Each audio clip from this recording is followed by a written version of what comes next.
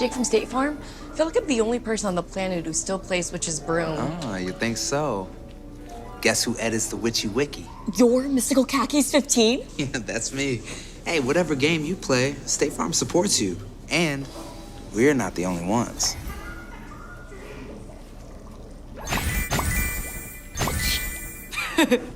Oh, there's a potluck every Tuesday. I'll bring my potato salad. Like a good neighbor, State Farm is there. He's like obsessed. Flash, flash, Polaroid, picking up steam. Watch it hit the metal so shiny. Shut it too slow for real. Boy, you know you can't catch me. And I know what you say. When my back's turned, baby, you chat and smack about me. But boy, I know you think I'll stay. So what you scared of? You think I know the move? You better make your move, or I forget about you.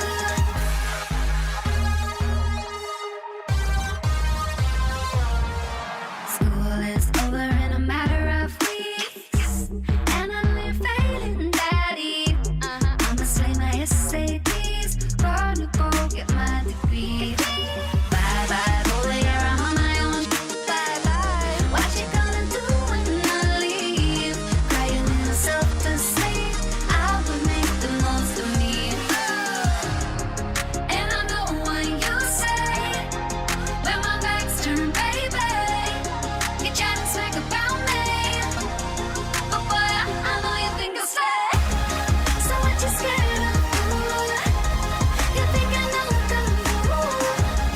You better make your move, or I forget about you. Yeah, you gonna cry, and I'm gonna fly. No, I won't mind. Bye, bye, bye.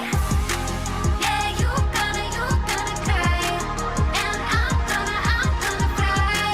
No, I won't mind.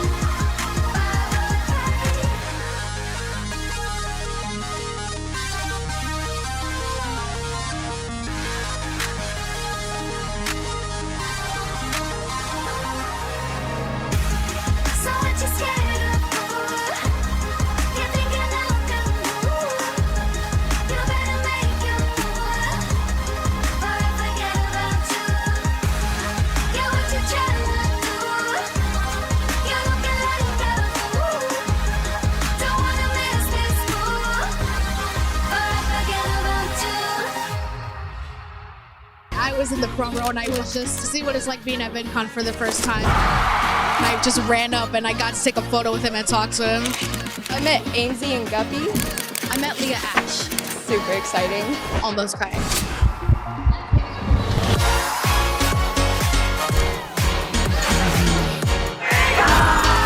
At VidCon, you don't know who you could be talking to, and as long as you express an interest in something, people are more than welcome to give you a chance.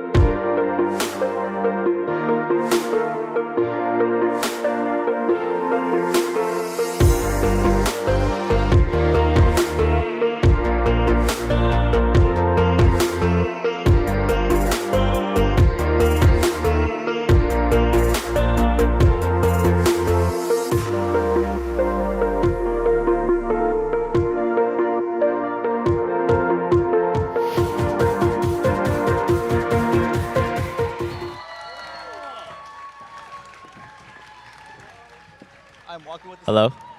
All right. Hello, everybody. Yeah, just have a seat. Welcome to the first panel, I believe, of this entire VidCon convention. So good. Thank you. So good to see everybody. This is called Funny Business. We have seven, including myself, 7 very funny content creators who are going to talk to you guys a little bit about their lives and their process. And if you guys have any questions after, we'll get to those too. Okay? Great. Good morning. First thing I think we should do is go down the line and kind of explain to everybody who you are. And yeah, that's what we're going to do. We're going to start with John to my left. Thank you so much, Steven, for bringing the first one. Woo, woo, woo. Hi, everybody. Did everybody have their coffee yet? Good. Amazing. Well, my name is John, Nurse John. I am a healthcare comedy content creator. And I grew first in TikTok, and then now we're in Instagram, YouTube, Facebook, everywhere. I do a lot of like showing people the reality that nurses do face behind the curtain in the hospital, and a lot more of like people who works in the customer service environment, just because it's all relatable and people have to, get everything that we go through because no one sees it when we're working behind those curtains. So yeah, that's me. Nice to meet y'all. Thank you, John. Next up. Hi, my name is Ariana Haley. I cover myself in glitter. I make videos with my little brother. I just kind of do whatever I feel is fun, and whatever comes to my mind, I'm just like, I'm going to do that. So that's pretty much what I do. All right. Thank you, Haley. Hi guys, I'm Autumn, also known as the Stitch Girl. I love to go out and collect Stitch, and I also do fun point of views. I do acting videos, trending audios, anything with acting. I love to act, and yeah, I also love to collect Stitch. He's my favorite Disney character, so yeah. Oh my gosh, yes. If you guys have not seen it, she has a whole YouTube video dedicated to going to stores and finding Stitch merchandise from Lilo and Stitch. And it's so very popular. I watched a few of them last night. I was shocked, but then I'm not shocked because I'm like, who knows what it takes these days? Go find your Stitch. Here we go. Thank you, Autumn. Hi, everybody. My name is Nathan Kessel, and I do comedic content. And I started on TikTok in 2020, and I make a lot of content with my chinchilla, who's right here. And we just have a lot of fun. Yeah. Yes, that thing is alive on his shoulder. That is a chinchilla. Thank you, Nathan. Oh, cool. All right, testing. How's everyone doing? We're doing good. What's up, guys? VidCon 2024. My name is Jorge Soto. You guys also know me as Horchata on YouTube, TikTok. I started on TikTok, but now I'm on YouTube, mostly because, it might get banned. I don't know if I can say that. I got to be careful. But, oh, look, I'm there too. It's pretty fun. So I toast story times. I toast skits. I also used to work at a Walmart, so I share about all of that as well. Speaking of Walmart and selling stuff, I'm actually have a merch booth all the way down here. It's a bit of a walk, but I'm going to be there at around 12 if you guys want to say hi, buy some stuff. My mom's there too, and she'll get mad at me if I don't sell out, so I'd appreciate that. Yeah, help him out. Help him to avoid a beating by buying some merch. Yeah. Thank you, Horchata. Thank you. Hey, I'm Charlotte. Thank you. I've been on YouTube for like 10 years. I guess you could call me comedian, actress, writer. And yeah, just really excited to be here. It's my first time as a featured creator. And the first time I came to VidCon, I was like stars in my eyes, like so excited just to be here. And now I'm on the stage that Jenna Marbles was once on. And I'm just like super grateful to be here. So thank you for coming to listening to us chat for a little bit. I appreciate you. Thank you. One more time. Give it a hand for your creators. Thanks, Charlotte. Okay, I have a few questions here. We're going to ask them, but if we veer off course, I think that's fine too. First question, does everyone on stage remember the first joke they ever told, and how did getting those laughs impact you and inspire you to make a career out of it? Good question, Steven. Thank you. I think my first ever joke is actually me having a mental breakdown at work in a hospital. And I just remember, I don't know why I set up my phone in the medication room where I was working, but it was just a hard shift for me, and I was just crying. And that was the first ever video that accidentally got posted on TikTok. And the next day, my family members was like, have you seen your video on the internet? And I'm like, what video you guys are you talking about? They're like, you posted a video of you crying, and it went viral. And then that's, I think, the first joke. Me going through some things. Okay, nice.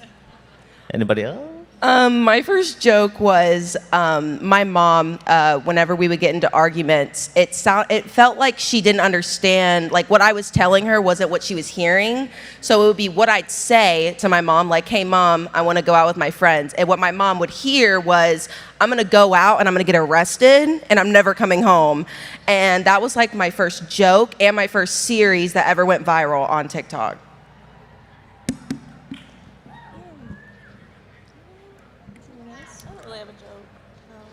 Your first joke? My first joke? I don't know. I think something funny I did on TikTok though was like I got like a Stitch blow up costume. And I think that was pretty funny, but that's like, I'm not really a funny person, I guess, so I just do like my Stitch costumes, and that's, Yeah. No, I've seen some of your because you do a lot of POV content. yeah, I do too, more right? like the acting, so I try to be serious more than like funny, but. Okay. I'm trying to think of my first joke, and I'm not funny. Yeah. Like, I do not find Guys, you guys are myself all funny. on the panel of funny business for a reason, okay?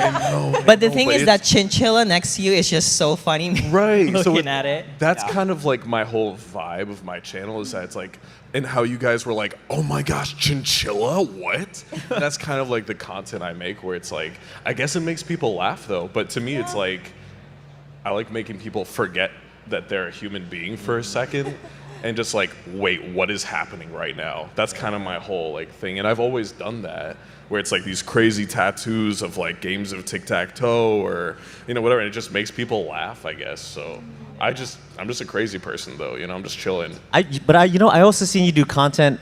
You have like a couple content too, which I think is really funny. I actually had no idea you did content with chinchillas until yesterday. I've always watched you for the content you did with, I believe it's your girlfriend. Yes. Yeah. Anna, she's right out here. Anna, yeah, like the content where you guys are cleaning the house and you kind of clean it halfway, and she sees like a piece of shirt hanging out of a closet, and she's like, "What is all this?" And he basically just threw everything in the living room in the closet and said, "It's clean now," and it's not. But it's kind of like magic, It is, but it's so funny. You are funny, Nathan. Thank you. Oh, my joke? Oh, man. You guys ever gone to the doctors and you have a checkup? And I think I was like 6 years old, and the doctor told me, "Hey, since you're 6, you just have 6 glasses of water a day." And I'm like, that's a lot of water. I don't even think I drink 1 a day still. But just to be hydrated and everything, I understood that. But I got a little smart. I wasn't even trying to be funny. I asked the doctor, "Hey, doctor, how old are you, though?" And then she's like, "Oh, I'm like 55." And I'm like, "So you drink 55 glasses of water a day, huh?" And it's just like, just these little things that I just share. And it's just, I got a laugh out of it. And I'm like, I don't even think it was that funny, but that's the earliest I can remember getting a laugh out of a crowd of just one. A doctor. My mom was there too, but she just got mad at me. She was like, "Why would you say that to your doctor?" But I don't know. Okay, I think I actually do remember the first joke I ever told, and I must have been like 4. So it's not funny, just for the record. It's really not funny. But I was in the car with my parents, and I said, "Dad, do you know why they call it a neighborhood?" He goes, "Why, Charlotte?" And I said, "'Cause all the neighbors are wearing hoods." And I swear to God, my dad still tells this joke to everyone we know, and he still finds it so funny. And even though the joke itself wasn't funny, I loved the fact that he remembered that, even from when I was like a little kid. And the fact that you could just tell a joke that just like brightened someone's day, that continuously brightened someone's day for years to come, made me want to do comedy, and it made me really love cracking jokes and making people laugh. And I think that probably stemmed from like making my parents laugh. So yeah. Yeah, I think that's important, right? Especially if you're trying to be funny or create content. Like, it's nice to have validation early on, especially from someone like a parent who's like, "Oh my God, yeah, that's hilarious. You should do that." Right? How about you, Steven? What's your first ever funny? Listen, I'm moderating, so why don't we just relax, okay? No, my first joke for content, I think I did. It wasn't supposed to be a joke. I did a tip from the ER, just trying to explain to everybody to drink more water, horchata. Yeah. Literally, and I think that video got a weird response. I didn't realize it would be funny, but it was funny, and I decided just to keep going. Love it. Thank you for your question, John. Do you guys have a favorite comedian, and can their influence be found in your videos? Most definitely. For me, growing up, I always watched Comedy Central, and I loved. It was before Key and Peele.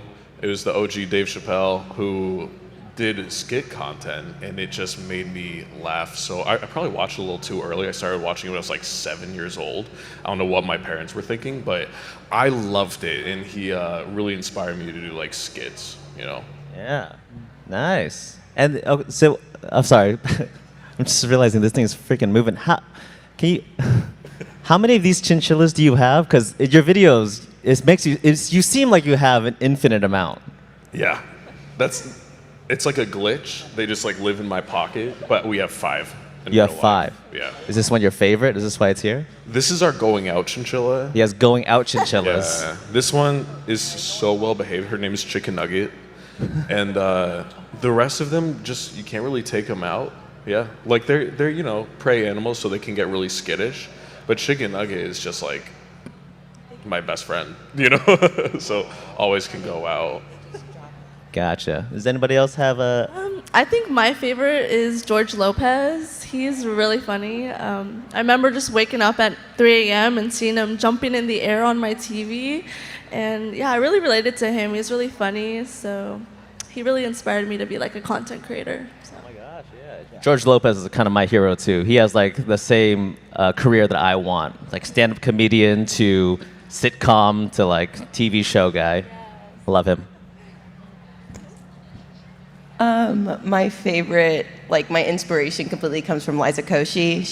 I used to love her in like middle school, and like I just loved everything about her, and I found her so funny. Like I would sit there in lunch at school, and me and my friend would just sit there and watch her videos every Wednesday when they would come out.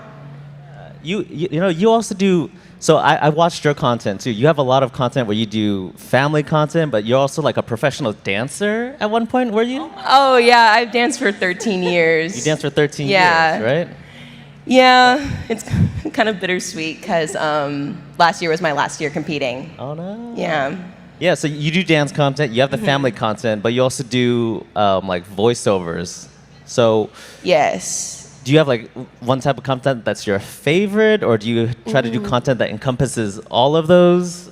My favorite content by far was covering myself in glitter.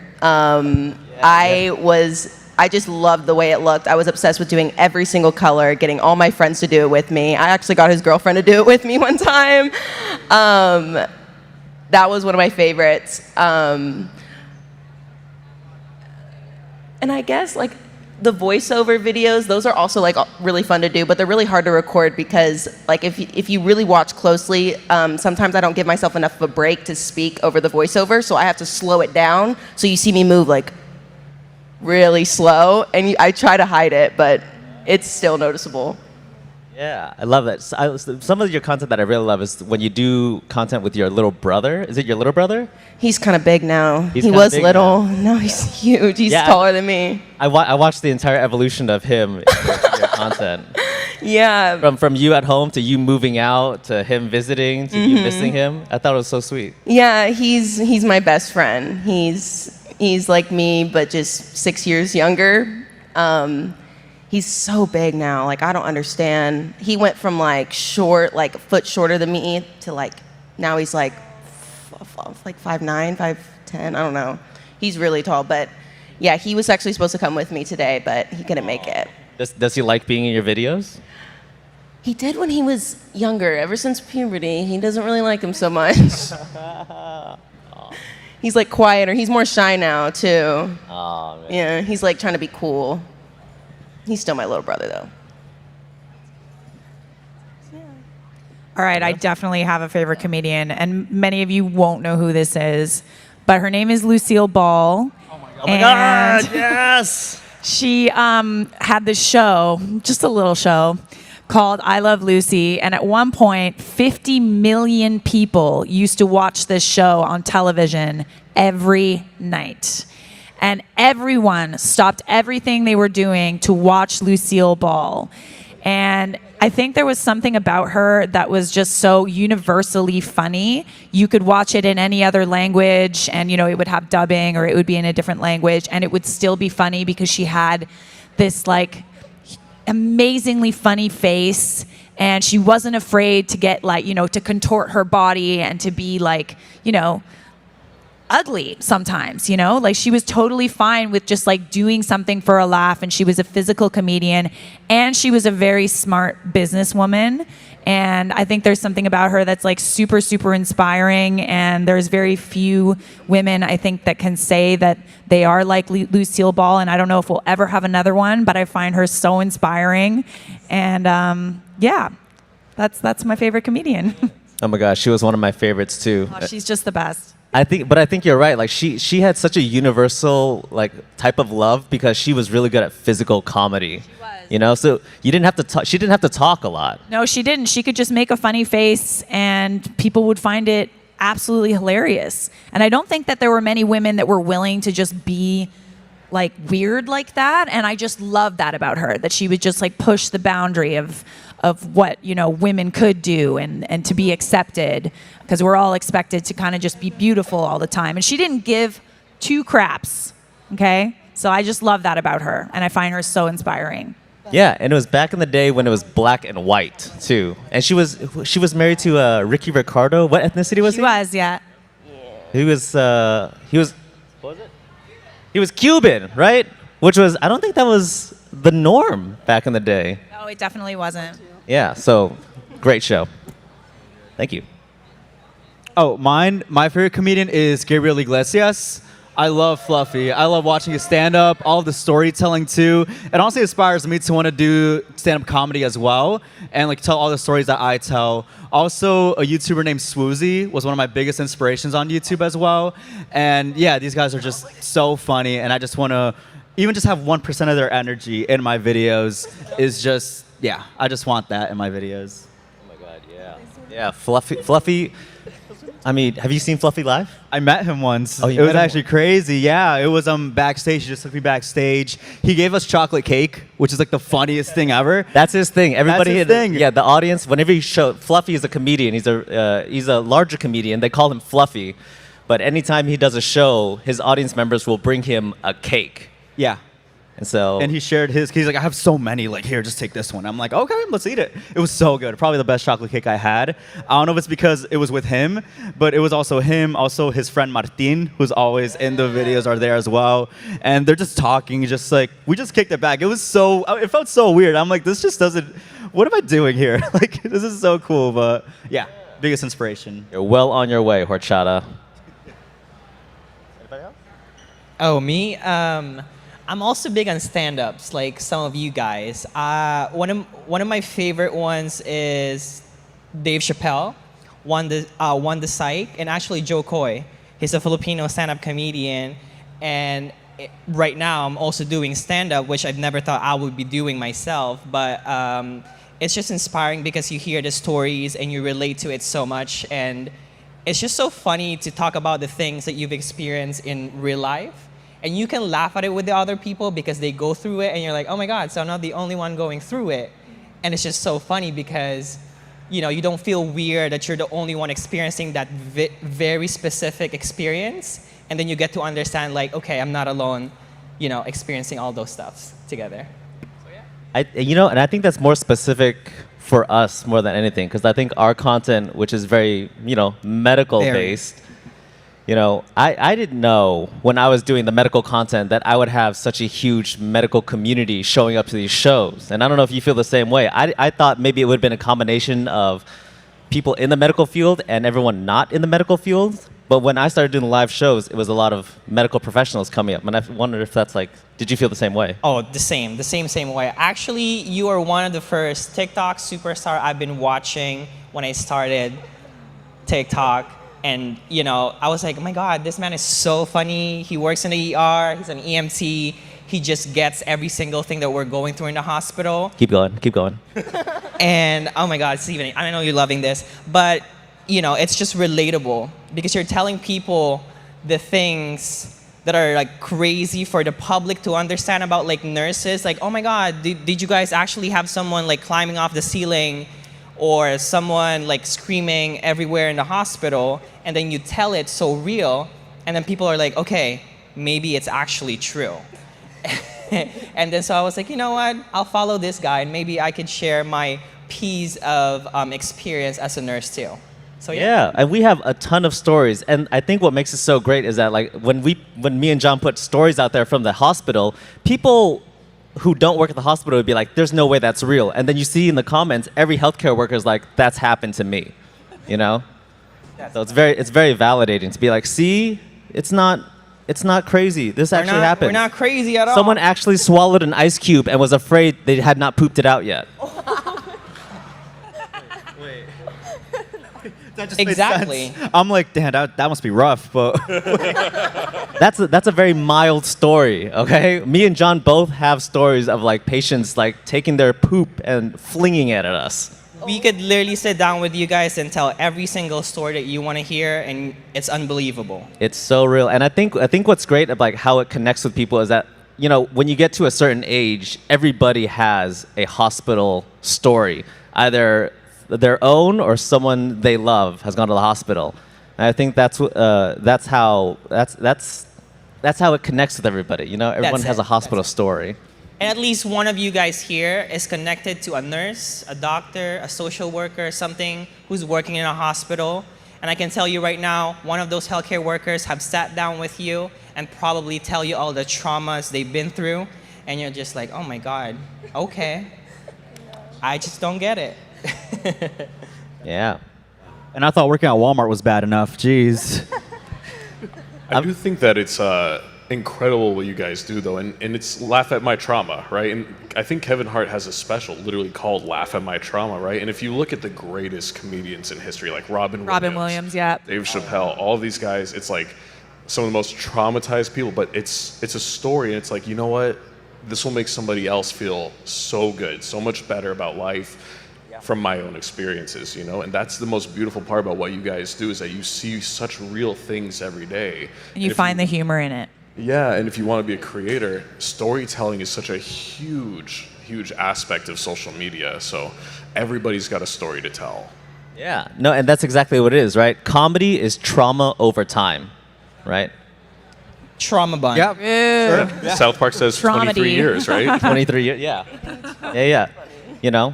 So if you guys are trying to create, like, think of like your worst moments and, you know, make it funny somehow, and I promise you someone's going to relate to it. We've all gone through like some shit.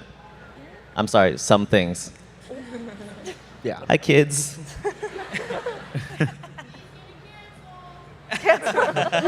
Who's getting canceled? Me? That's all right. That's why I'm the moderator. You've been canceled. So you guys have all been creating for a while now, and I think it's very hard to try to keep your content fresh for your audience, right?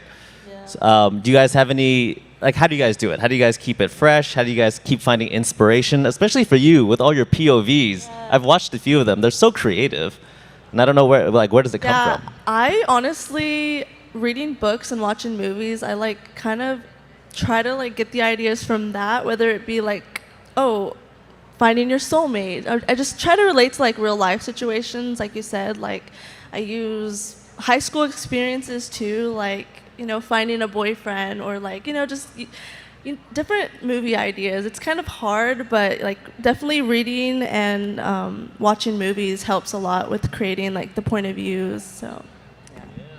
But it is really hard to like find different stories. It's. Yeah. Are you in high school right now? No, I'm in college, but when I was in high school, it was like, oh, like point of view, like trying to find your crush, you know, like everyone like, you know, the stories of like trying to find your crush. I kind of like use those as like the key points of my point of views because like, oh, how do you find your soulmate? Like I would do like, I don't know, I do just soulmate videos that I kind of find they work a lot because it's like people love to, you know, find love or people who want to find a boyfriend, you know, so using like finding a relationship, I kind of use those into my point of views, so. Yeah. So, do you watch like a lot of rom-coms, or is it like a favorite like type of author for a book that you read? Is it? No, I don't have a really favorite author. I kind of just read like short like poems and stuff and kind of get inspiration from there. Yeah. Oh my gosh! Yeah. Okay. Poems.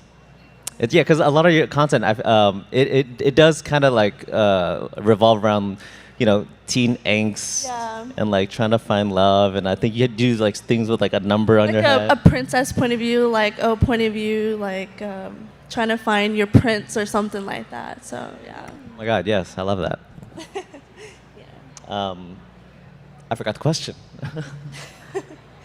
Inspiration. How to keep it fresh. How to keep your content fresh? Okay, yes. I use memes, and I also use like whatever. Like I recently had like a little bit of videos that like went viral. I was talking about this controversial podcast person, Pearl Davis. I don't know if any of you know. Yeah.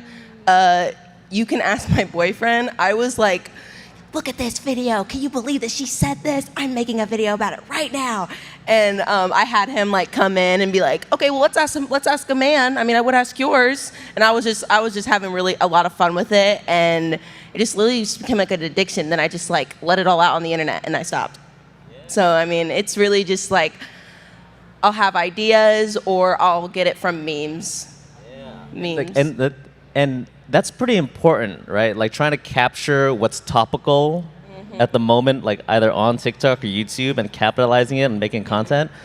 Yeah, I'd say that the only reason why those videos even did well was because even if you didn't know who she was, you were about to find out. Because everything that I said in the video was actually stuff that I took from her like interviews and stuff. So like everything I said wasn't fabricated at all. So like that's the crazy part. Yeah, and there's so much going on right now. Like my entire For You page right now is inundated with like that was fantastic. I'll have 14 more. Like, have you guys seen that one? No? All right, different For You pages. I've never seen the Pearl interview, so I don't know. What about Haktua Girl? Everybody know that one? Yeah. There's kids in the audience. Oh boy. Yeah. All right, next. Oh, for inspiration? So actually, where I live, I have sticky notes everywhere in the house. So if I have an idea, I just write it on a piece of pen and paper, and on a piece of paper, not a piece of pen. But it could just be little everyday things that happen to me, and I'm like, oh, that'd be a good idea. Like last month, one of my friends, for some reason, he just brought a fidget spinner, and I'm like, I have not seen these since 2018, 2016. And remember, we would always play with these as kids and stuff. That'd be a fun video to share. And I just write that down, and I'm like, all right, we'll make a story out of it next week. So yeah, you know what I really like about your content? It really feels like your diary. Like it's your everyday life and like things that happen to you. Like I felt like I was watching your diary when I was watching your content. Yeah, that's funny. Yeah, I actually do journal stuff here and there as well. So stuff that happens, and then when I'm running out of ideas, I'm like, let me go back and see what happened this day, or I also just reminisce about a lot of things that have happened in the past. I feel like it's not about what has happened to you, it's how you share it. So not what you say, it's how you say it for comedy.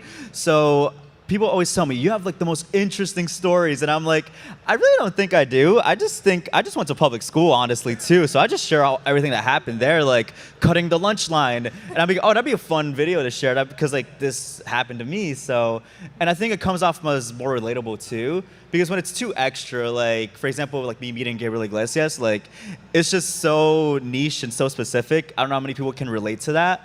It's just more, oh, that's a cool thing.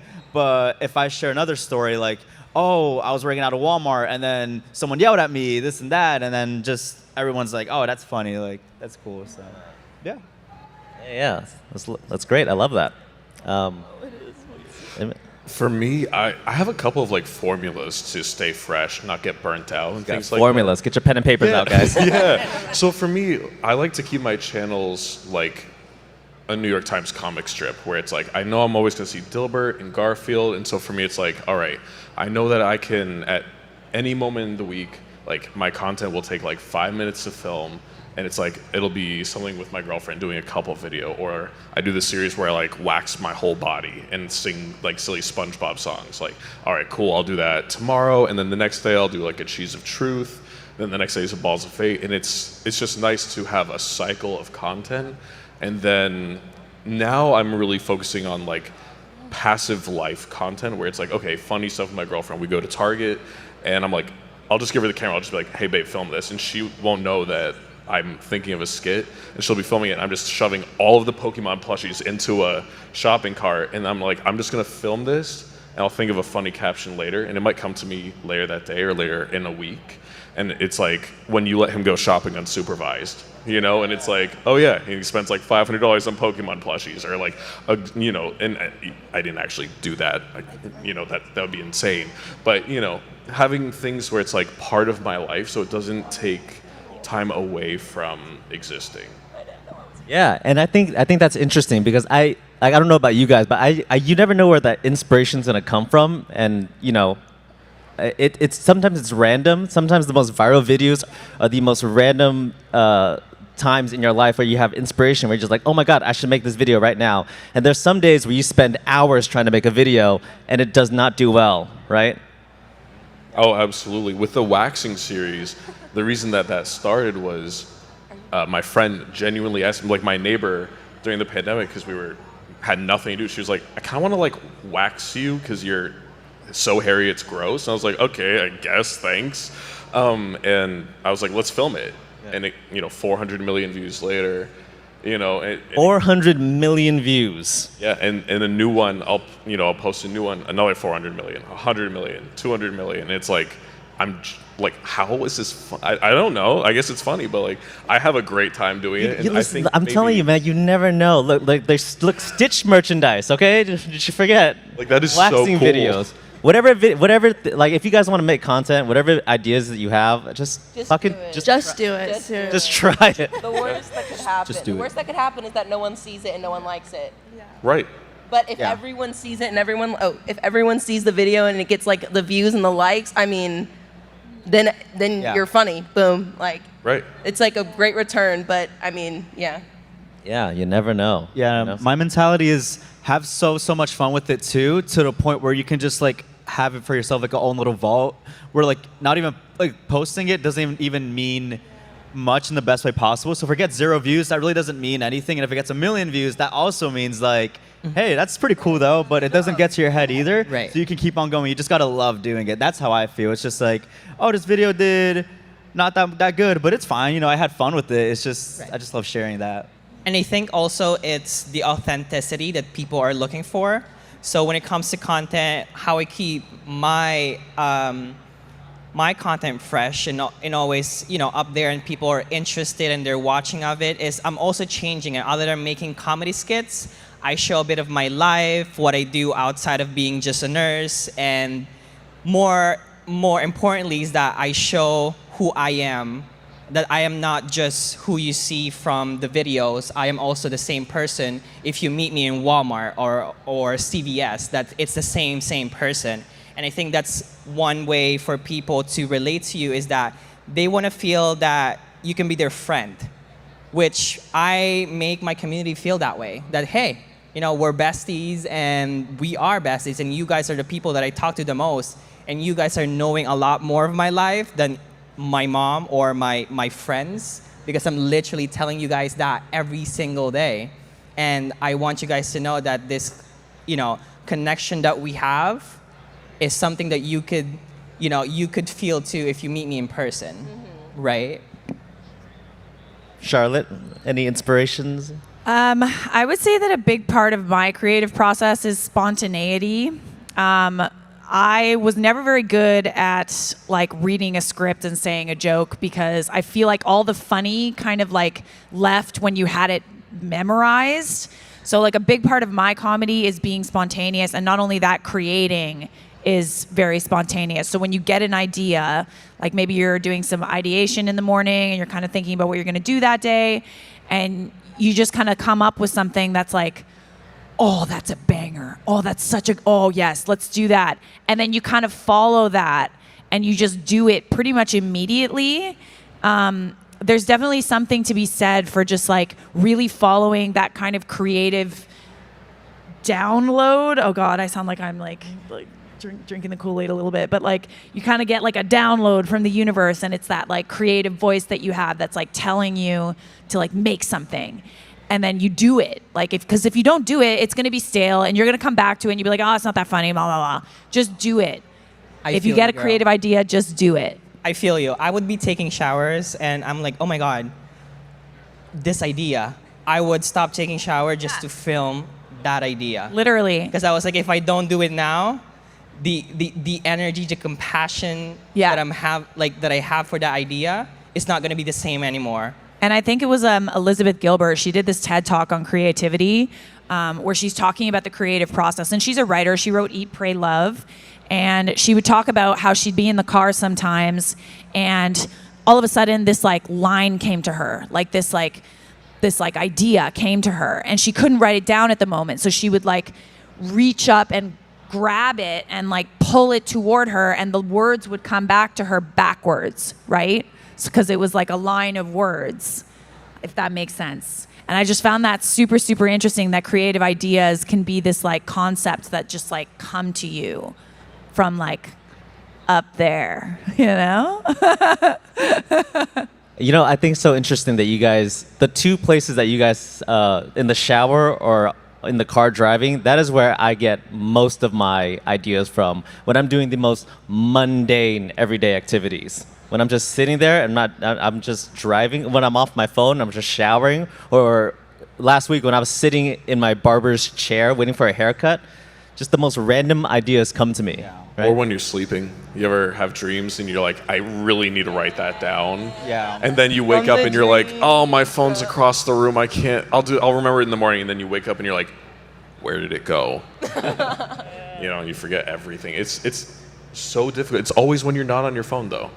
You know, I feel like when we're on our phones and if we're ever watching, I don't know about you guys, I don't watch a whole ton of content because it makes me not creative.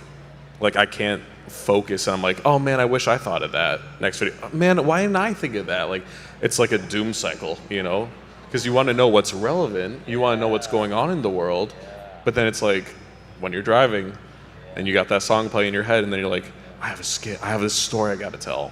Yeah, I think it's a weird balance you have to try to keep, right?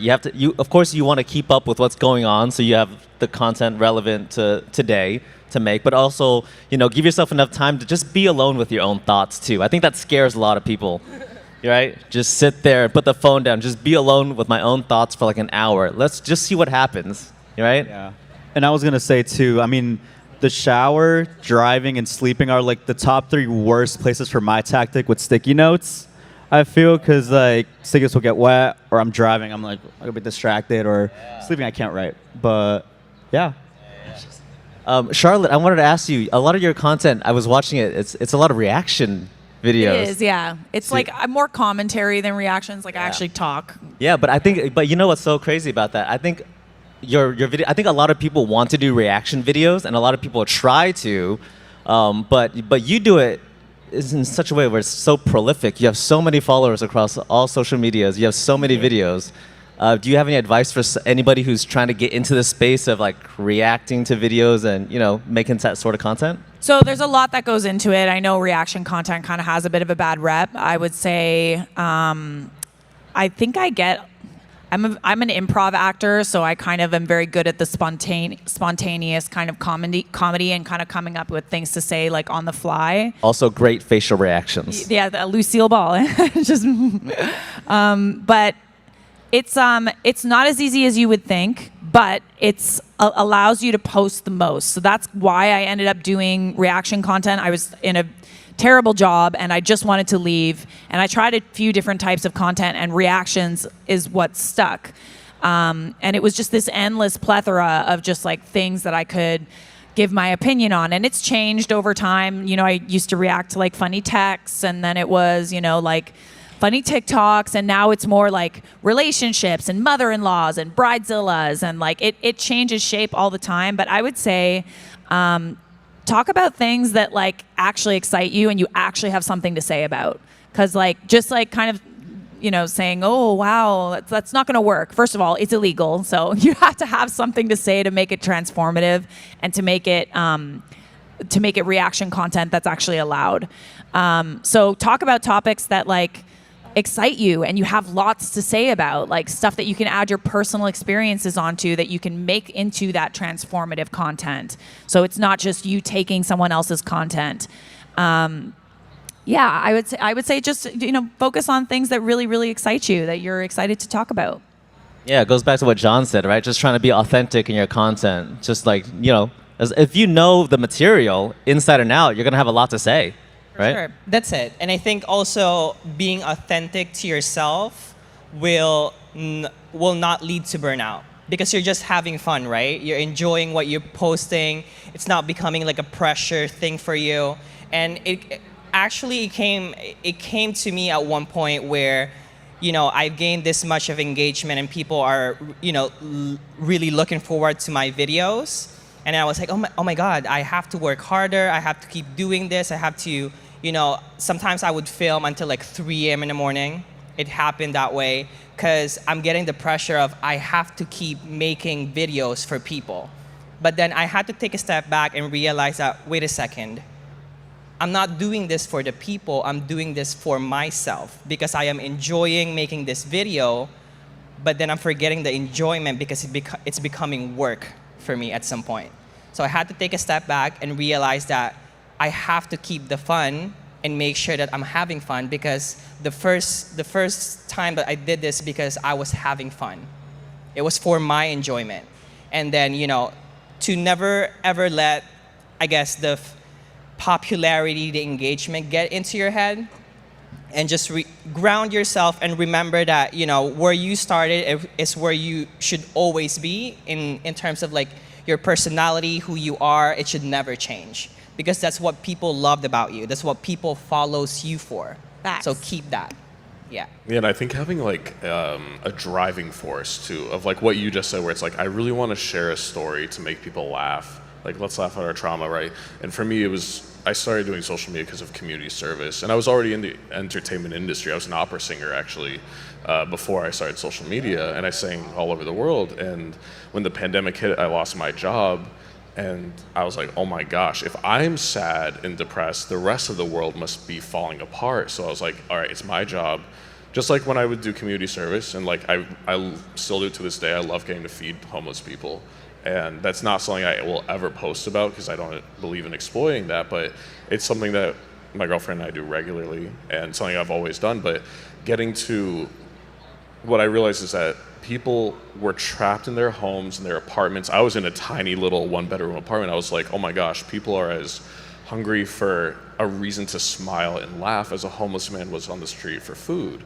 So it's like, all right, it's my job to get to make people laugh, and getting to have an organic driving force of why you'll make content, I think is really what will keep you always in your lane and not lose sight of what, you know, the good things that can come with content. Like for some people it's the fame, some people it's the money, but don't forget who you are, because that's what made you in the first place. Yeah, and I think, and you know, go ahead. I don't know. I just said very true. Just agreeing with it. Very true, right? And again, like, listen, I think it's a lot easier said than done, also, right? Because I don't know about you guys, but like I've definitely experienced burnout, and it happens. I think it happens to the best of us, you know, when you start creating content long enough, and it's really important if you do create content to recognize when that's happening, so you take a break, because you don't want to be burnt out to the point where you just stop making content altogether, right? Right, and it's also like I think it's good to recognize that sometimes when you're feeling too overwhelmed with things, is that it's okay to stop for a bit and just take time for yourself and ground yourself back again to realizing that I'm doing this for fun. I should be having fun, and now I just need some time off. And I can always come back because again, if you build your community with people knowing who you are authentically, they would always support you no matter what, and they will always be there for you. Yeah, don't be afraid to take breaks. They'll still be there. They'll still love you, right? Yeah, that's what happened to me. I actually took a 3-month break earlier this year, and I've never taken a break that long. It was a little scary, It's so scary. It is, it's yeah. like terrifying. Because I have taken like days off from filming in the past, but after 4 years of doing it, I took a genuine like, I'm off my phone, I'm off the grid, guys. I'll be back in 3 months. But it was so worth it because now it made me want to do it more. And it made me like refine my spark, and now I'm just not stopping. I'm like, it's an addiction. I don't know. I love doing it, but yeah, for a while there came a point where I'm just like, I needed a break. Not a lot of things were going on, but it's just like, let me find that love again for it. And now I love doing it again. So. Good for you. Thank you. Well, yes. We have like 10 to 13 minutes left, and I was wondering maybe we should open this up to the audience if you guys have any questions for us. Yeah. Young man in the front row. Can we give a mic or? Nathan, it's for you.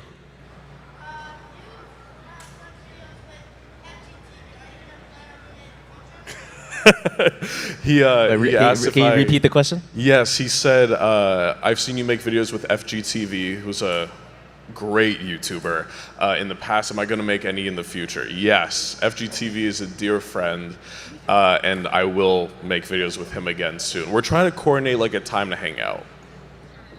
Right behind you. I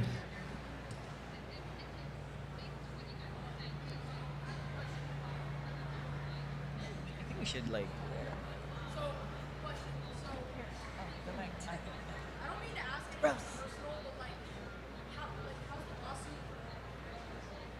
How's the lawsuit with Walmart going? Oh, okay. Oh man! Yeah, wow, call me asking me right now. Okay. No. It was actually an April Fool's joke that I said I got sued by Walmart because. Oh, it was a joke. It was a joke, thankfully. My heart was about to stop for you, imagine bro. I'm like, stop it. I'm like, okay, you're I fired. have a criminal I'm like, on stage. Get him off. Yeah, it's like, oh no, we're not talking about lawsuits here. But no, it was an April Fool's joke, so it never actually happened. But for a bit more context, I just said, because I overshare, I think a little too much about Walmart. I talk about the behind the scenes. I'm like, the security cameras are crazy, so don't steal from there. Because our Walmart, there was a Wendy's right in the parking lot. And if you go in the camera room, they like can zoom in all the way to people walking into the Wendy's. And I'm like, this is crazy because they can follow me getting a freaking, what do you call it, 444? So on my break, which would have been pretty unfortunate, but yeah. You can't do that to your audience, man. I know, guys. I mean, don't steal You're from Walmart, scaring 'em. guys. That's all I'm saying. Yeah. Okay. I think I saw your hand at the front. Champion. Yeah, what's up?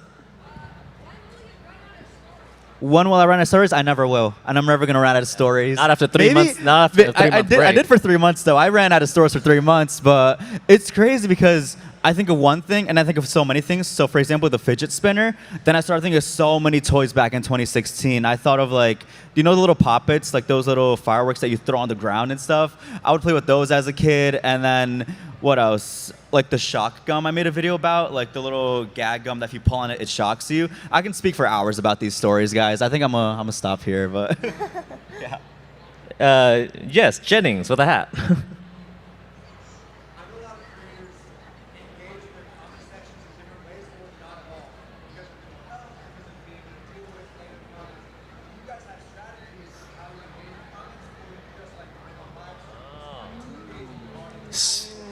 Oh, Really good strategies question. to engage with the comment section of your videos. So Is it that a depends yes on or a the- no? Do's and don'ts. Yes, I Delete definitely do. It depends on how bad your comment section is. Oh yeah. Instagram Reels. Mine's okay. I know if I venture like really far down, I get depressed for a few weeks.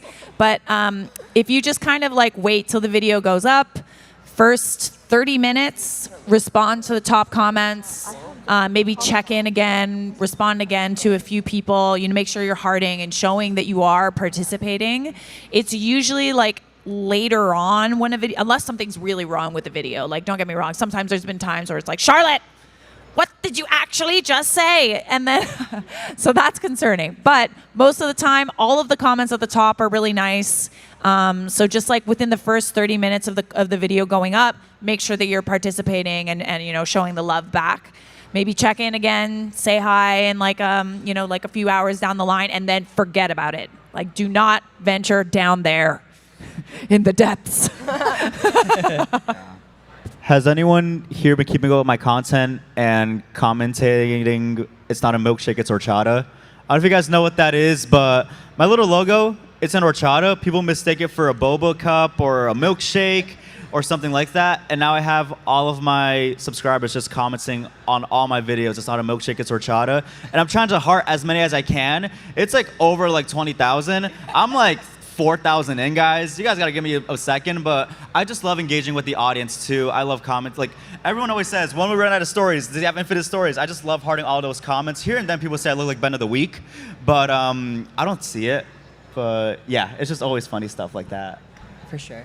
Engaging with your audience, I think the most important part is realizing that there's always going to be positive and negative comments, but you have to remember that those negative comments should not weigh over the positive. 100%. That you focus on the positive and you reply to the positive. Yeah. Because at the end of the day, if you have 10 million people that likes you and 2 people that hates you, the 10 million should matter the most. True. And That's what's up.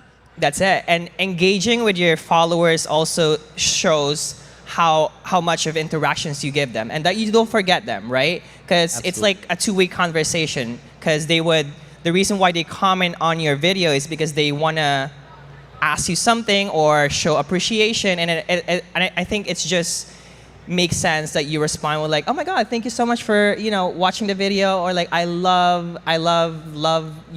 you commenting, or like being out there all the time. And I get people from like, way back 2021, and they're like, oh my God, I've been here OG since day one.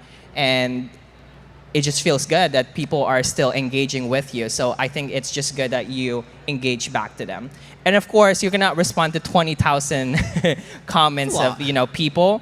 So you just you tell people that I do my best to engage with you guys, but people also have to understand that we want to, but we don't have the capacity to reply to like 30,000 comments. But we do our best. We do our best. I think that's the most important part.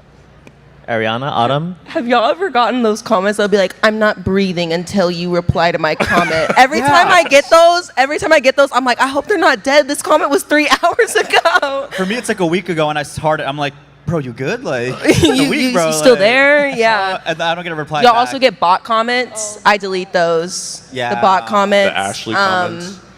I play Roblox with my followers. I'll go live and I just treat it like a FaceTime call. I love meeting people. I love responding. I try to like as many comments as I can, but like everyone said, it's really hard to go through hundreds, thousands of comments, but I try my best, like y'all do.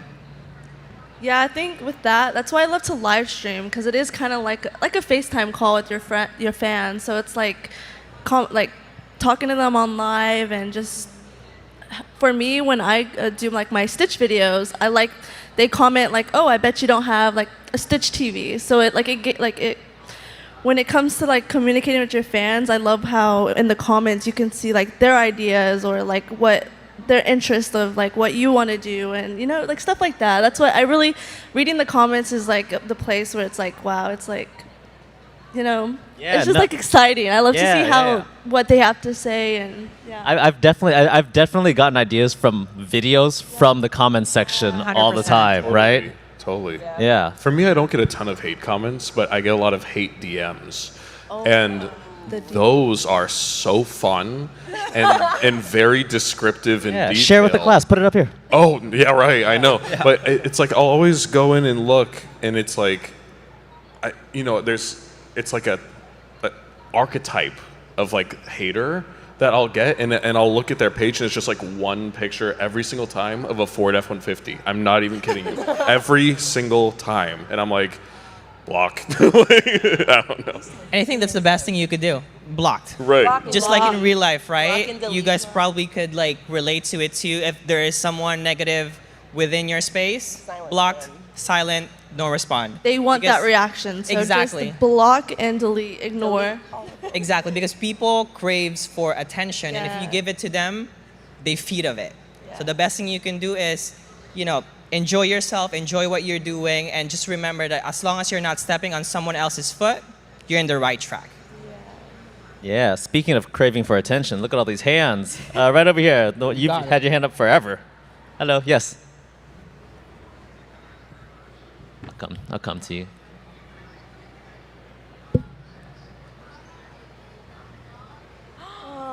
Ariana, are you gonna get another dog? I will. My boyfriend really wants to get a dog together, so we plan on getting one of the dogs that he picks. It's a big one, apparently, because Lola's too small. But yes, I do plan on getting another dog. Aw. Okay, let's go over here. Yeah, go ahead, standing.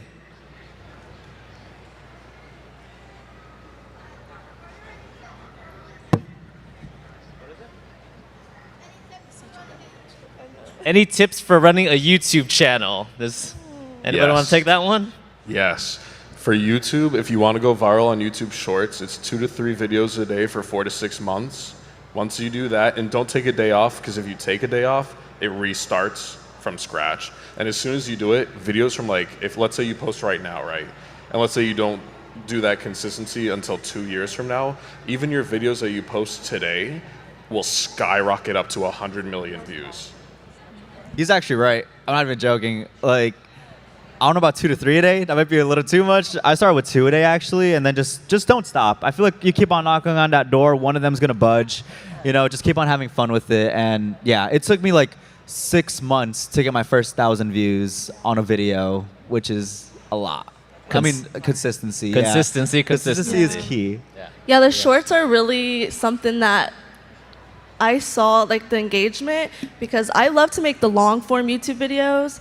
So what I did was I would cut a little clip out of the long video and make it into shorts, and that short will make people go to the longer video. So the shorts is definitely something that will help you.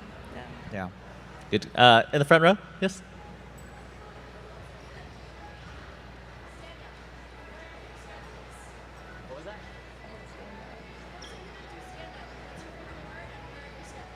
Oh, okay. Whoever does live performances, what's your favorite part and where are your schedules? I love going to different cities and meeting people. It brings a very different experience as, with the online audience. I get to say hi, I get to touch you, I get to hug you. I like actually meeting the people who are watching my content. And my schedule is all over my social media. It's on my Beacons link tree. I guess I'll respond to that. I think my favorite part of doing a stand-up is the meet and greet, because I get to meet the people who's been supporting me from day one, and we go to different cities, and it's different experience from every different cities. I think you know that, Steven. And it's just fun to see, and to be able to do those skits in reality, but more fun, more engaging, and you see people laugh right in front of you, and it just fuels my energy and my passion to keep doing what I'm doing, because if I can make someone laugh, I just made a positive point for someone. That's it. Yeah, it's very different having 1,000 comments of emoji smiley faces compared to maybe just even 200 people laughing in real life. It really gets your adrenaline up. We have time for one more question. Who's got the best one? Oh, man. All right, cool. In the green, yes. Very enthusiastic. Sorry. Oh, you're both wearing green. Okay, we'll take both of them. Go ahead, you first.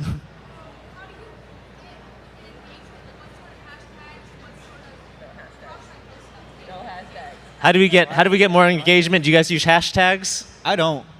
No hashtags. I love hashtags. Yeah, I put I put 30 of them. Yeah. Just whatever the content is about, hashtag Stitch Squad, So. Yeah, so use the hashtags, but more so than anything, just content. Content is king. Okay.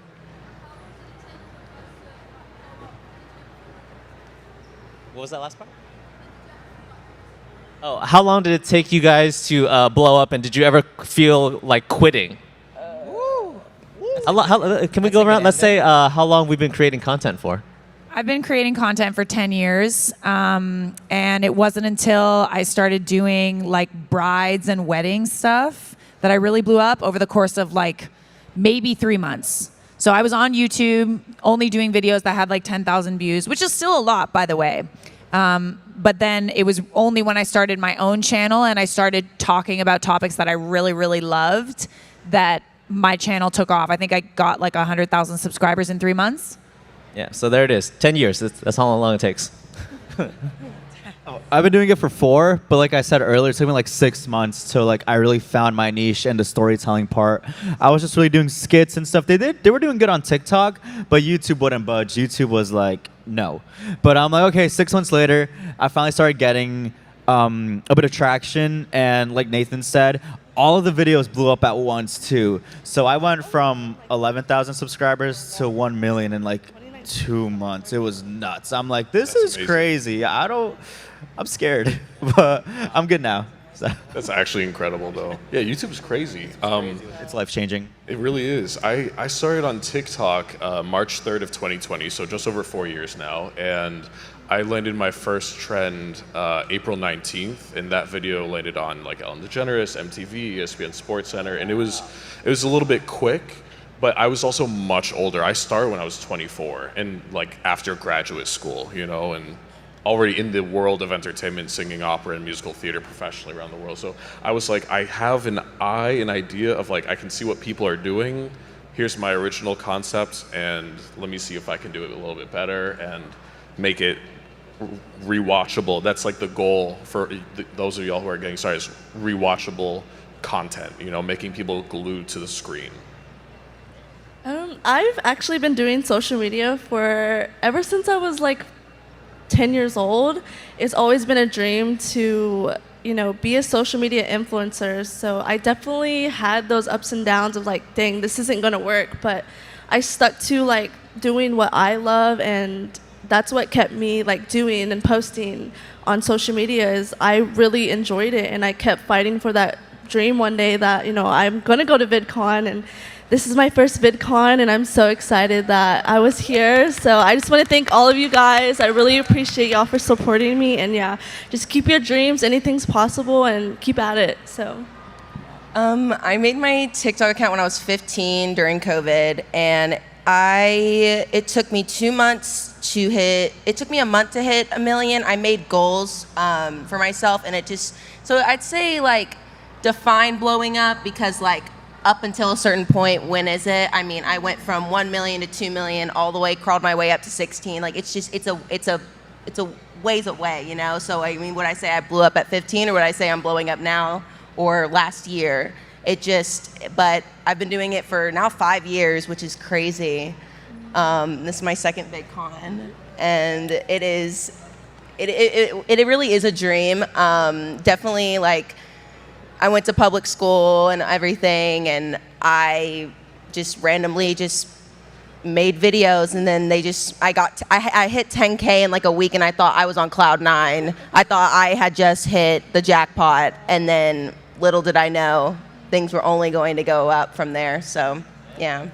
Wrap it up for us, John. For me, like I said, I think I told you guys already, I accidentally posted a video once, and I was like, maybe this is like a one-time thing. And so I stopped making videos for 6 months. And then after, I was like, you know what, let me just post another reality video of me in my car before going to work and screaming in my car, just so that I can prepare myself. And then it blew up, and the third, the fourth, the fifth. And I think in a span of like 6 months, I went from like 1,000 followers to 3.6 million. And I'm like, wait a second, so people find me funny? Hell yeah. And then so, you know, but reading through the comment section, seeing people relate to it, people, you know, appreciating what I'm doing. You know what, I'm doing something positive for the world. I should keep doing it, because somebody out there is, you know, they're becoming more inspired. They're feeling related to someone, something, and yeah, So I just keep doing it, and now we're here. And with that, we end our funny business panel. Thank you everybody so much for coming out. Yes, one more time for your creators, guys. Thank you so much for coming. We love you. Thank you, Bye-bye. guys.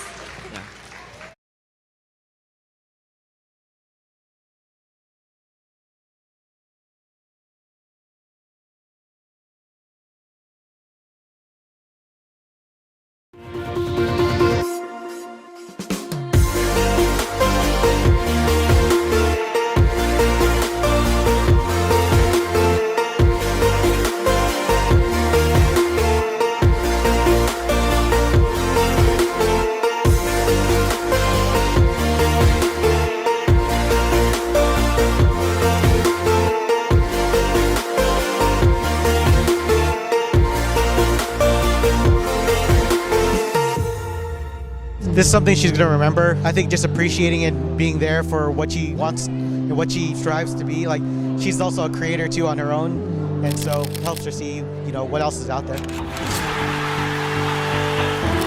I mean, I feel like the whole thing's kind of surprising just because we've never experienced something like this. What has been the best part about TikTok so far? Everything. Me spending time with my son, learning new things.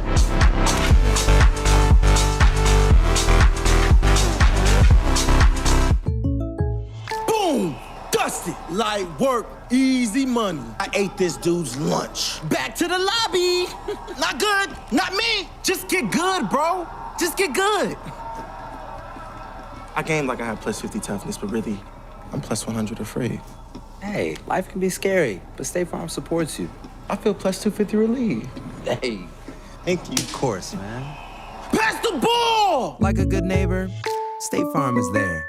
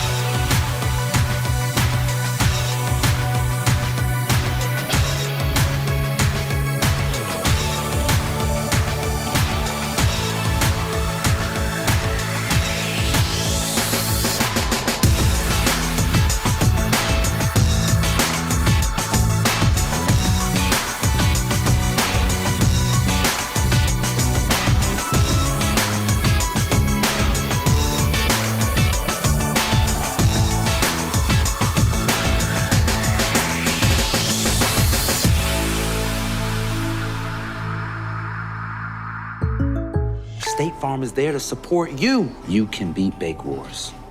Time to unite the Muffinverse and take down the Crumb Crew. Mm-hmm. I gotta download a patch. If the sky was on our side from the start, we'd be fine, but here we are. Yeah, here we are.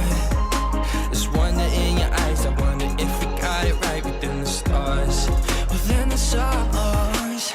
We're left home with nothing on our backs but our broken souls. Our broken souls. Don't lose hope, 'cause everything's ours against the rules. No matter where we go, at least we're not alone.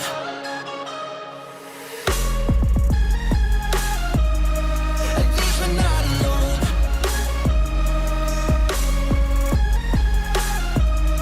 At least we're not alone.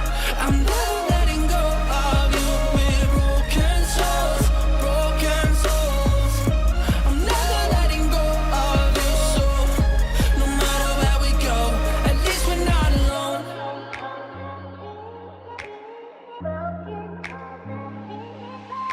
The gravity, it hurts like the words we don't deserve. We get back up, we get back up.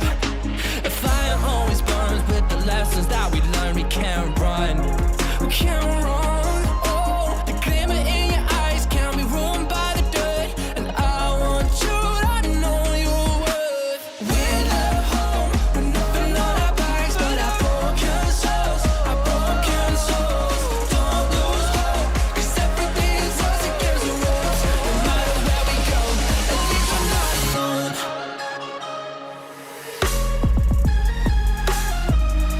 At least we're not alone.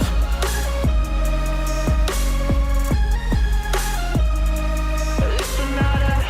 I'm never letting go of you. We're broken souls, broken souls. I'm never letting go of you. So no matter where we go, at least we're not alone. This is my very first VidCon, and I'm loving it so far.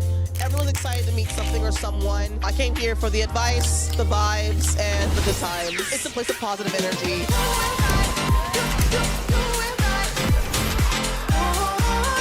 You can learn like anything/everything here. There has been a wealth of knowledge, and coming out of this, I am always just better off for it.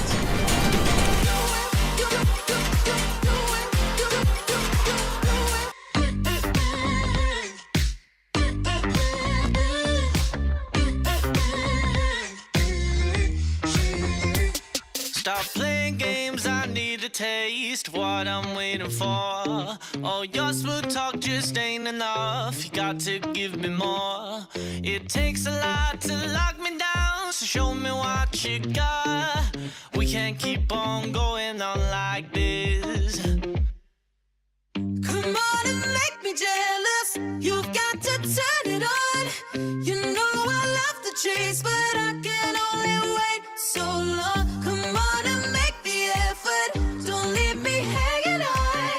You know I love the chase, but I can only wait so long.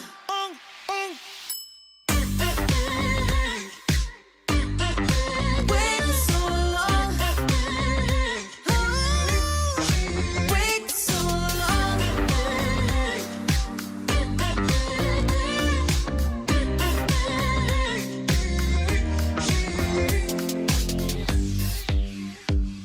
So much unsaid inside my head, I want to say to you. Can't wait forever, just tell me whether you feel the way I do. Just let it out, no room for doubt, just say I feel it too. We can't keep on going on like this.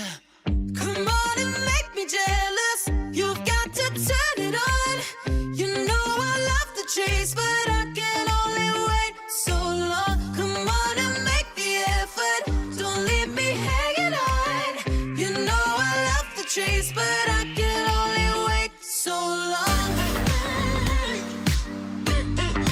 Wait so long.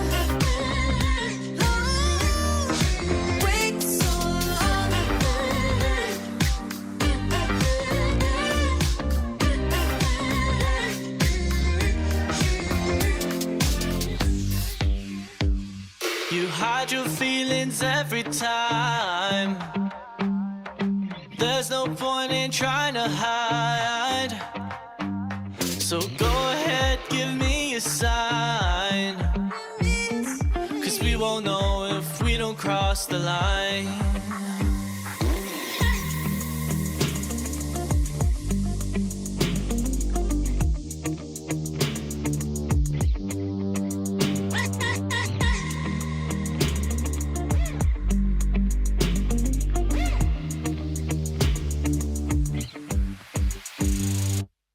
Come on and make me jealous. You've got to turn it on. You know I love the chase, but I can only wait so long. Come on and make the effort. Don't leave me hanging on. You know I love the chase, but I can only wait so long.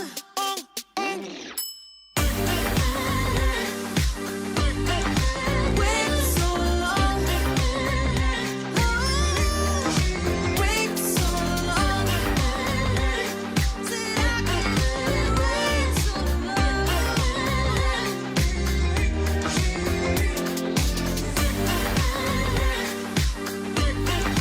Wait so long. Wait so long.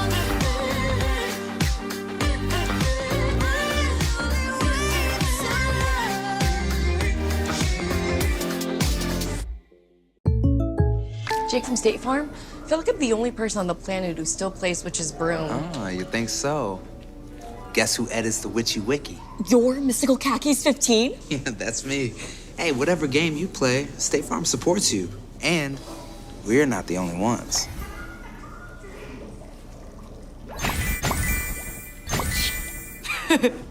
Oh, there's a potluck every Tuesday. I'll bring my potato salad. Like a good neighbor, State Farm is there. It's like obsessed. Flash, flash, Polaroid, picking up steam. Watch it hit the metal so shiny. Shut it too slow for real. Boy, you know you can't catch me. And I know what you say when my back's turned, baby. You chat and smack about me, but boy, I know you think I'll stay. So what you scared of? You think I know the rule? You better make your move, or I forget about you.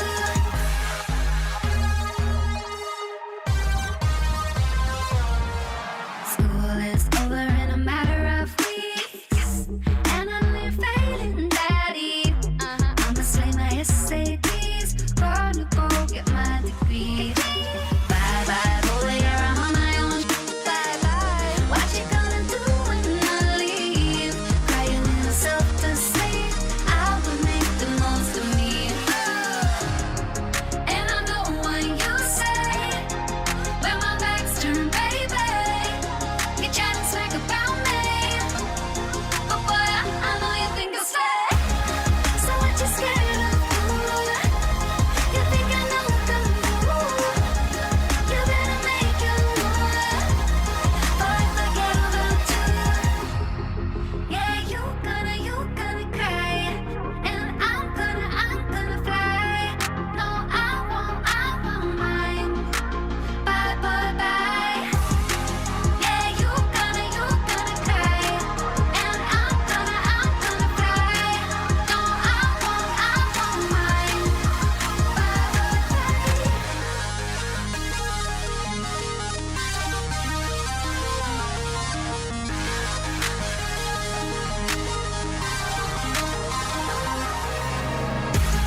So what you scared of? You think you know the rule? You better make your move, or I forget about you. Yeah, what you tryna do? You looking like a fool.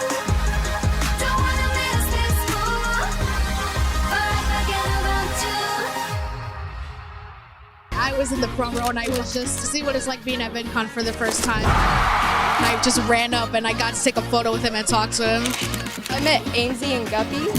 I met Leah Ash. Super exciting. Almost crying.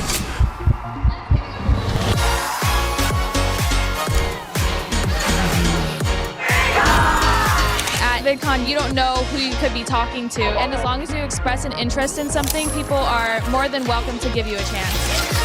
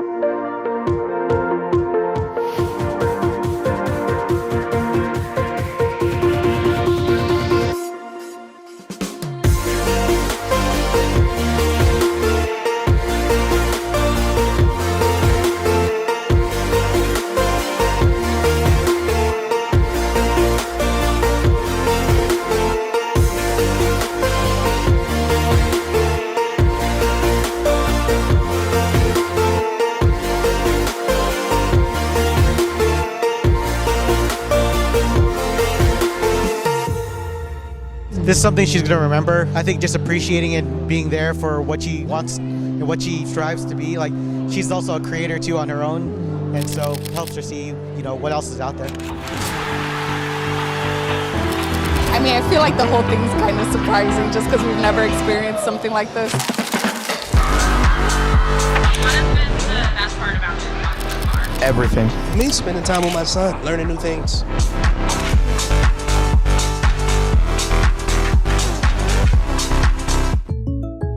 Boom! Dusty! Light work, easy money. I ate this dude's lunch. Back to the lobby. Not good, not me. Just get good, bro. Just get good. I gamed like I had plus 50 toughness, but really, I'm plus 100 afraid. Hey, life can be scary, but State Farm supports you. I feel plus 250 relieved. Hey, Thank you. of course, man. Pass the ball! Like a good neighbor, State Farm is there.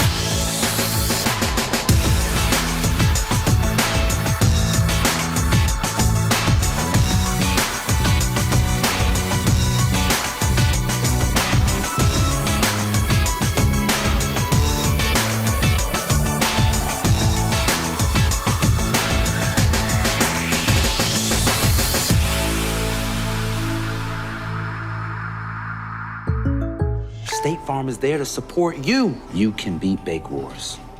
Time to unite the Muffinverse and take down the Crumb Crew. I gotta download a patch. If the sky was on our side from the start, we'd be fine, but here we are. Yeah, here we are. There's wonder in your eyes. I wonder if we got it right within the stars. Within the stars. We're left home with nothing on our backs but our broken souls. Our broken souls. Don't lose hope, 'cause everything's us against the walls. No matter where we go, at least we're not alone.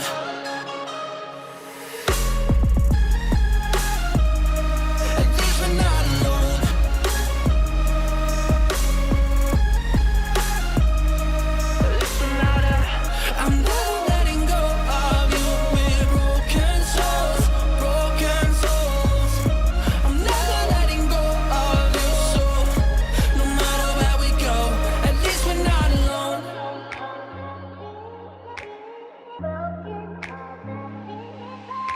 The gravity, it hurts like the words we don't deserve. We get back up, we get back up. A fire always burns with the lessons that we learn. We can't run, we can't run. Oh, the glimmer in your eyes can't be ruined by the dirt. And I want you to know your worth. We're left home with nothing on our backs but our broken souls. Our broken souls. Don't lose hope, 'cause everything's us against the walls. No matter where we go, at least we're not alone.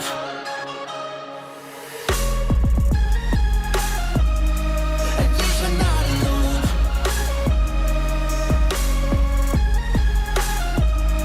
At least we're not I'm never letting go of you. We're broken souls, broken souls. I'm never letting go of you. So no matter where we go, at least we're not alone. This is my very first VidCon, and I'm loving it so far. Everyone's excited to meet something or someone. I came here for the advice, the vibes, and the good times. It's a place of positive energy.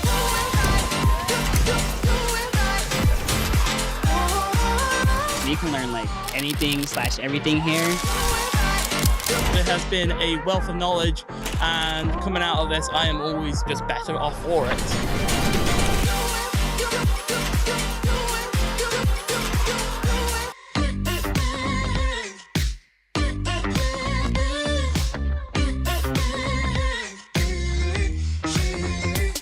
Stop playing games, I need to taste what I'm waiting for. Oh, your smooth talk just ain't enough. You got to give me more. It takes a lot to lock me down, so show me what you got. We can't keep on going on like this. Come on and make me jealous. You've got to turn it on. You know I love the chase, but I can only wait so long. Come on and make the effort. Don't leave me hanging on. You know I love the chase, but I can only wait so long.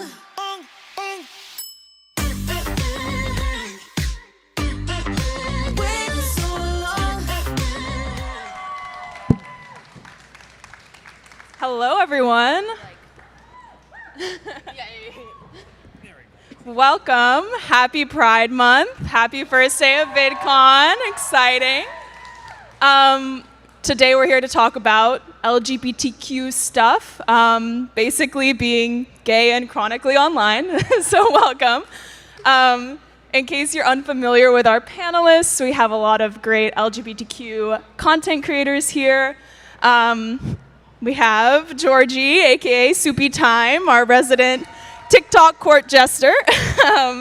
We have Mercury Stardust, aka the trans handy ma'am, DIY educator, and an author. So yes, Lindsay Nicole, zoologist, wildlife expert, welcome. Bryce Xavier, musician, social media icon.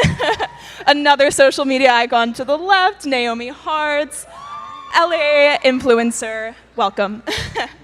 Okay, so we have a lot of different content niches here, and you all have like very individual interests and stuff. But I'm curious in each of your content niches, like how it's been to share your identity. You all are so unique. So yeah, I think Mercury, I'm very curious, like as an educator, as like a technician, home maintenance person, like how has it been to share your identity and kind of educate your audience? I mean, my content is like very like DIY woodworking, like let's fix your drywall in your house.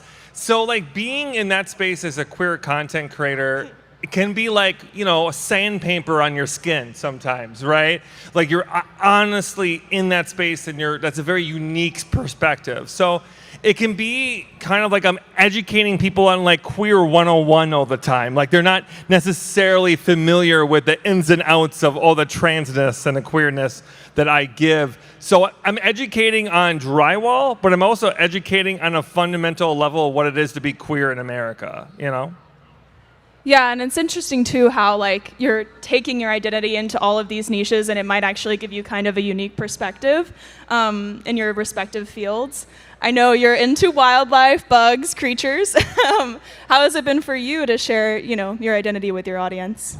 I think since day one, I kind of wanted to incorporate my identity into my content, but still keep it educational. So I've kind of gotten creative with it. I did a couple different series where I was like flirting with girls in the club, and it would be like a animal fun fact. So I always wanted to keep it, you know, like about education, but also bring my personality and my identity into it. And I've been navigating it over the years. Kind of, there's been ebbs and flows of it for sure, but yeah. Yeah, I think it's interesting too in my experience talking with creators, just like when you are LGBTQ and you start to gain an audience, you sort of become representation, and like you're not always necessarily preparing for that. So I'm curious, like, I don't know, Georgie, like as a comedian, you're known for being like funny, relatable, but also you might have like expectations of, you know, being a representative of the community. How has that been for you?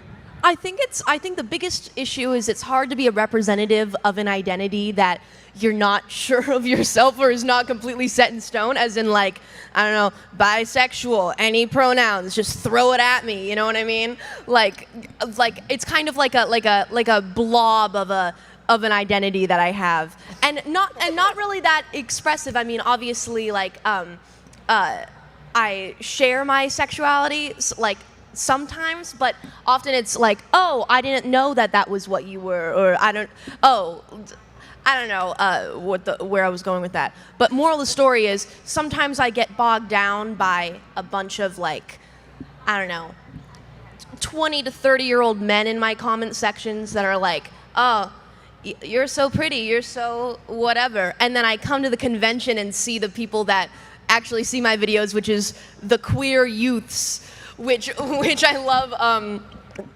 I love getting the I don't know, affirmation that my audience is still, I don't know, that side of where I want it to be. Yeah. Did that make any sense? Was that even like grammatically correct? It did. I mean, it's so different to see everyone in person, and like it's affirming to see like the queer youths show up. And I love the phrase queer youths. I am one.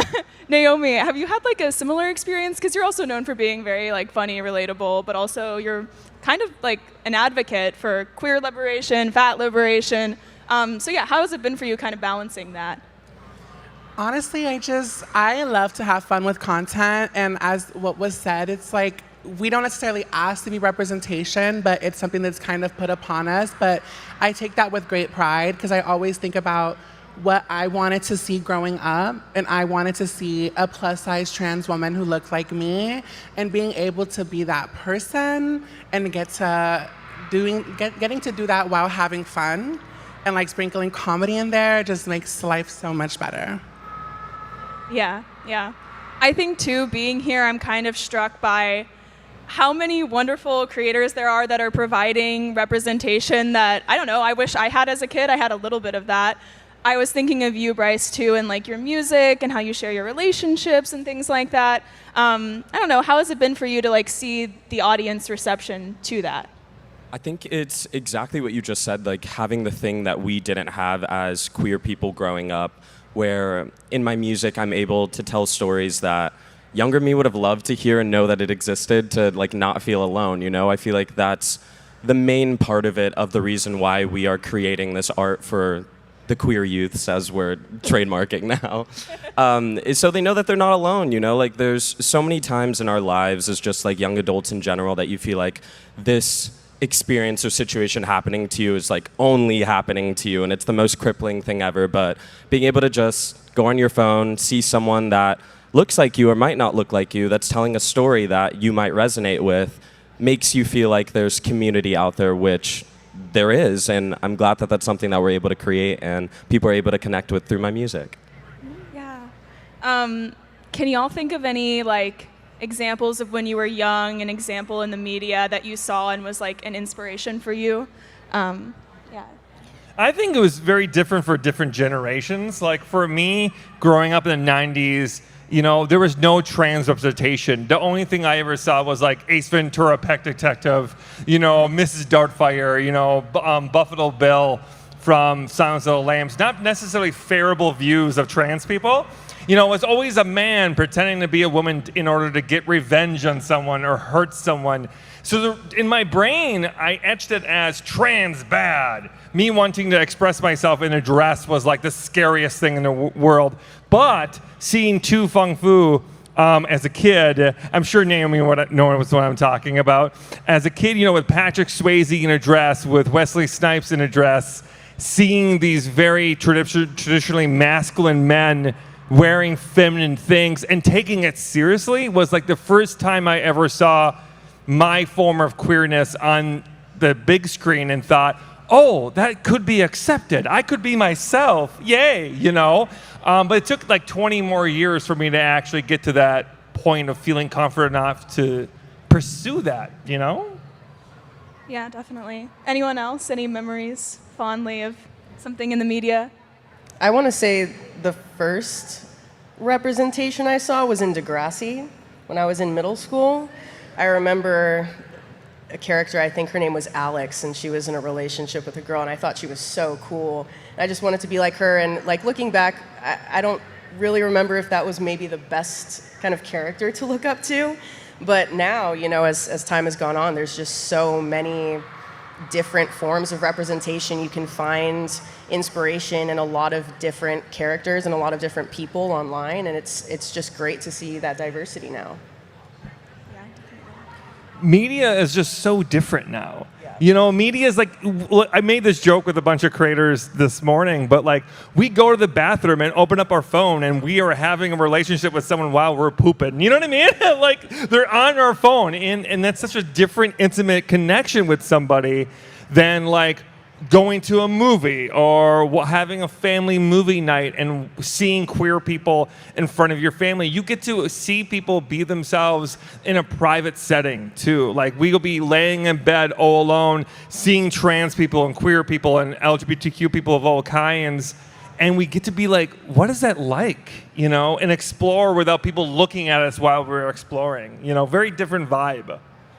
Yeah. I feel like it's a really interesting topic of how social media has changed the way that we as a community interact and see one another.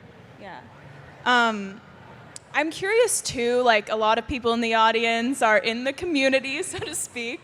How do you feel that the LGBTQ community can better support you all as creators? You know, one thing I always say is the biggest way to support the LGBT community amongst each other and people that are not part of it is just to show up. You know, like as content creators, when there's times that our content is not being pushed, just being there to support and watching the content. When there's trans people in film that is out in the theaters, going to watch that film so you can see that people are looking at numbers and it's important that we show up for our people. And I think that is what's really crucial in a world of support in that way for me when it comes to social media, just being present for us. I think also bouncing off of that too, it's also standing up for like the creators in the community, like on social media, because as we know, there are so many people that are commenting idiotic rhetorics every single day just for us being ourselves and showing our lives. And I will never have a video where there's not, even if it's one person that I will see like standing up for me, my relationship, my content, the community. And that's where change starts. It starts with one person in a comment section of 1,000 people in this generation that are just being so hateful to people for just wanting to express themselves, and they're not afraid of getting replies back or people jumping on them too. It's just standing up for what they think is right, and that's the love from the community that I'm really grateful that like I get every single week. I think there's also a layer of when the viewers are watching us, if they are experiencing discomfort, they need to look inside. Like, if you are watching a content creator, especially a queer content creator, and you're thinking like, I don't like this person or I don't like that vibe, I think that it's important us to question those biases. Like, why is this trans person making me uncomfortable? Why is this person who's saying this thing I've never heard of before making me recoil? Well, that's education. Growth and learning means that sometimes you have to be uncomfortable. And if you can sit with that, that's the best way to connect with queer content creators, is actually meet us in that discomfort zone and not just pull back immediately. Yeah.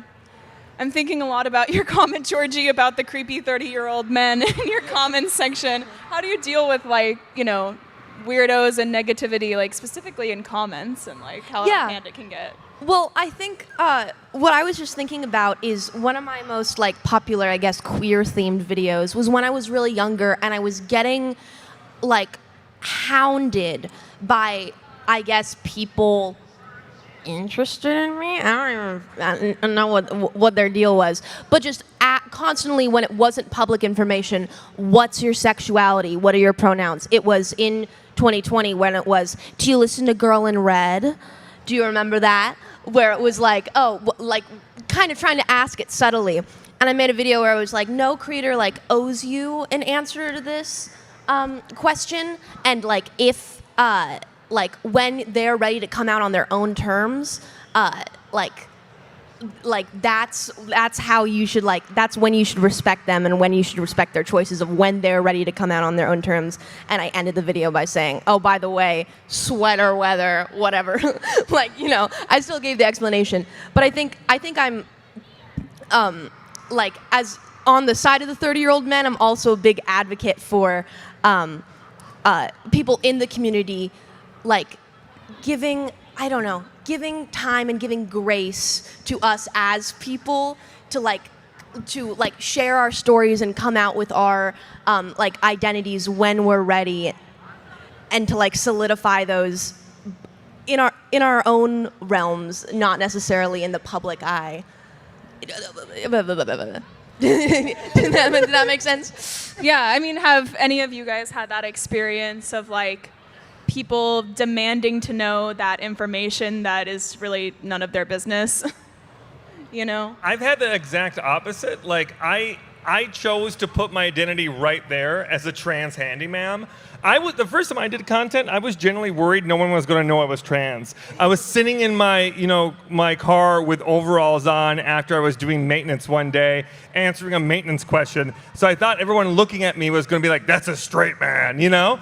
So I was like, I'm going to wear it on my sleeve so they can't miss it. So I was always worried about it in an other way. And I think that presents a different problem. So now it's attached to me in a way where I can't escape the queerness. Like, it is a central point of my content now, which is good and bad, right? Like, I'll be doing a video about drywall and someone will ask me about surgeries, you know? And it's like, well, that's kind of inappropriate, but I understand why you're asking me if I'm the only trans person that you've interacted with in any ways. I think the reason that I was so, like, in the very beginning, I hadn't even come out to my parents yet. I was very much like, I was afraid to be placed in that spotlight of representation, meaning that the moment that I do identify or say that my identity is queer, it's going to be, why aren't you talking about this? Please do more. Please try to be my specific type of representation, or try to fit into this box that I want you to be. And it always scared me so much. The support that I have now as being openly queer is like amazing and wonderful, and I don't regret coming out, obviously, like, for the world. But like, I just remember that place where I was afraid to become that that like forced representation upon me. I don't know. It's like imposter syndrome, but in a very different queer way. Yes, yes. Yeah, also, like, I'm sure you have so many brands, especially in this month, approaching you. It's a very profitable season for us all. How has that been, like, getting approached by brands? Are you kind of known by brands as, like, you know, representatives in a way? This is the only time of year that brands reach out. So I always make brands. I never do a one-off brand deal. It's always 3 or 6 months. Like if you're going to work with me in June, you have to work with me in July, in August, and 10 September. And I make them do that. I hold their feet to the fire. Because representation is not one time of the year. It's all year round, every day, every month. And I think that's important. But last year was the first year that I've noticed as a content creator where it was very hard to get brand deals because brands got really scared to working with, especially openly trans people. You know, just our attachment is like just existing next to us is already a political statement. Yeah, I can't help but think about last year with Dylan Mulvaney and Bud Light and the failures of that company to help her. I don't know, what, Bryce, Naomi, like, can you think of anything in your experience working with companies, like what they could be doing better to support you?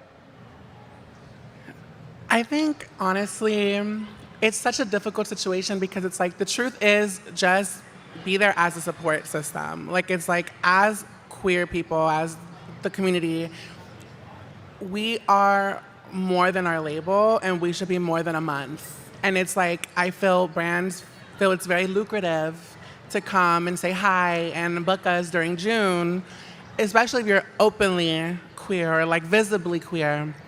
And then when the month is over, it's a wrap sometimes. Some people will not get booked again until next June. And I think what's important is just, we're more than June. Make sure that when you're booking us consistently. That would be my best advice for any brand. Just like keep that in mind.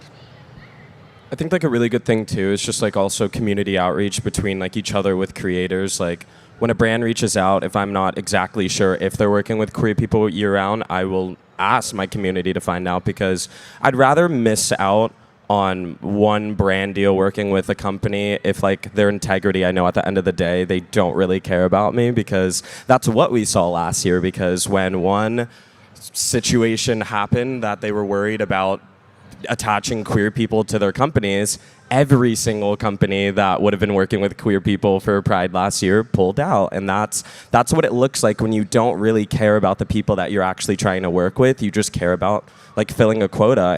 And we are more than just like a check, like off a box, like on their list of making sure that they're being an intersectional company. So yeah, it's not on us to make them look better.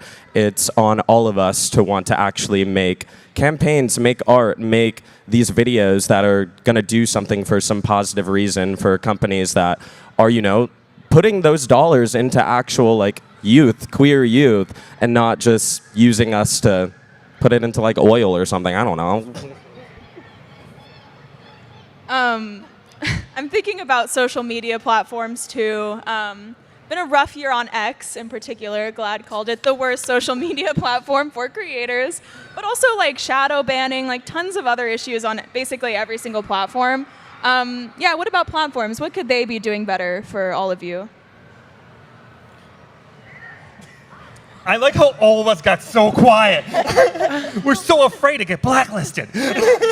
Because it's kind of like with TikTok specifically, it's kind of like an unspoken, not unspoken, very spoken, known thing that queer POC videos, anything derivative of the norm is literally like statistically more likely to be blacklisted, shadow banned, suppressed than the norm videos. Like I know that they've had some like big blowout strides to say, oh, we're not gonna do that anymore. Yeah, it was happening, but we're not gonna do that anymore. And then like pick a handful of 5 like LGBTs and like put them on the front page for like June.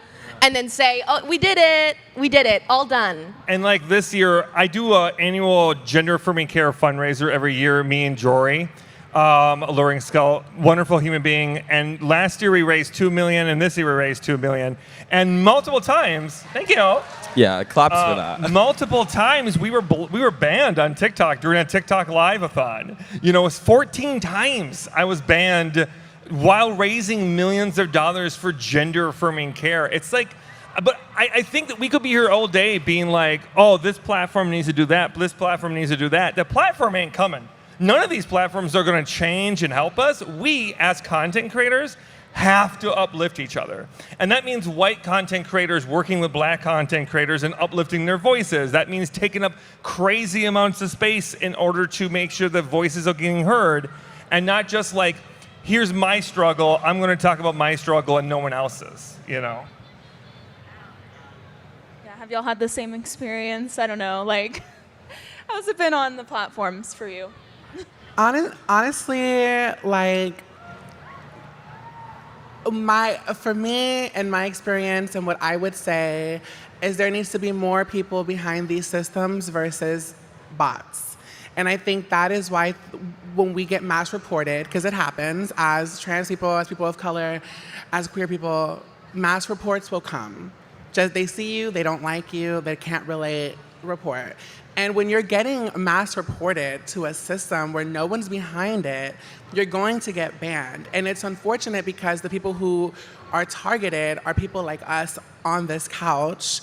And when there's no one there to support us, when we're reaching out, hey, we're raising money, changing lives, saving lives, and we're getting banned just for that, like, for me, it just seems like there's a lack of support for our growth as a community and for what we're doing. So I think for me, it would just be making sure that we have actual people behind these systems to support us.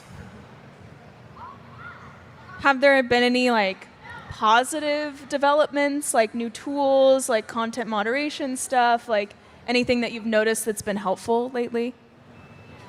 Well, I'm not even verified, so I don't even have a guy that's sitting behind the counter that's on call. So I don't get anything. I'm verified and I don't have anyone to talk to. What's that about? I think that's part of what Naomi was talking about. Like, these platforms are so willing to take our queer labor and take our efforts and our creative energy and use us for profits, but then very little to actually defend our voices and uplift it in a way that is actually fundamentally, like, effective. Like, if there is no one I can talk to and reach out to and express my problems, they don't really want to hear from us. They just want us to put out content and make them feel like they're diverse rather than actually like, effectively grow in a queer sense and having queer artists involved. Speaking of profits, I mean, how do you feel about the profit sharing mechanisms that are in place on the platforms? Like, elaborate. Like the Creator Fund, YouTube, like, I don't know, how has it been for you? Like, I feel like things have changed a lot a lot of you are pretty heavy on TikTok, so I feel like recently it seems like there's been a lot of changes. I'm curious how it's been. I think on TikTok especially, there's been a lot of changes with, you know, how you monetize the length of your content, which has led to a really drastic shift in the kind of content that I'm making.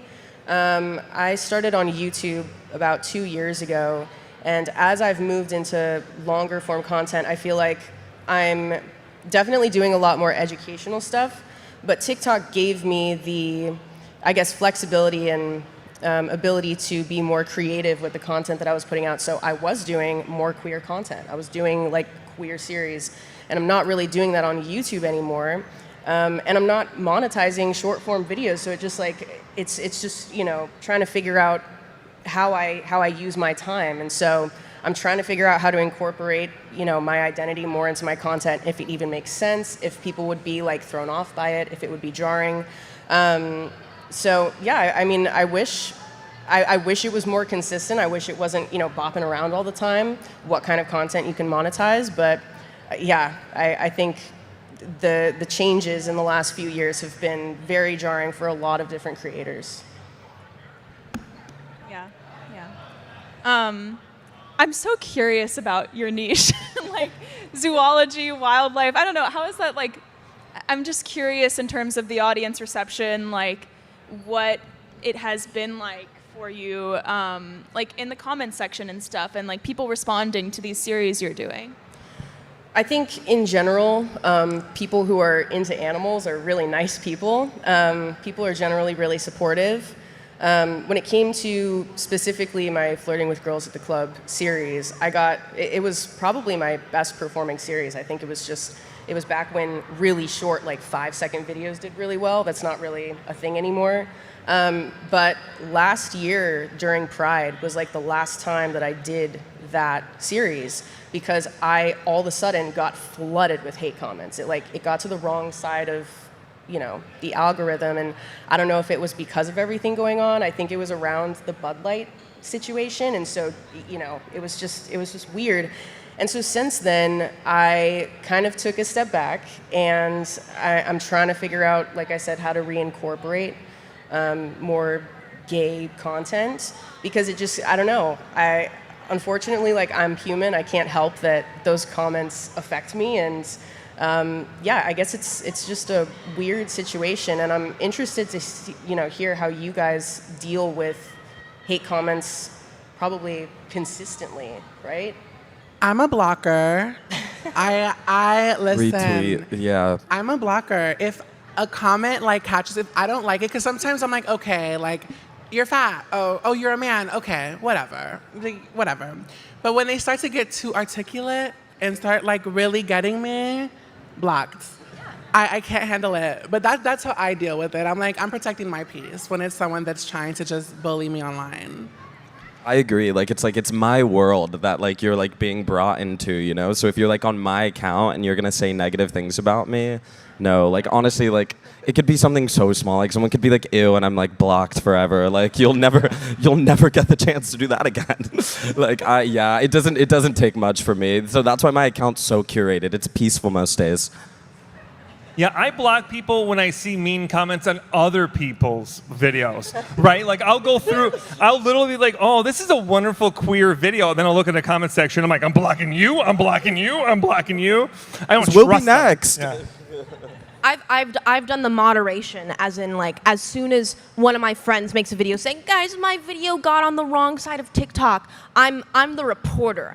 So I like to have, because they give you on TikTok, they give you the receipt of, did your comment get reported and taken down, or was it found no issue? And all the time it'll be you are the worst person on earth, I hate you, slur.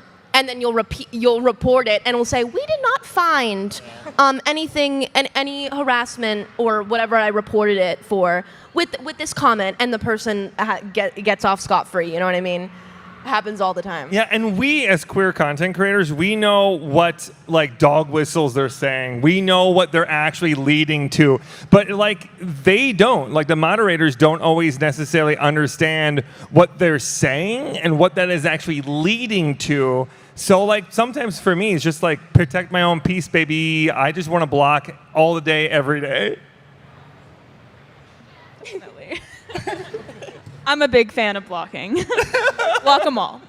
I'm curious too. I'm thinking about your fans in the comments section, and they're also seeing all of this. So I'm curious about how you interact with your community and kind of, I don't know, if there's hate, support them through it.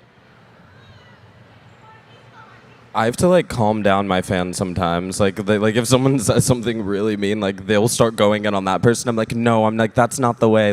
It's fine. I'll just block them. And this is on lives too as well. So yeah, no, I'm again, I was saying before, I'm very grateful that I feel we are now having such a big group of queer community on these platforms that also notice it's wrong. You were saying, when you see it happen to someone else, that that's time for you to also step in as well too.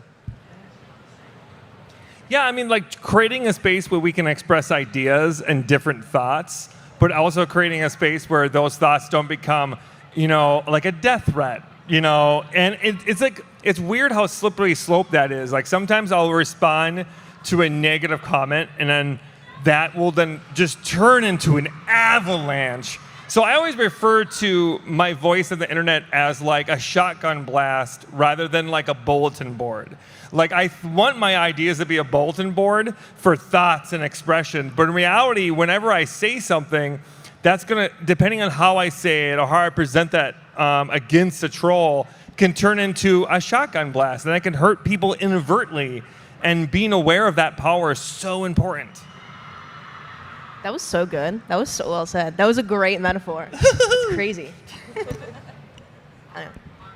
I'm curious too, like we're talking a lot about the comment section, but are there other ways you tend to interact with people? Like, do you have Discord? What do you do? I have a Discord I barely use. And an email thing that I think I use sometimes. Yeah, anyone else? I have a Discord as well. It's like attached to my Patreon, and I kind of just, they do their thing there, and I pop in occasionally and say hi, and yeah. Yeah, is it mostly like wildlife, nerdiness? Definitely, yeah. Yeah, lots of weird, unidentifiable insects and stuff, yeah. Love that. Do y'all do any like meetups? I mean, we're here at VidCon. Yay. I did a large book tour last year. We did 54 cities last year. It was the largest book tour in North America. Absolutely nuts. And that was a fun way to meet people. We met like 20,000 people.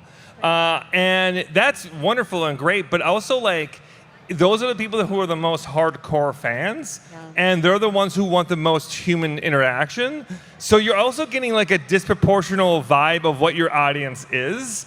And also the audience that can afford, to buy a book and then also travel 2 hours to come see you. So that's a very different audience than what might be more accessible online. So that can, it changes your perspective on how your audience is and stuff. It's wonderful, but it's also hard to get a real, true vibe check on your audience. What I was saying is like, again, queer youths. I can see like my analytics, like how my analytics have changed over the years. When I was first starting out and I had not released my identity yet, my gender ratio that you can see in your analytics was like 60% men. And I was like, oh, that's interesting. And now today I'm proud to say that it's like 70% women. So like as it only shows 2, obviously, like for analytical reasons. But like I'm proud to say that I think that I've been able to see my analytical change over time as I've grown more openly queer and openly presenting and openly like kind of performing for the people that I would want to hang around and be around and inspire. Yeah. Yeah, I'm curious too, for those of you that kind of came out publicly, like was there a moment where your audience kind of changed? Did it change over time? How have you noticed that happen? For sure. The first day that I came out publicly was the beginning of 2021 on Instagram. I remember looking at my analytics. I lost 89,000 followers, around 90, but then I gained 150,000 followers that same day too. So it was such a fun way for me to be able to see that me just being myself brought the right people to me. I didn't need to do anything else except for just be who I was online. And, people aren't always going to agree with that. You post a video, someone might not like that video and then follow you, or a bunch of people are going to follow you. So I think that moment for me made me realize that if I just kept doing the content that I wanted to, talking about the things that I wanted to, being the person that I wanted to, the right community was going to end up forming around me before I could even realize it. Yeah, you too, you started out pretty young on social media, so you've kind of grown up with your audience, so that's a really interesting experience, yeah. How's it been for the rest of you? Have you noticed any changes the more you talk about things? I've never lost more audience than when I said I was polyamorous. When I told my audience that I had multiple partners, it was the day that I lost thousands and thousands of audience members. And I thought that was the most bizarre thing in the world to me, that it was okay for me to talk about being a burlesque entertainer. It was okay for me to talk about being queer and trans, but the moment that I fit outside of what they believed I was, which was like, maybe they thought it was this really wholesome, older trans lady who just wants to paint your walls and fix your toilets. In reality, oh my gosh, she has a personal life? No. I think that it's really interesting how my perception of me has changed because of how other people have perceived me. What a minefield that we travel in as queer content creators. We've been talking a lot about your communities and just the LGBTQ community in general. I'm curious how you feel like the wider world of social media has changed because of an increase in LGBTQ plus representation. Specifically, I'm thinking of all of the kind of TikTok viral terms like slay. I mean, it's there's such a deep history behind that, and it does feel like at times it gets co-opted. So I'm curious how that's been for you all to see as members of the community. I think definitely I watch the content that I put out. I do recognize that I do stick, kind of have a bubble, my algorithm of just positive queer content, not necessarily I don't get videos of the opposition on my personal feed. So I'm not going in and clocking what they're talking about. What are the conservatives saying today? I forget what the end of that was. Where are we going with that? Anyone? I think that to bounce off of this, I am in this field where I'm in such a different niche as well. I'm a trans content creator, but I'm also a DIY content creator. So my For You page is we're gonna fix up our home and remodel, and then we're gonna talk hate speech. You know what I mean? It's such a different vibe that I see a lot of times. I see the start of conservative movement sometimes in these videos. I made a comment about 2 years ago that got me in some hot water when I said that, when you're watching DIY content and you just feel like the person's gonna hate crime you, and people got oh, how dare you say that? You're profiling us. Not all handymen. And I think what people don't understand is that but they're the same people where that, I mean, when you see Back the Blue in the back of a background, or you see, Don't Tread on Me in a DIY video, well, those are just cues of what that person believes and how they're coding their language in the video.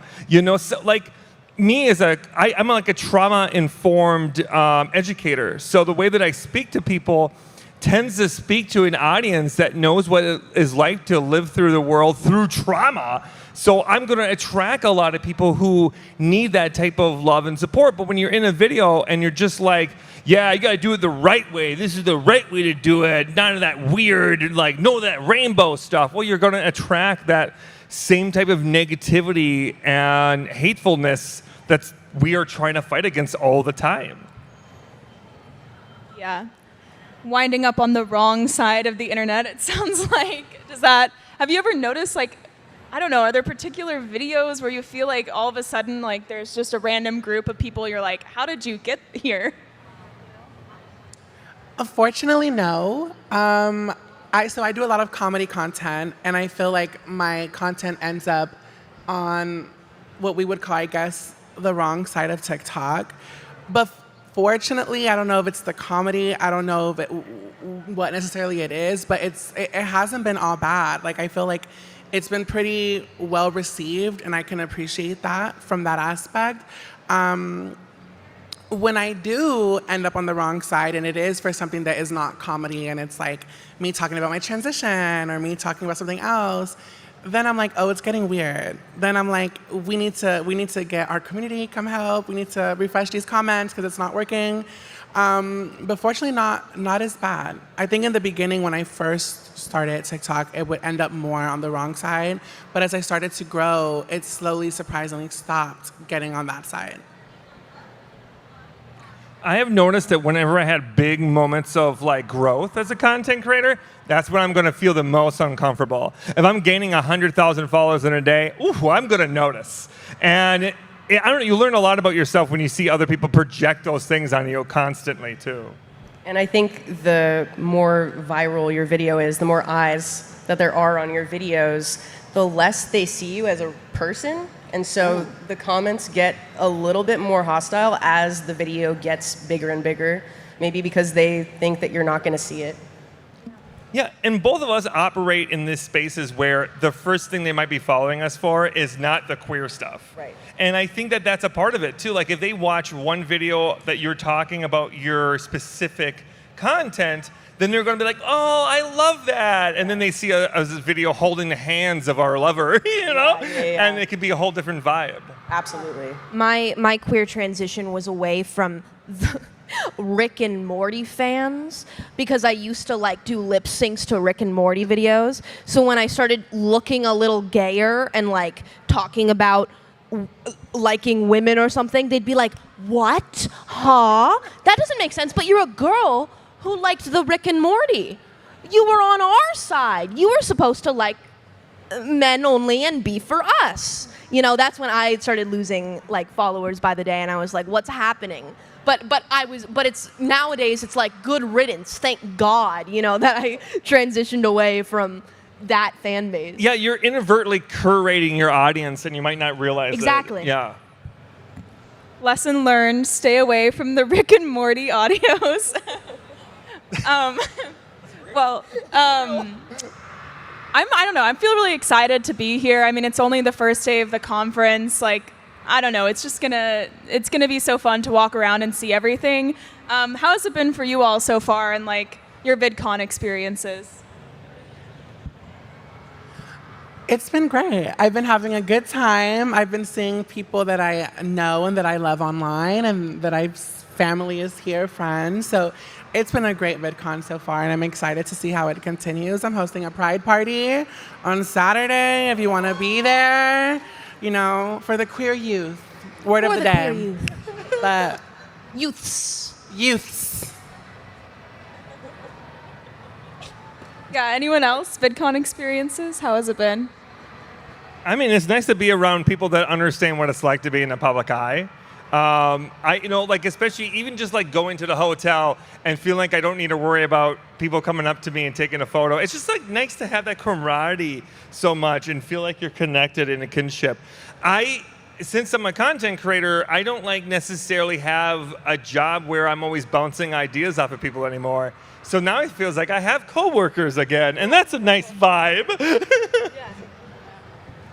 I know you've been to many VidCons, Bryce. How has it changed over the years? I think we were talking about this a bit briefly backstage. When I first started coming to VidCon, having a panel like this and being able to be out and talk about queerness was not a thing that happened at all. So I feel like it's just a reflection of how much the community's grown, how much the uncomfortableness that we have to endure online actually gets results at the end of the day.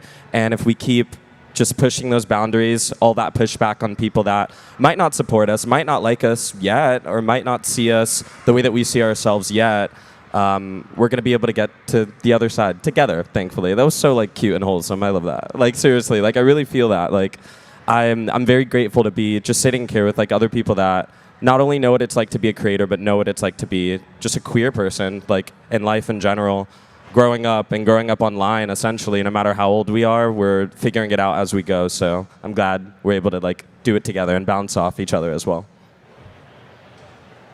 Lindsay, it's your first VidCon, right? So Yes. What's the vibe been so far? What are you thinking? Oh, it's been great. I mean, I love meeting people that I've been mutuals with for years, you know. There's a lot of science communicators here, which is awesome. Just meeting people in the same space, and a lot of queer creators here as well. And so, yeah, it's nice. I mean, it feels like we're all colleagues, so it's like we're finally meeting in person, and yeah, I love it. Yeah. I'm also thinking about like how many young people want to be creators now when they grow up. I don't know, what's your advice for people in the audience that might be considering trying to do this themselves?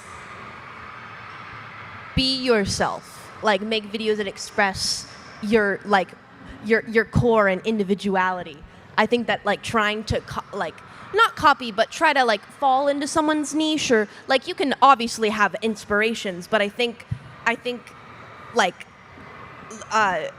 every nugget of what people want to see is usually your own individual uniqueness. You know, something that new that you bring to the table that can only be brought by yourself. Don't rush. Don't rush. Don't burn yourself out, because you're not going to be making great content if you are constantly burnt out by the reaction, burnt out by the work. You make the best content when you're living your best life and you're the happiest you. And that sometimes means you're not filming those moments. I would also say, bouncing off of what both of you said, just like finding what you're passionate about. If you're passionate about something and you even think it's like the weirdest thing ever, that will probably do better. People like weird stuff. There's a lot of people out there, and you'll find your community. Also, too, just know when to turn your phone off and realize that there's like life happening outside of just what you see on the internet, the comments, the things people have to say.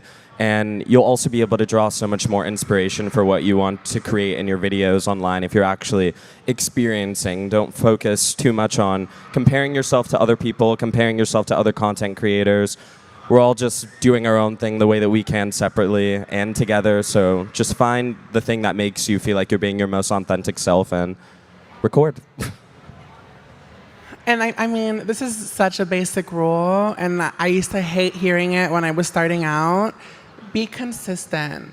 Be consistent. Yes, take your breaks. Burnout is very real. And stay off your phone, embrace the real time. But it doesn't happen overnight, not for everyone. And so consistency is, for me, the key to success, truthfully. Yeah, do you have like working hours, you know? Because this isn't a typical 9 to 5. Like, are there times where you're like, I'm not going to be online for XYZ amount of time? I use the daylight window in my bedroom. So about 11 a.m. to about 1 p.m. is when the lighting is the best out the window. That's when I record personally. That's when I would say my working hours are, yeah. Mine's all over the place, like, because of the kind of content I do. It's very physical and taxing to fix stuff all the time. So, like, whenever I feel like fixing a window, fixing a daylight window, I want to make sure that I film that at that point. So I've learned whenever I feel like it. That's what I've learned. Because you can't predict when creative is going to happen, and you also can't predict when burnout's going to happen. So it's best just to, like, go with the flow and not listen to capitalism, which tells you 9 to 5 is how you make money. Yeah, I definitely set limits for myself more than anything, just because I'll just work and work and work and work and not even realize that I'm like physically feeling sick from how much I'm working. And so I try to place limits on, like, if the sun is starting to set, like, you're done. You're done for the day. Just pick it up tomorrow. It'll be fine. What about y'all? Boundaries? No, honestly. Yeah, like I feel like there's no like set schedule, because outside of just making videos, I feel like there's so many other aspects of things that happen with my job, like things like this that happen, you know, that we can't really like predict how long we're going to be doing stuff today. So I feel like it's always changing, but again, just you know your body better than anyone else will. So when like I physically feel like tired or exhausted, like I've had those moments where like I was making myself sick often because I was stressing out, feeling like I needed to get so much done and be productive, because sometimes if you're not feeling like you're being productive, then like, are you really doing a good job, you know? So it's just beating those thoughts and giving yourself a break sometimes. So it's different every week. I am all for boundaries, and I respect everyone's except my own, because I will say I am going to work 1 hour from one video, and I'm like, you're always on. The comments, responding, emails, filming, planning ideas.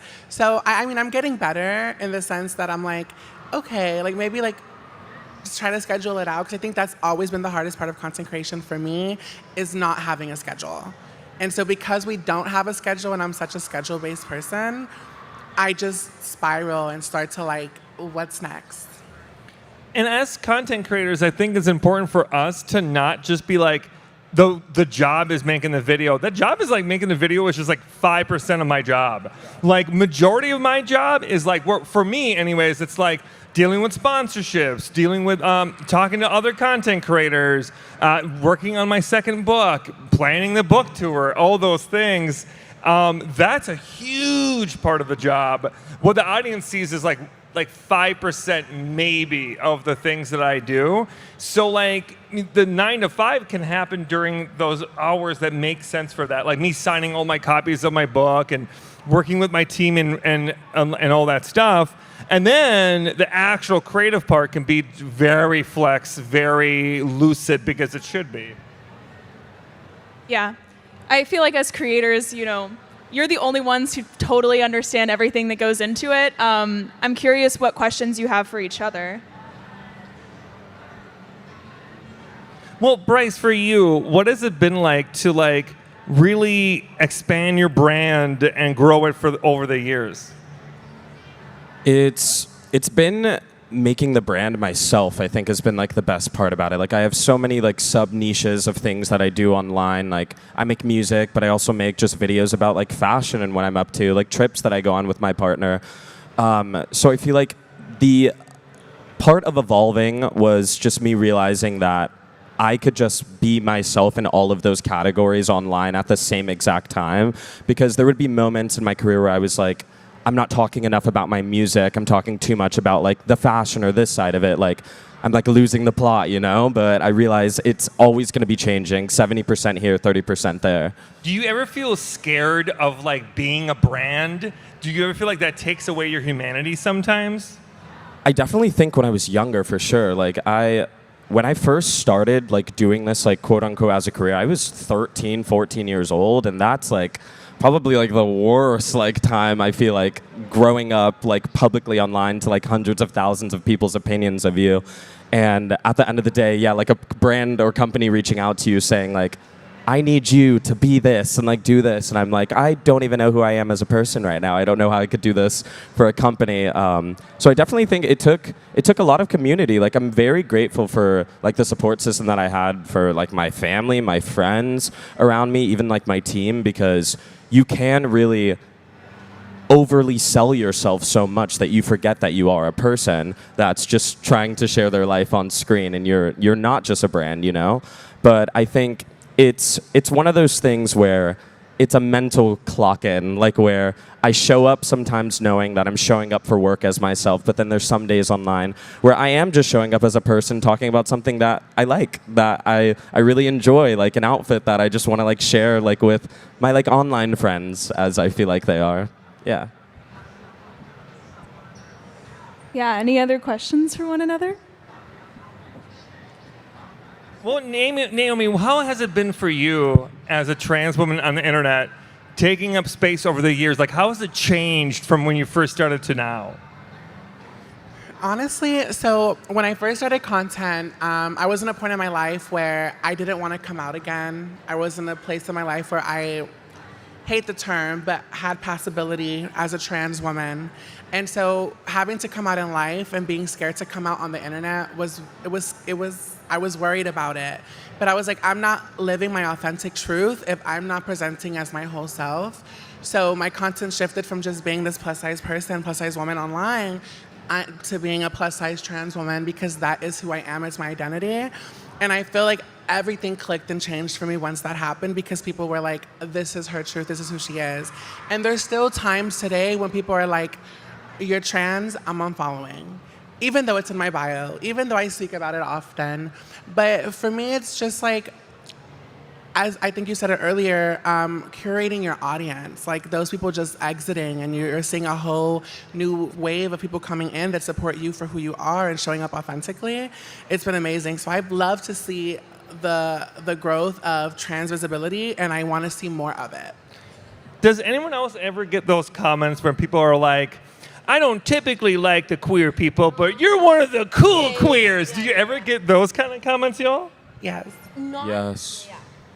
I would say like more in the past, not recently. I feel like I've gotten my bubble and like gotten that supportive community like finally after 4 years. But I think definitely in the beginning when it was like, oh, you're the first person I've like that I was following previously and kind of came out like during that time. And yeah, I'll come around. I'll stick around to see this. And I'm like, oh, thanks for telling me that.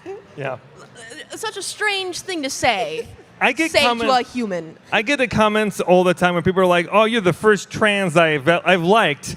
And first of all, anytime that you boil me down to like a trans is not going to be a great starting point for us to have a great conversation. But it's always a great time to push back, I think, as content creators, and also be like, you should look into that. You should sit with that discomfort. Why do you feel confident enough to actually say that in a public setting? And B, why is that I'm the first person who's different in that way that you are connecting to? Find out. You should write an essay for me. I'll talk to you on Monday. I think what you said was really interesting is that like I never really as opposed to bullying comments that are just like on my appearance or something, when it's comments of ignorance like that, it's more of like putting the blame is a wrong word, but putting the blame on them, meaning they are uneducated. It's not because of your soul, your morality, or actions. I never take it as like an insult to my morality. It's always like, you need to do the work. You need to do your own education before you can interact with a community of this stature. Blah, blah, blah. And it's Color For You page for a reason. Yeah. They're finding us for a reason. You know, maybe it's our sub-content that we're making. You know, maybe it really is about, you know, the Rick and Morty content that you're making, right? But it's also like, I mean, there's something else here. If you're relating to me one way, why can't you relate to me in another way? What are you doing that prohibits you from actually connecting to me? That's a you problem, not a me problem. Well, we just have a couple minutes left here. I'm curious, like, for any fans in the audience, maybe those that are considering coming out, even in a professional context, like, what advice would you all have for them? Do it when you're ready. Do not do it before you're not ready. Make sure that you feel safe and take your time. You don't have to rush it at all. Also know that like your identity can change whenever. Like you are always learning more about yourself every single day. So something you say now might not apply in 2 years, and that's okay to keep growing and changing. Don't let anyone feel like just because you say something once that it's set in stone. Mine would be show up for yourself. I always say self-love is the best kind of love, and being able to show up for yourself and who you are as a person and the ever-changing person that you are is always going to be crucial. I will say that connect with your local community. If you're a queer person, before you make content, connect with your local community. And then when you actually, if you get lucky enough where you get lucky like all of us did, then it is a matter of like bringing them along for the ride, uplifting the queer voices around us. And that can help too. Ditto. You guys already said all the advice that I've got in my heart. Yes. Awesome. All right. Well, thank you, everyone. Thank you, panelists, for sharing all of this. This has been fun. And yeah, happy Pride Month. Enjoy Happy VidCon. Pride. Happy Pride, everybody. Have a good one, guys.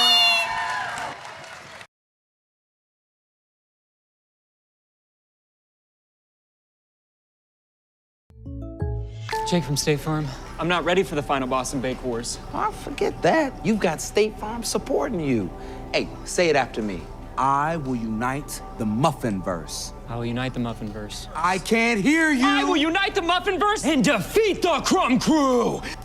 Yeah. Yeah. Okay. All right. All right. I gotta download a patch. Like a good neighbor, State Farm is there.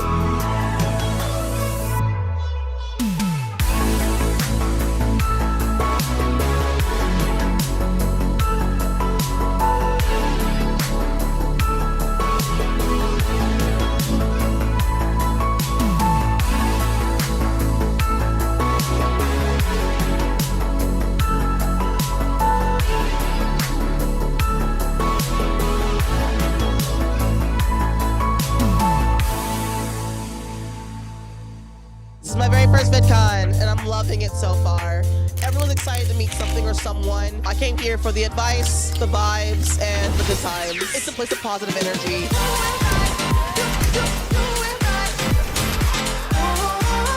You can learn like anything / everything here. There has been a wealth of knowledge, and coming out of this, I am always just better off for it.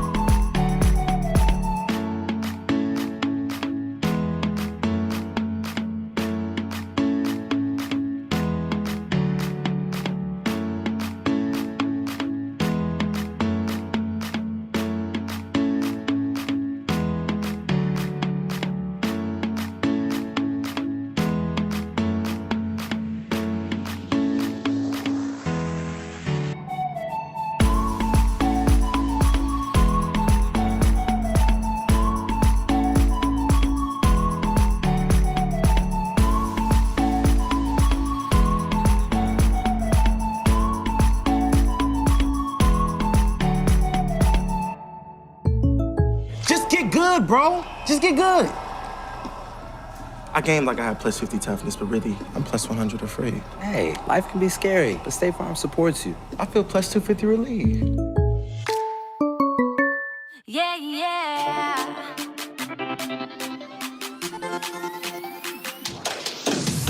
Lie, lie, lie to me, baby. That's all I hear aloud. You drive me crazy. Lie, lie, lie to me, baby. You won't be even from me. Oh, you won't be even from me.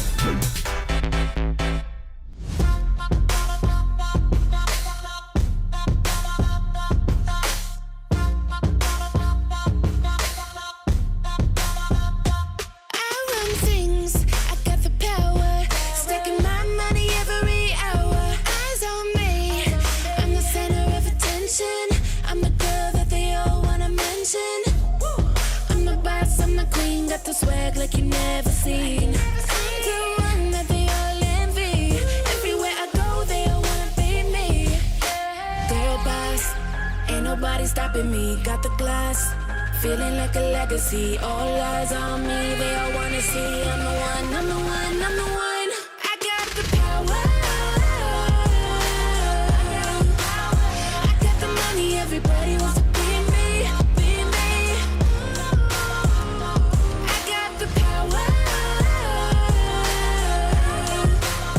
I got the money, everybody wants to be me, be me.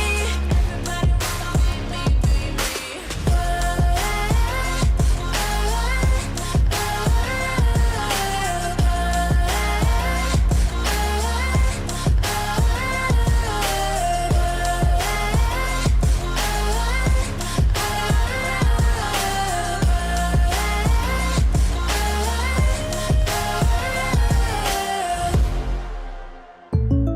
I think I'm the only person on earth who still plays Witch's Broom. You think so? Whatever game you play, State Farm supports you. We're not alone. They have a potluck every Tuesday.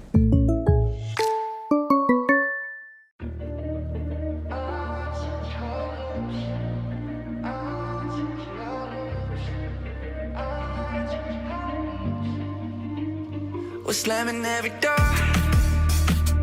I can't take it anymore, not another day. I guess I want it more. Whoa, 'cause I can't see it any other way. Blame it on the high notes, good times, memories only I hold in my mind. 'Cause maybe all along I was alone, all alone. Gave you my time and attention. We had the strongest connections. We had high hopes. We had high hopes. High, high, high, high, high hopes.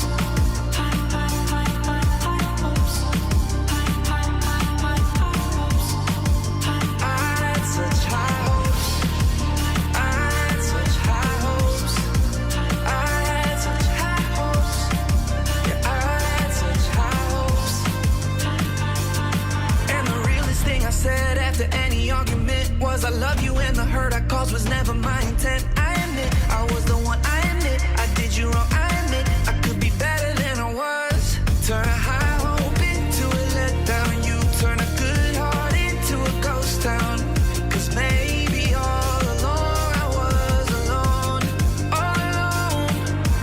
Gave you my time and attention. We had the strongest connections. We had high hopes. We had high hopes. High, high, high, high, high hopes. High, high, high, high, high hopes. High, high, high, high, high hopes. I had such high hopes. I had such high hopes. I had such high hopes. Yeah, I had such high hopes.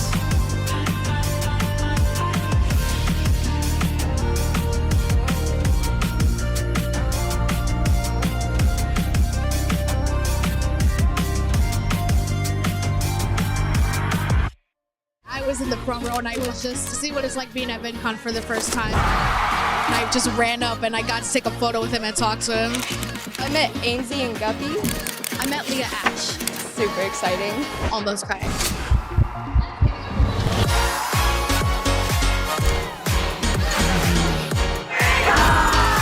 At VidCon, you don't know who you could be talking to, and as long as you express an interest in something, people are more than welcome to give you a chance.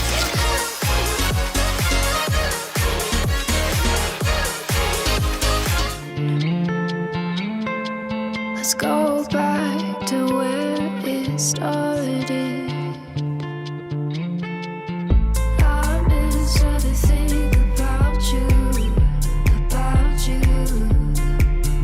Ooh, I miss my arms around you, around you. Ooh, nothing feels the same without you, without you. Ooh, I miss everything about you.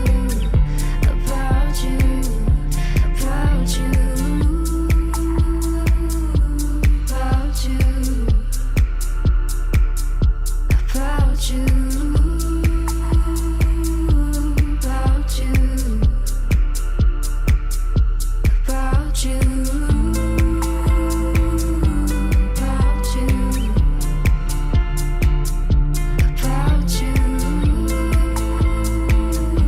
about you.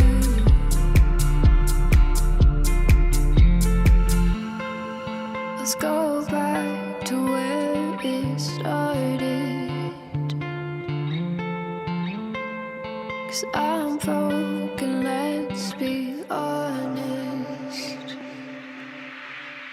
I miss everything about you, about you. Ooh, I miss my arms around you, around you. Nothing feels the same without you, without you. Ooh, I miss everything about you, about you, about you, about you, about you,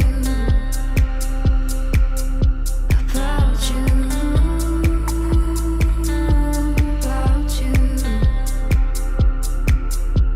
About you, about you, about you,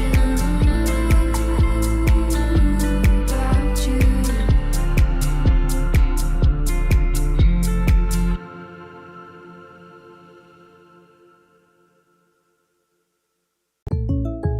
Jake from State Farm. I'm not ready for the final Boston Bake Wars. Oh, forget that. You've got State Farm supporting you. Hey, say it after me. I will unite the Muffinverse. I will unite the Muffinverse. I can't hear you. I will unite the Muffinverse and defeat the Crumb Crew. Yeah. Yeah. Okay. All right. All right. I gotta download a patch. Like a good neighbor, State Farm is there.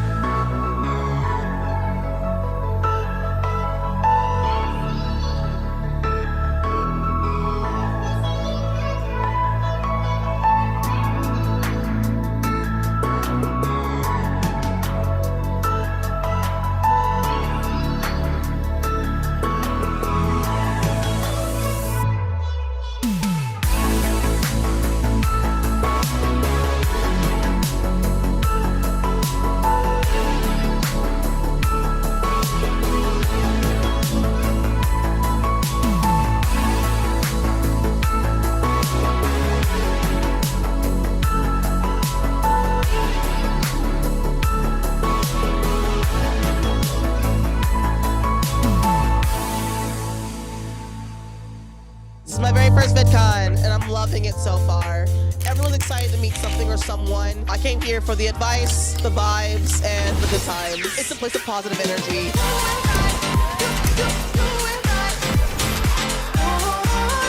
You can learn like anything / everything here. There has been a wealth of knowledge, and coming out of this, I am always just better off for it.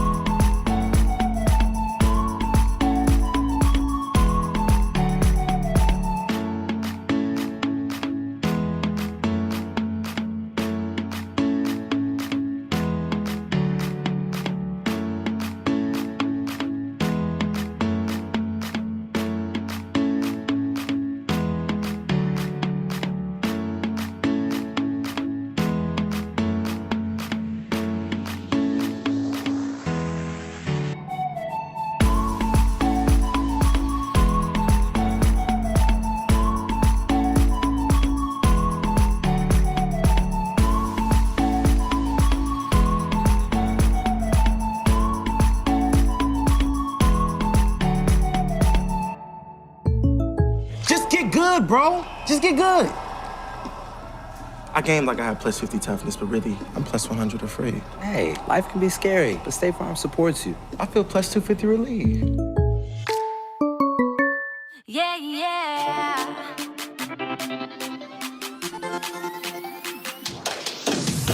Lie, lie, lie to me, baby. That's all I hear aloud. You drive me crazy. Lie, lie, lie to me, baby. You won't be hearing from me. Oh, you won't be hearing from me.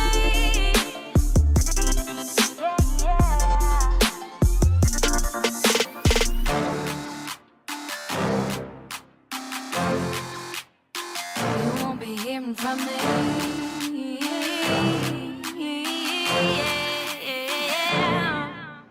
Lie, lie, lie to me, baby. That's all I hear aloud. You drive me crazy. Lie, lie, lie to me, baby. You won't be hearing from me. Oh, yeah, you won't be hearing from me. Oh, you won't be hearing from me. That's all I hear, baby. Lie, lie, lie, lie, lie. That's all I hear, baby.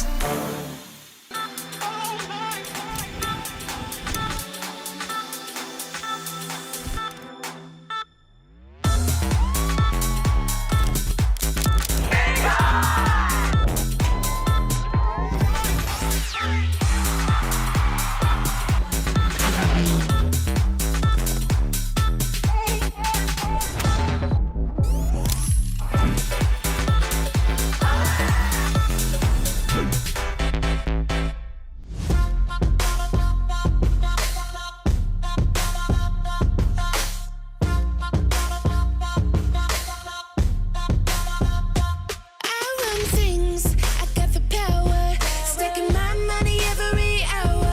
Eyes on me, I'm the center of attention. I'm the girl that they all wanna mention. I'm the boss, I'm the queen, got the swag like you never seen. I'm the one that they all envy. Everywhere I go, they all wanna be me.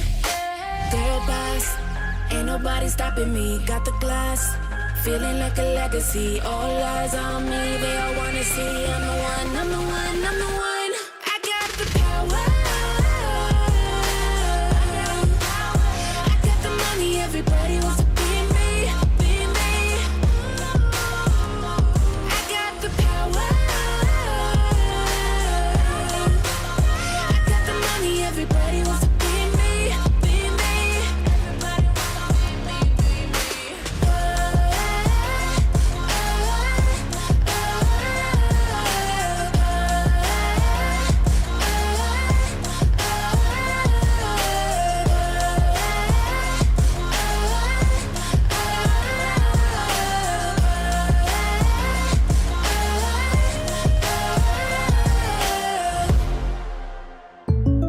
I think I'm the only person on earth who still plays Witch's Broom. You think so? Whatever game you play, State Farm supports you. We're not alone. They have a potluck every Tuesday.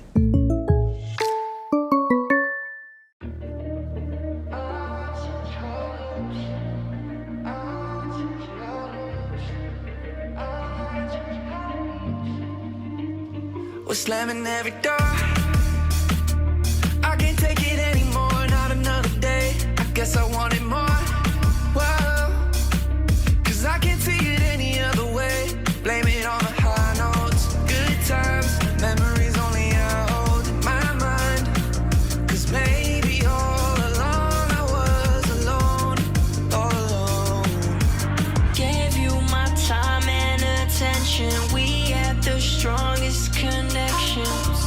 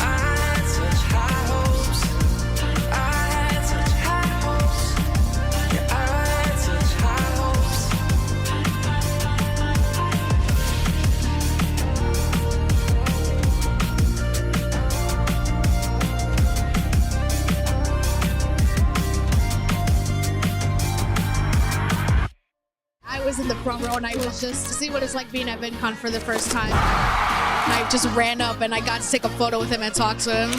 I met Ainsley and Guppy. I met Leah Ash. Super exciting. Almost crying.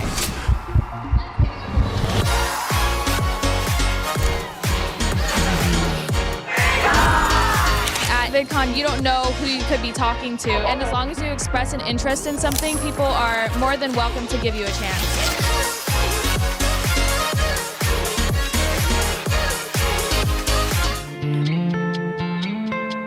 Let's go back to where it started. I miss everything about you, about you. Ooh, I miss my arms around you, around you. Ooh, nothing feels the same without you, without you.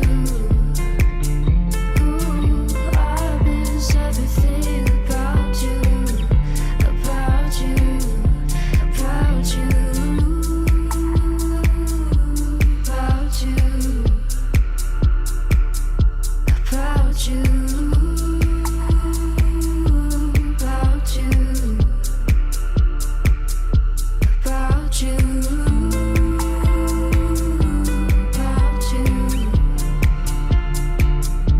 About you, about you.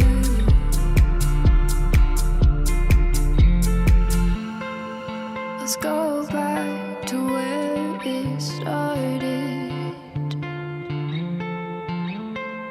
'Cause I'm broken, let's be honest. I miss everything about you, about you. Ooh, I miss my arms around you, around you. Ooh, nothing feels the same without you, without you. Ooh, I miss everything about you, about you, about you, about you. About you, about you,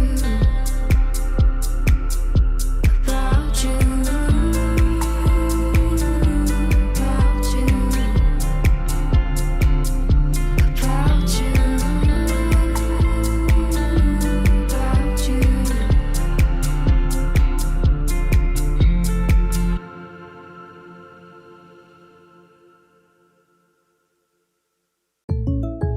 Jake from State Farm. I'm not ready for the final Boston Bake Wars. Oh, forget that. You've got State Farm supporting you. Hey, say it after me. I will unite the Muffinverse. I will unite the Muffinverse. I can't hear you. I will unite the Muffinverse and defeat the Crumb Crew. Yeah. Yeah. Okay. All right. All right.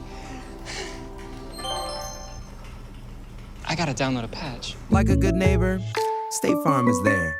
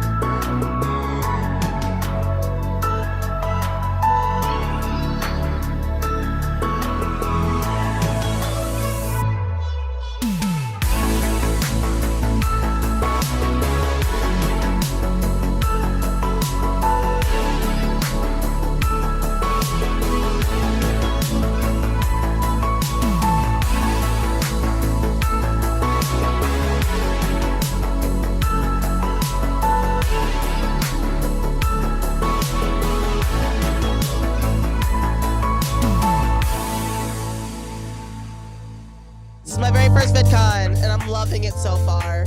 Everyone's excited to meet something or someone. I came here for the advice, the vibes, and the good times. It's a place of positive energy.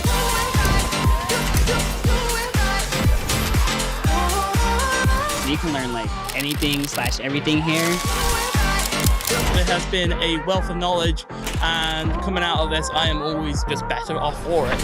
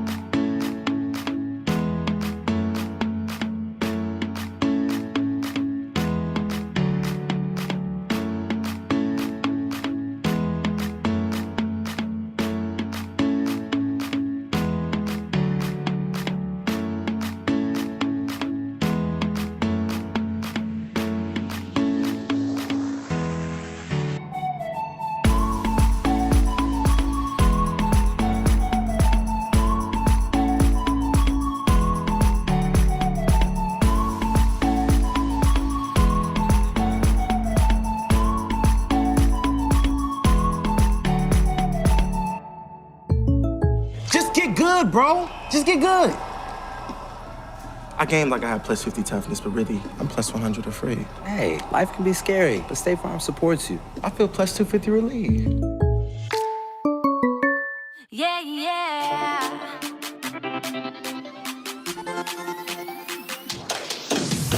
Lie, lie, lie to me, baby. That's all I hear aloud. You drive me crazy. Lie, lie, lie to me, baby. You won't be hearing from me. Oh, you won't be hearing from me.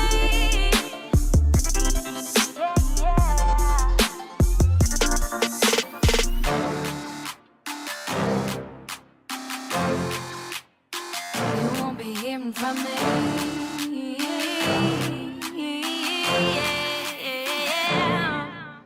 Lie, lie, lie to me, baby. That's all I hear aloud. You drive me crazy. Lie, lie, lie to me, baby. You won't be hearing from me. Oh, yeah, you won't be hearing from me. Oh, you won't be hearing from me. That's all I hear, baby. Lie, lie, lie, lie. That's all I hear, baby.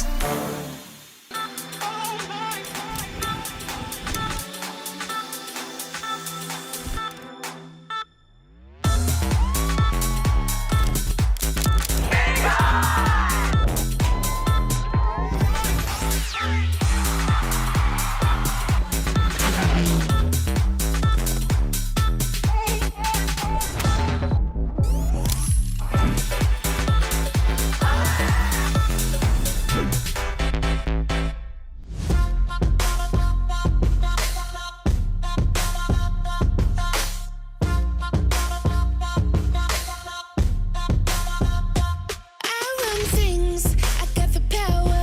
Stacking my money every hour. Eyes on me, I'm the center of attention. I'm the girl that they all wanna mention. I'm the boss, I'm the queen, got the swag like you never seen. I'm the one that they all envy.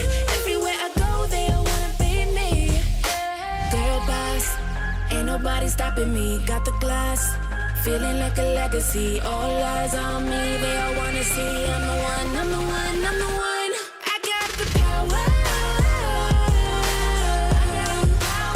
I got the money, everybody wants to be me, be me. I got the power. I got the money, everybody wants to be me, be me. Everybody wants to be me, be me.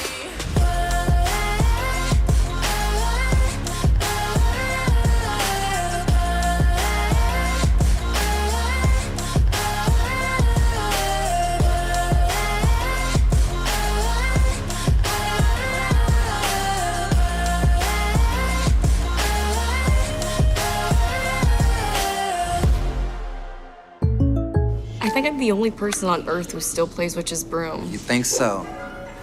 Whatever game you play, State Farm supports you. We're not alone. They have a potluck every Tuesday.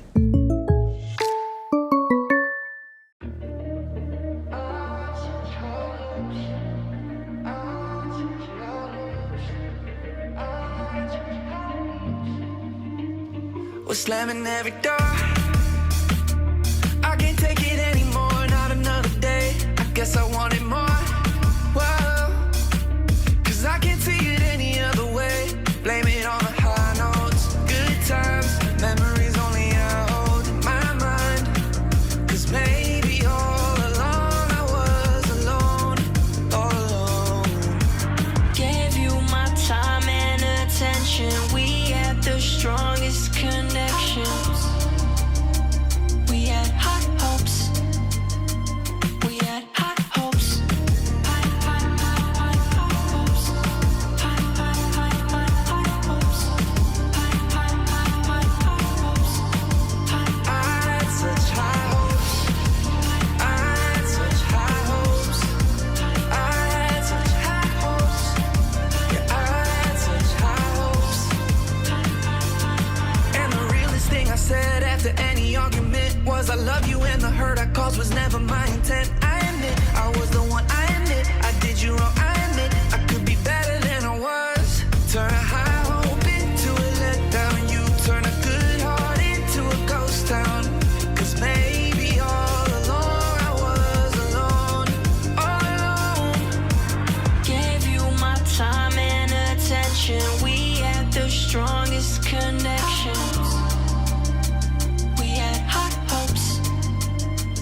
We had high hopes. High, high, high, high, high hopes. High, high, high, high, high hopes. High, high, high, high, high hopes. I had such high hopes.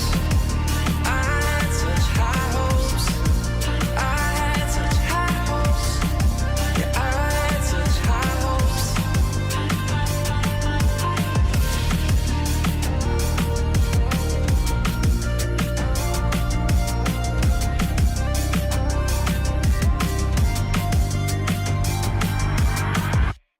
I was in the front row and I was just to see what it's like being at VidCon for the first time. And I just ran up and I got to take a photo with him and talk to him.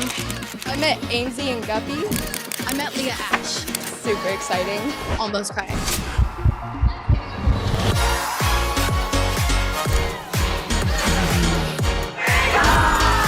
At VidCon, you don't know who you could be talking to, and as long as you express an interest in something, people are more than welcome to give you a chance.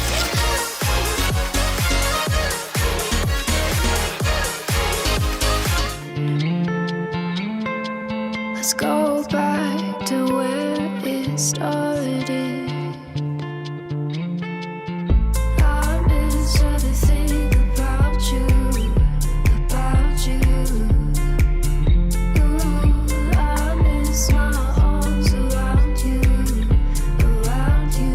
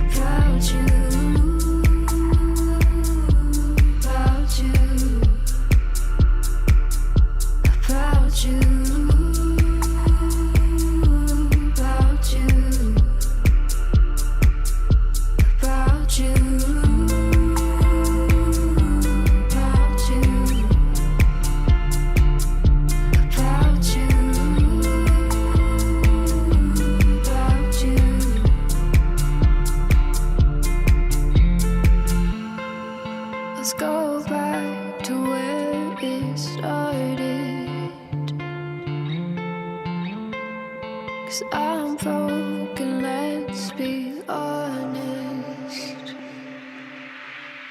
I miss everything about you, about you. Ooh, I miss my arms around you, around you. Ooh, nothing feels the same without you, without you. Ooh, I miss everything about you, about you, about you, about you, about you, about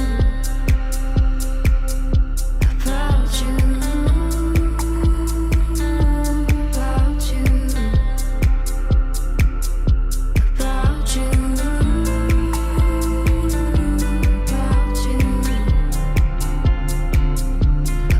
you, about you, about you.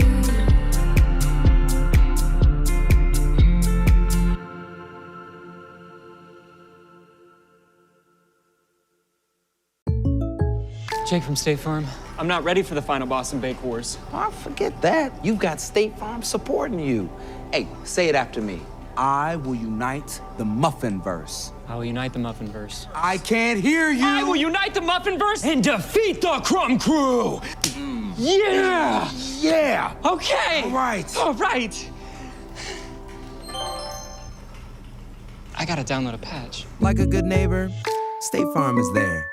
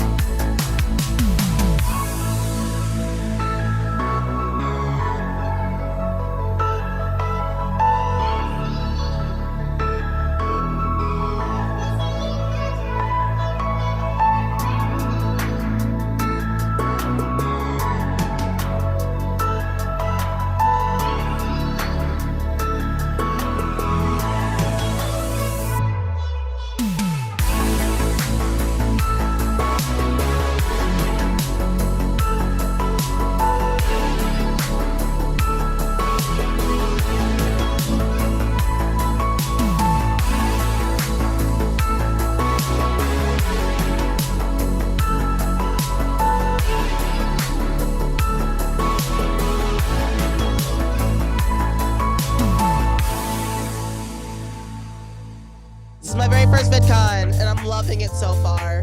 Everyone's excited to meet something or someone. I came here for the advice, the vibes, and the good times. It's a place of positive energy.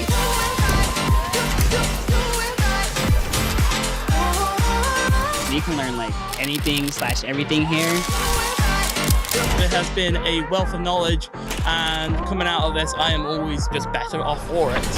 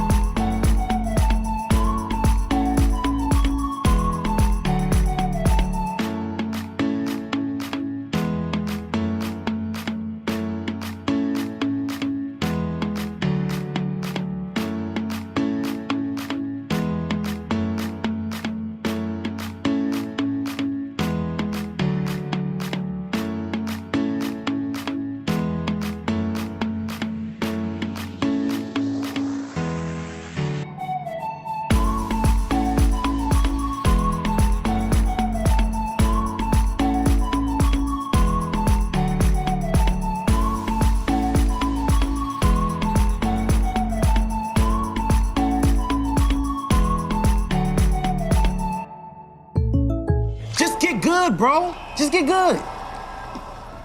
I gamed like I had plus 50 toughness, but really, I'm plus 100 afraid. Hey, life can be scary, but State Farm supports you. I feel plus 250 relieved. Yeah, yeah.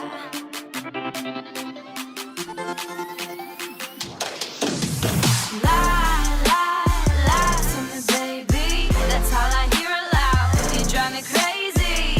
Lie, lie, lie to me, baby. You won't be hearing from me. Oh, you won't be hearing from me.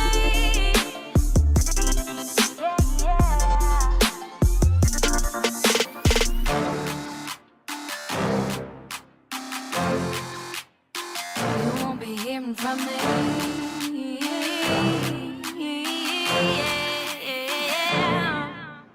Lie, lie, lie to me, baby. That's all I hear aloud. You drive me crazy.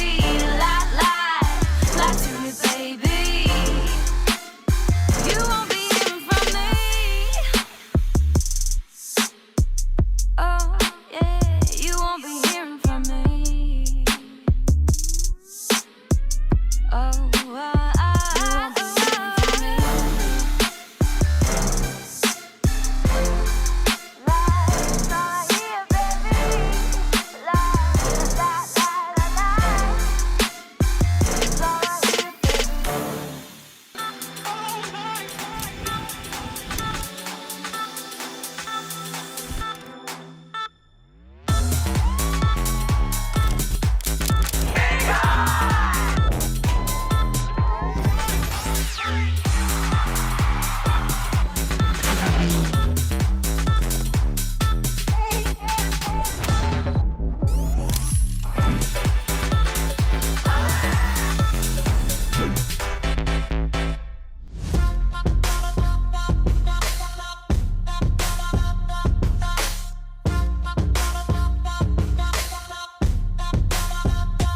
I run things, I got the power. Stacking my money every hour.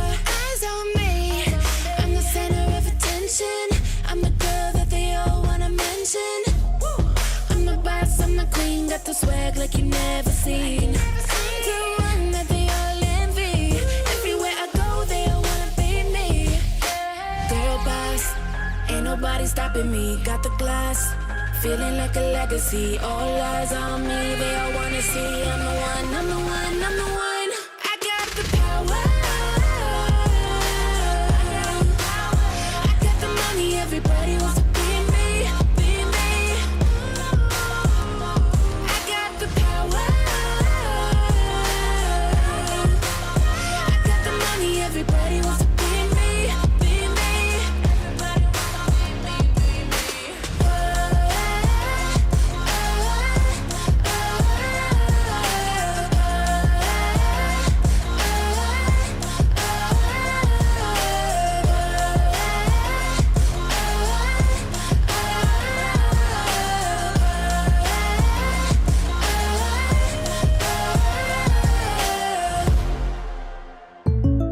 I think I'm the only person on earth who still plays Witch's Broom. You think so?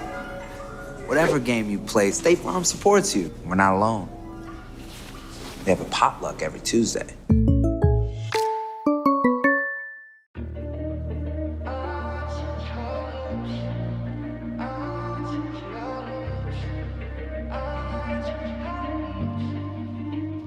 We're slamming every door. I can't take it anymore, not another day. I guess I wanted more. Whoa, 'cause I can't see it any other way. Blame it on the high notes, good times, memories only I hold in my mind.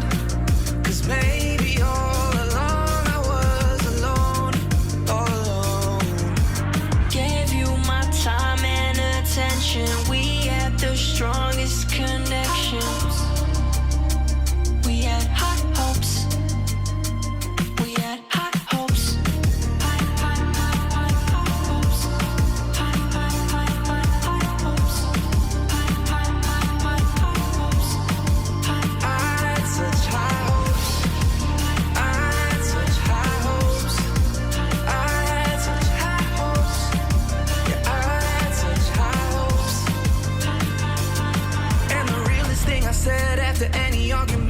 'Cause I love you and the hurt I caused was never my intent. I admit I was the one, I admit I did you wrong, I admit I could be better than I was. Turn a high hope into a letdown. You turn a good heart into a ghost town. 'Cause maybe all along I was alone, all alone. Gave you my time and attention. We had the strongest connections. We had high hopes. We had high hopes. High, high, high, high, high hopes. High, high, high, high, high hopes. High, high, high, high, high hopes. I had such high hopes. I had such high hopes. I had such high hopes. Yeah, I had such high hopes.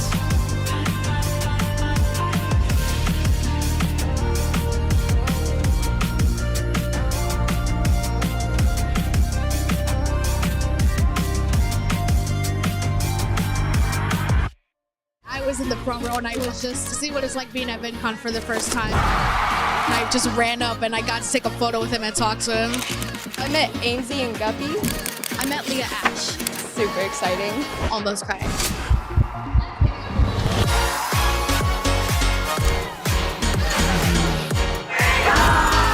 At VidCon, you don't know who you could be talking to, and as long as you express an interest in something, people are more than welcome to give you a chance.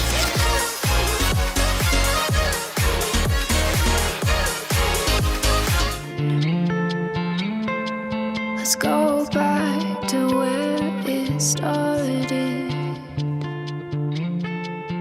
I miss everything about you, about you. Ooh, I miss my arms around you, around you. Ooh, nothing feels the same without you, without you. I miss everything about you, about you, about you,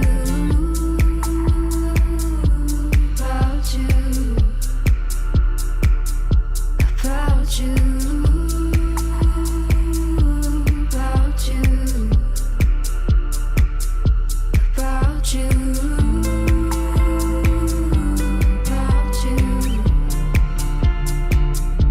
About you, about you.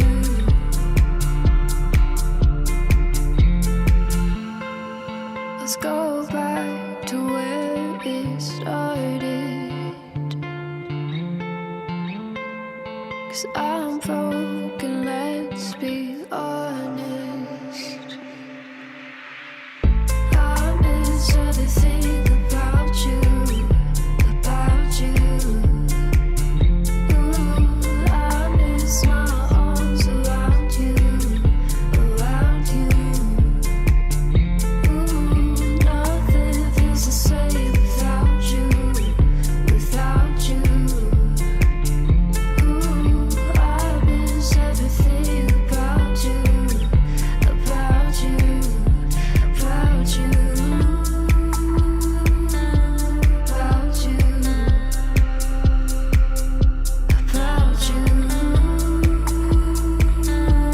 about you, about you, about you,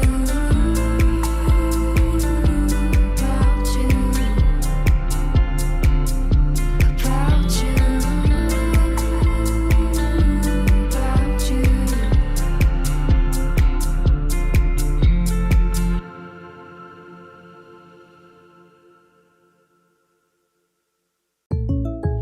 Jake from State Farm. I'm not ready for the final Boston Bake Wars. Oh, forget that. You've got State Farm supporting you. Hey, say it after me. I will unite the Muffinverse. I will unite the Muffinverse. I can't hear you. I will unite the Muffinverse and defeat the Crumb Crew. Yeah. Yeah. Okay. All right. All right. I gotta download a patch. Like a good neighbor, State Farm is there.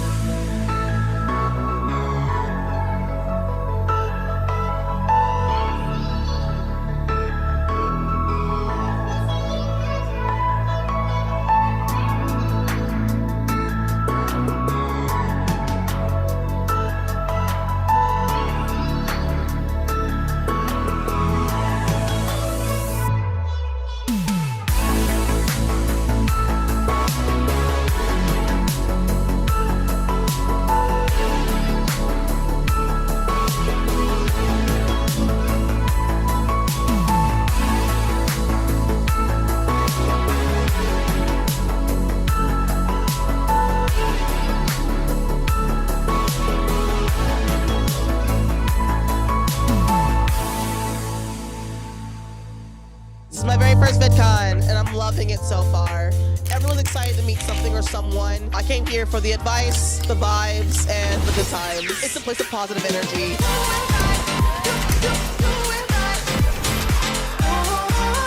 You can learn like anything/everything here.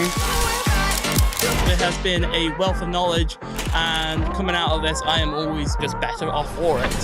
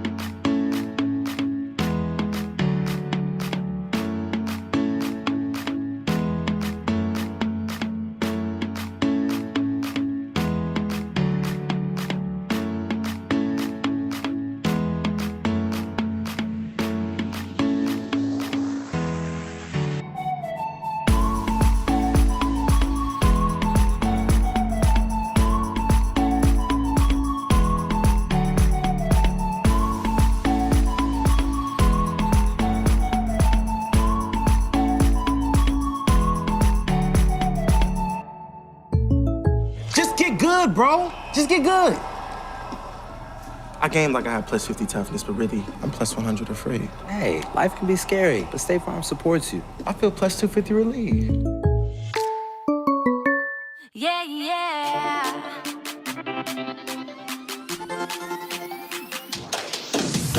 Lie, lie, lie to me, baby. That's all I hear aloud. You drive me crazy.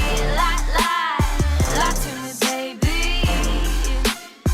You won't be hearing from me.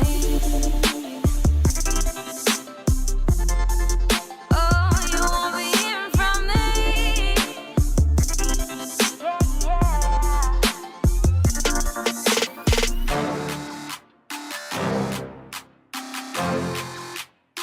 You won't be hearing from me.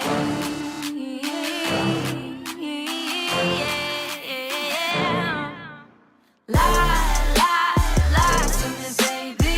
That's all I hear aloud. You drive me crazy. Lie, lie, lie to me, baby.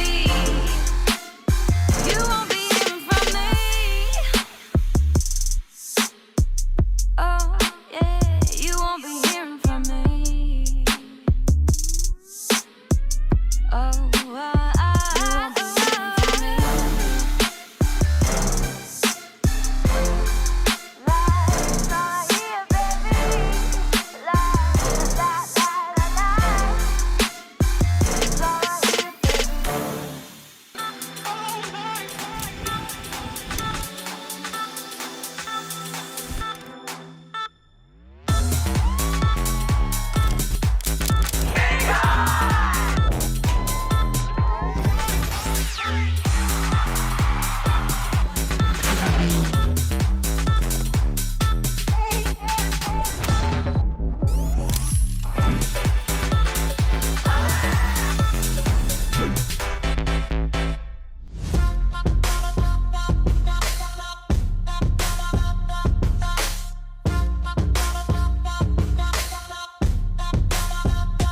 I run things, I got the power. Stacking my money every hour.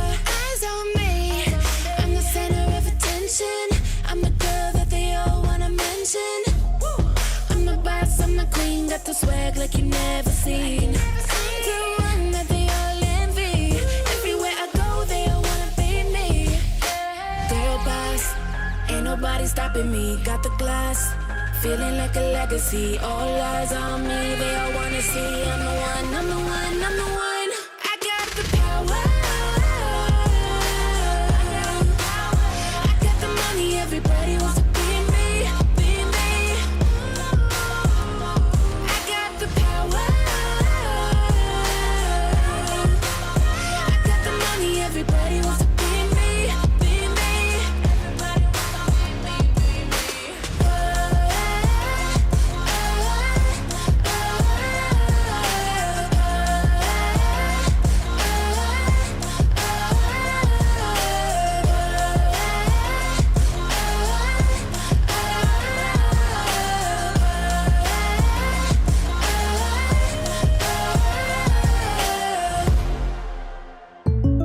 I think I'm the only person on earth who still plays Witch's Broom. You think so? Whatever game you play, State Farm supports you. We're not alone. They have a potluck every Tuesday.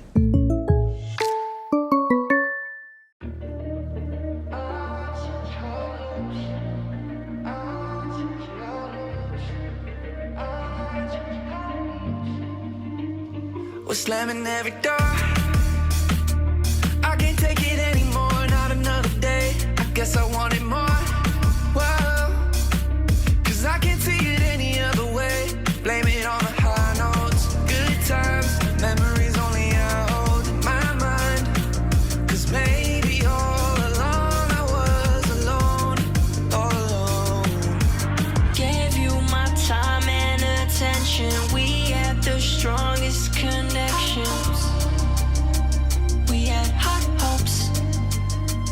We had high hopes. High, high, high, high, high hopes. High, high, high, high, high hopes.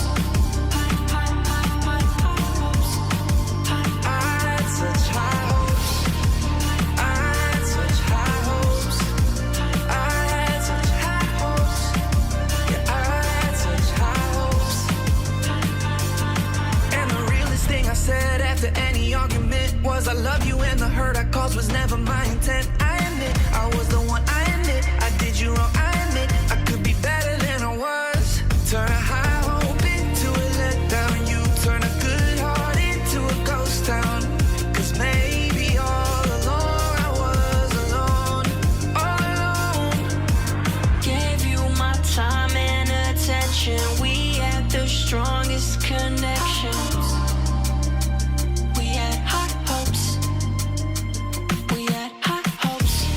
High, high, high, high, high hopes. High, high, high, high, high hopes.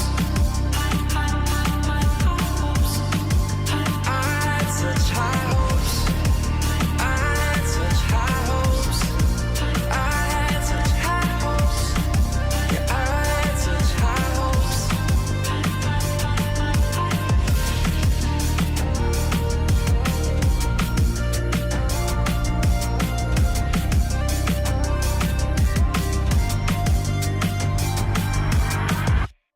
I was in the front row and I was just to see what it's like being at VidCon for the first time. And I just ran up and I got to take a photo with him and talk to him.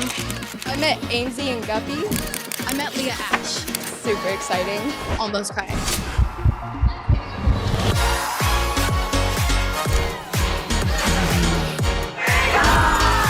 At VidCon, you don't know who you could be talking to, and as long as you express an interest in something, people are more than welcome to give you a chance.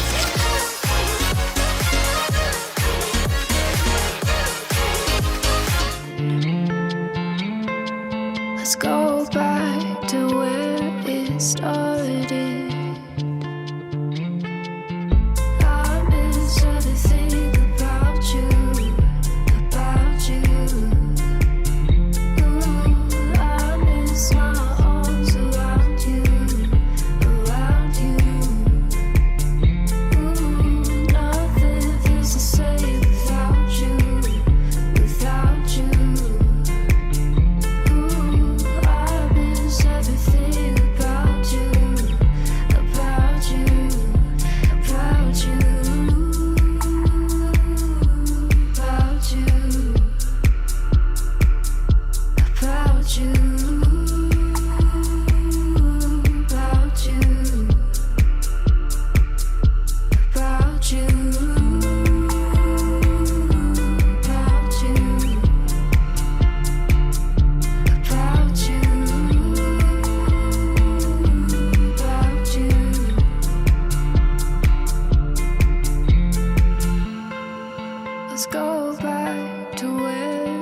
started.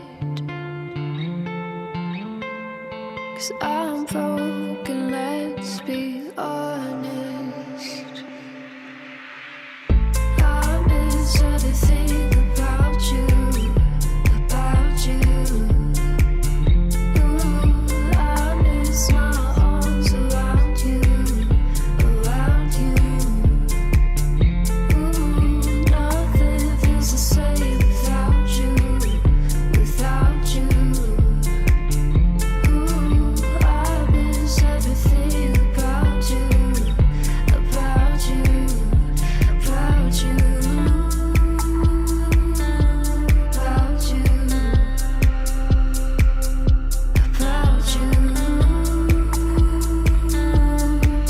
you,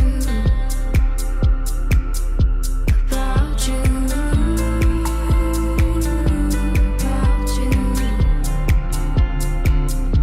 about you, about you.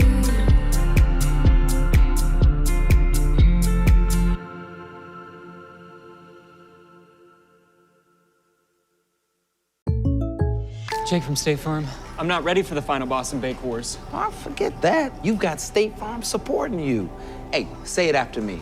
I will unite the Muffinverse. I will unite the Muffinverse. I can't hear you. I will unite the Muffinverse and defeat the Crumb Crew. Yeah. Yeah. Okay. All right. All right. I gotta download a patch. Like a good neighbor, State Farm is there.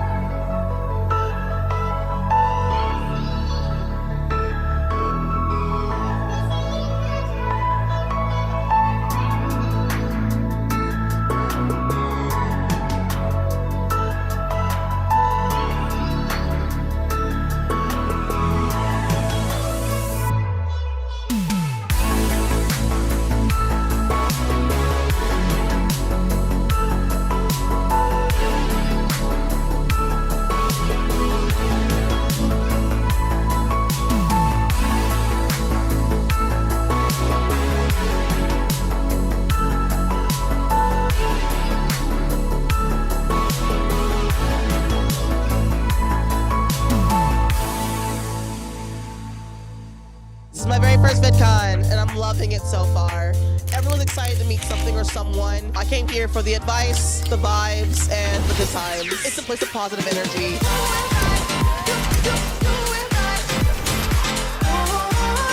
You can learn like anything / everything here. There has been a wealth of knowledge, and coming out of this, I am always just better off for it.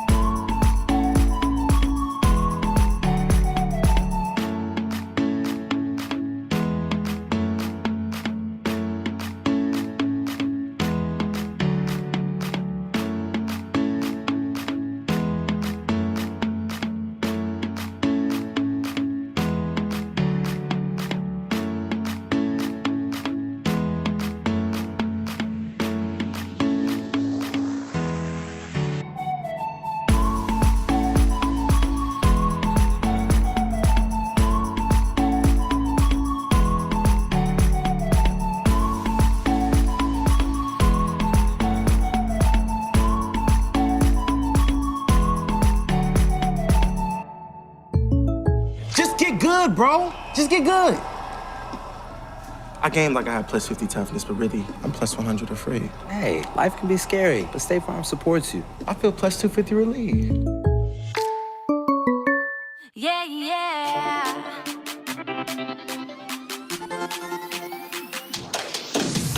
Lie, lie, lie to me, baby. That's all I hear aloud. You drive me crazy. Lie, lie, lie to me, baby. You won't be hearing from me. Oh, you won't be hearing from me.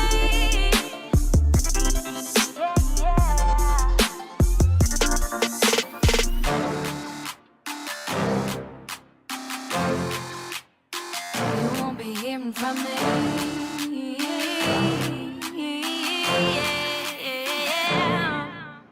Lie, lie, lie to me, baby. That's all I hear aloud. You drive me crazy. Lie, lie, lie to me, baby. You won't be hearing from me. Oh, yeah, you won't be hearing from me. Oh, you won't be hearing from me. That's all I hear, baby. Lie, lie, lie, lie. That's all I hear, baby.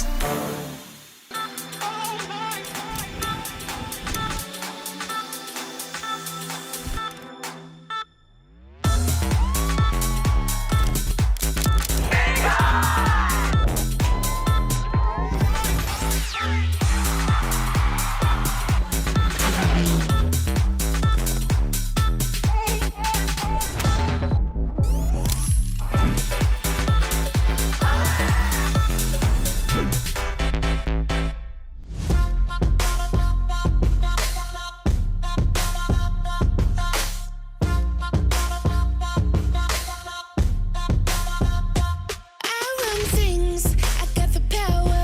Stacking my money every hour. Eyes on me, I'm the center of attention. I'm the girl that they all wanna mention. I'm the boss, I'm the queen, got the swag like you never seen. I'm the one that they all envy. Everywhere I go, they all wanna be me. Girl boss, ain't nobody stopping me. Got the glass, feeling like a legacy. All eyes on me, they all wanna see. I'm the one, I'm the one, I'm the one. I got the power. I got the money, everybody wants to be me, be me. I got the power. I got the money, everybody wants to be me, be me. Everybody wants to be me, be me.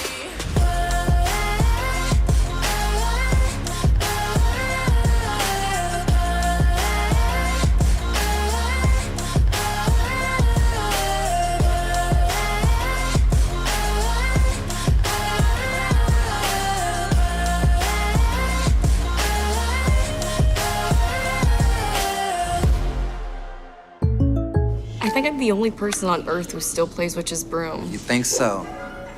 Whatever game you play, State Farm supports you. We're not alone. They have a potluck every Tuesday.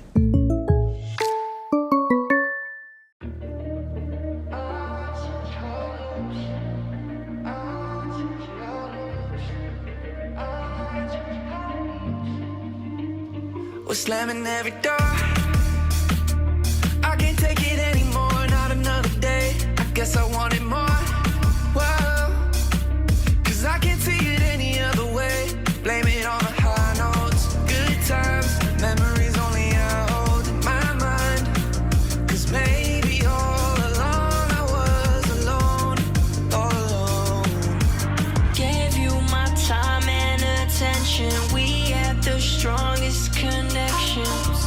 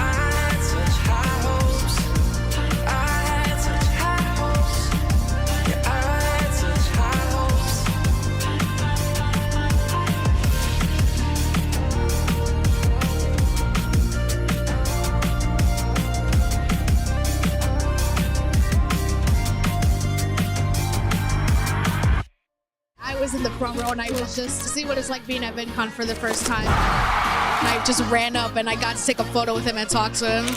I met Ainsley and Guppy. I met Leah Ash. Super exciting. Almost crying.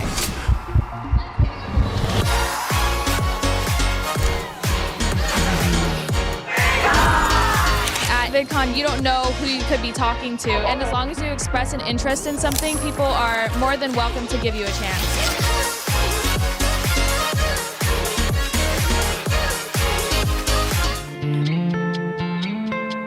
Let's go back to where it started. I miss everything about you, about you. Ooh, I miss my arms around you, around you. Ooh, nothing feels the same without you, without you. Everything about you, about you, about you, about you, about you, about you, about you, about you.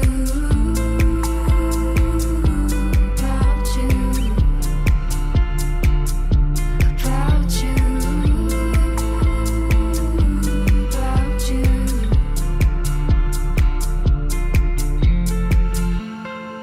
Let's go back to where it started.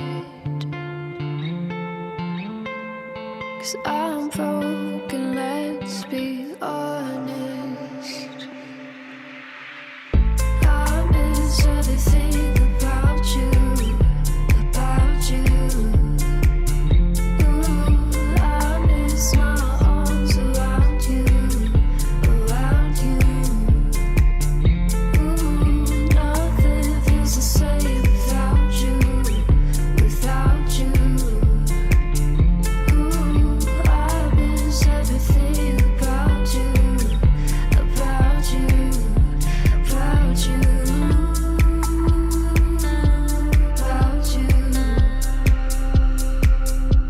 About you, about you,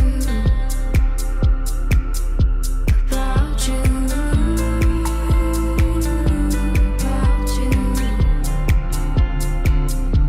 about you, about you, about you.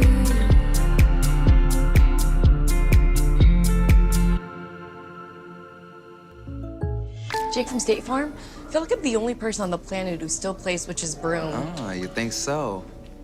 Guess who edits the Witchy Wiki?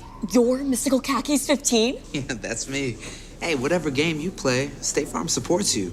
And we're not the only ones.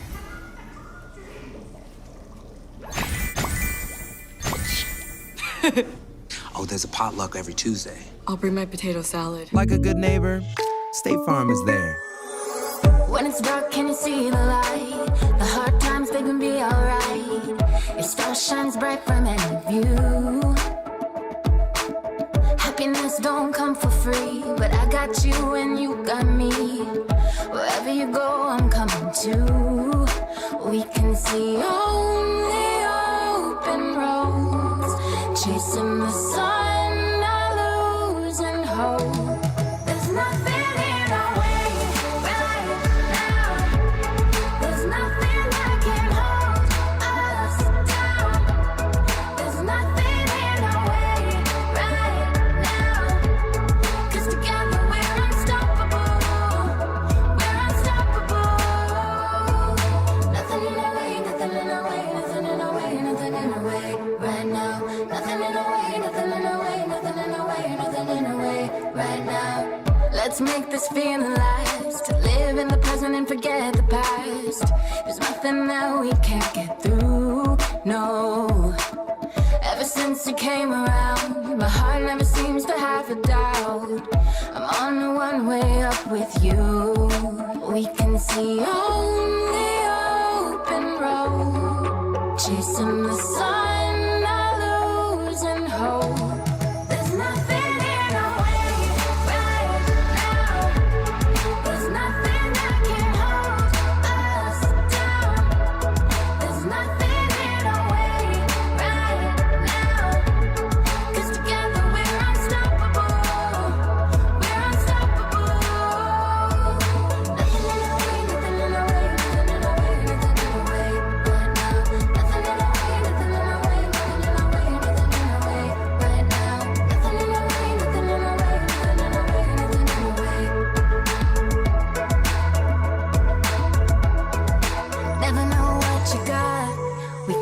whatever's broken.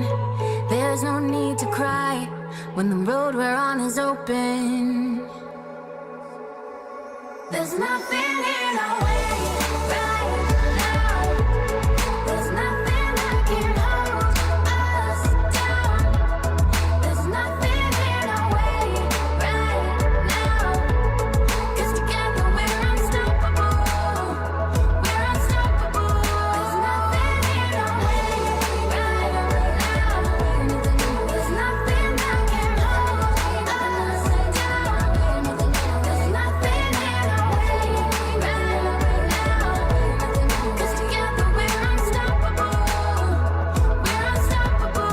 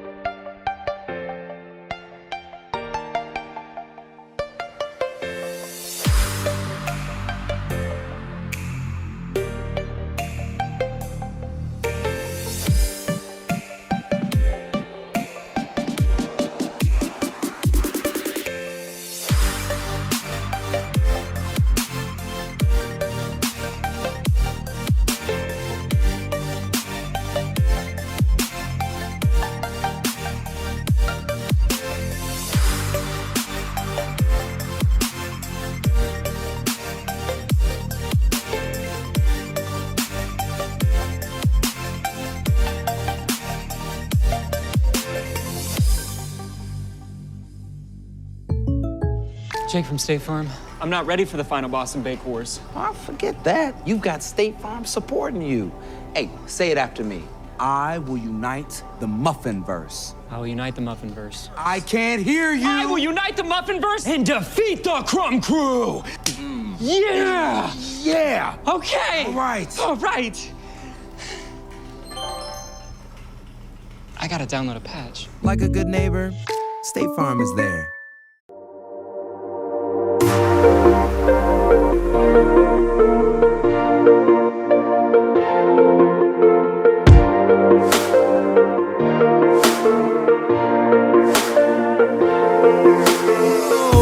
What's up, everybody? They can introduce me. What is up, VidCon? Wow, that's a good crowd. That's a great crowd. Can we hear? I can't see everyone because there's such bright lights. Can we hear everyone in the audience? What's up, VidCon? Woo! Wow, that is awesome. It's so great to see you guys.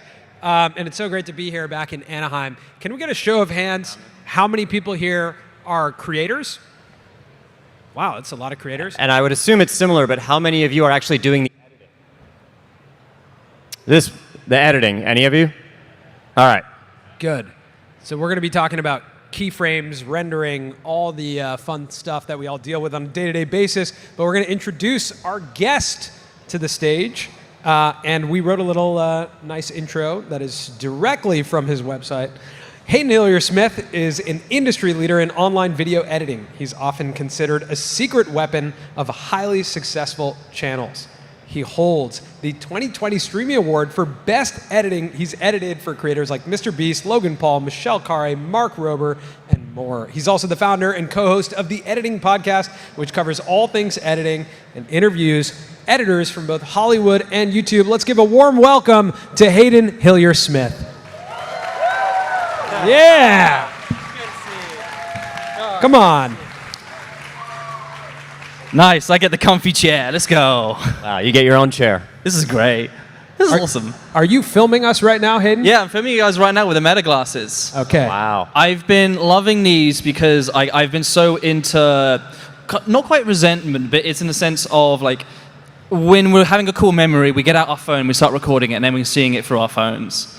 And that means we don't have the memory ourselves. Right now I'm getting both. I get to see you guys, I get to say to myself, hey, this is cool, and I have the memory recorded myself.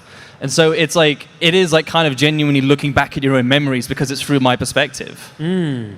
Yeah, I mean, I actually find those to be the most compelling piece of tech I've tried recently for a multitude of reasons. But I wanted to start with a quote that is the description of the Editing Podcast. Editing now is like what coding was during the .com era. Yeah. Just like everyone needed a website, soon everyone will need an editor. And it's still true. It's absolutely crazy. I think with the fact that, of course, it is still the most on-demand job. I think everyone in this next generation, what do they want to be? They want to be a creator. Like that's like one of the most hopefully biggest desired jobs. The comparison was everyone wanted to be an astronaut 20 years ago. Now everyone wants to be an influencer / creator. But what that means is all of that content that everyone's creating needs to be edited. And so the demand has just gone astronomically huge. Scales that none of us were able to predict. So, but what this means is we also need education. We also need, as creators, learning how to be a creator via your guys' channel.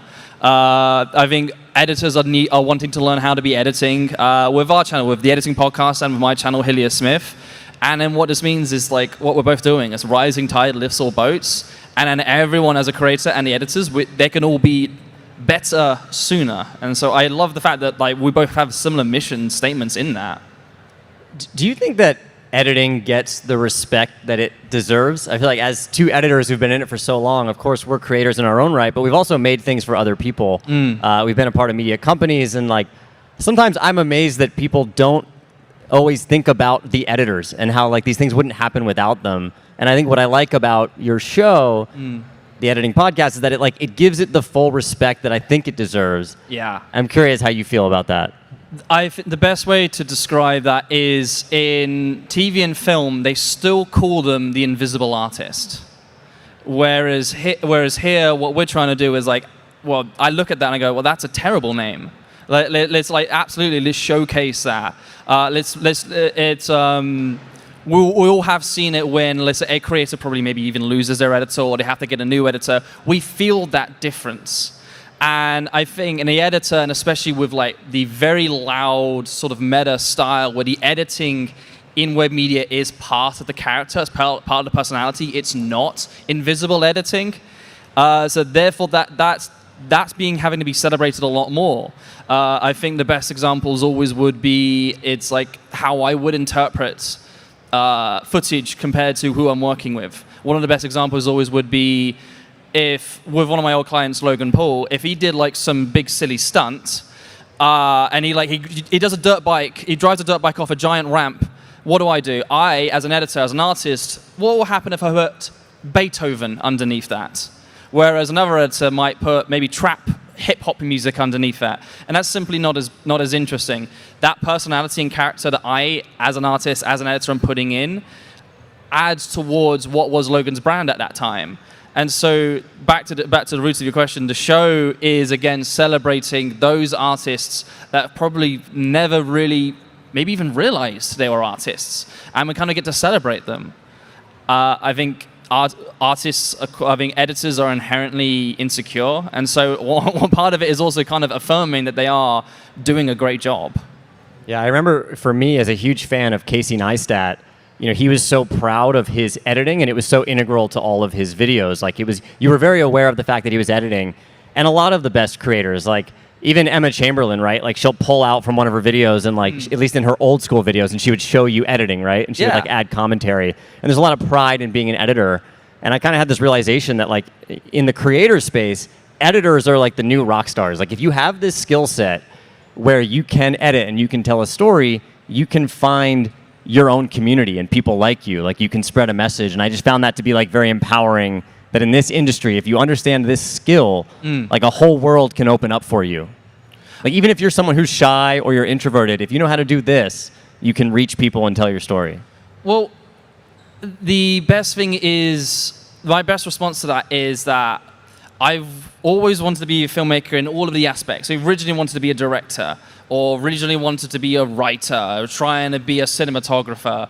And then, because that was me trying to find out where I want to be as an artist. And then I then fell in love with the editing aspect of it, because this is where I was able to find my expression. And especially with the expanding community aspect, I think so many more people are finding that you really, really can make the best version of your content in the editing.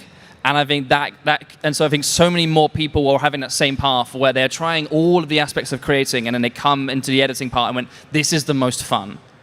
And also with a lot of creators finding out that they don't like being in front of the camera, or they don't like being the CEO, or they don't like trying to manage people. It's like, great, well, why don't I then work for this creator, and then therefore my only job is for me to just be an artist and be an editor for that creator. They do all the hard work and then I get all the fun. So I want to give a little bit of rundown of how we're going to do this. We're going to chat a bit up here. We're also going to leave some time for questions from all of you. So if you have a question, think about that. I'm going to ask you guys a quick question, but it's going to take you maybe some time to think. Your favorite piece you've seen this year, whether it's on YouTube, TikTok, could be also on Netflix, anything. Favorite piece you've seen this year from a storytelling and editing perspective. Let's talk through that. And I'm going to ask all you a question. Look to your left and right. Do you know the people sitting next to you? If you don't know them, introduce yourself. We're going to give you like 30 seconds. Introduce yourself. Tell them what type of content you make. I'm going to give you that time while they think of their answers. Okay, so what was my the best editing? We got to give them time to introduce. Oh, okay. It's genuinely quite hard to hear you guys, but yeah, we'll give them a sec.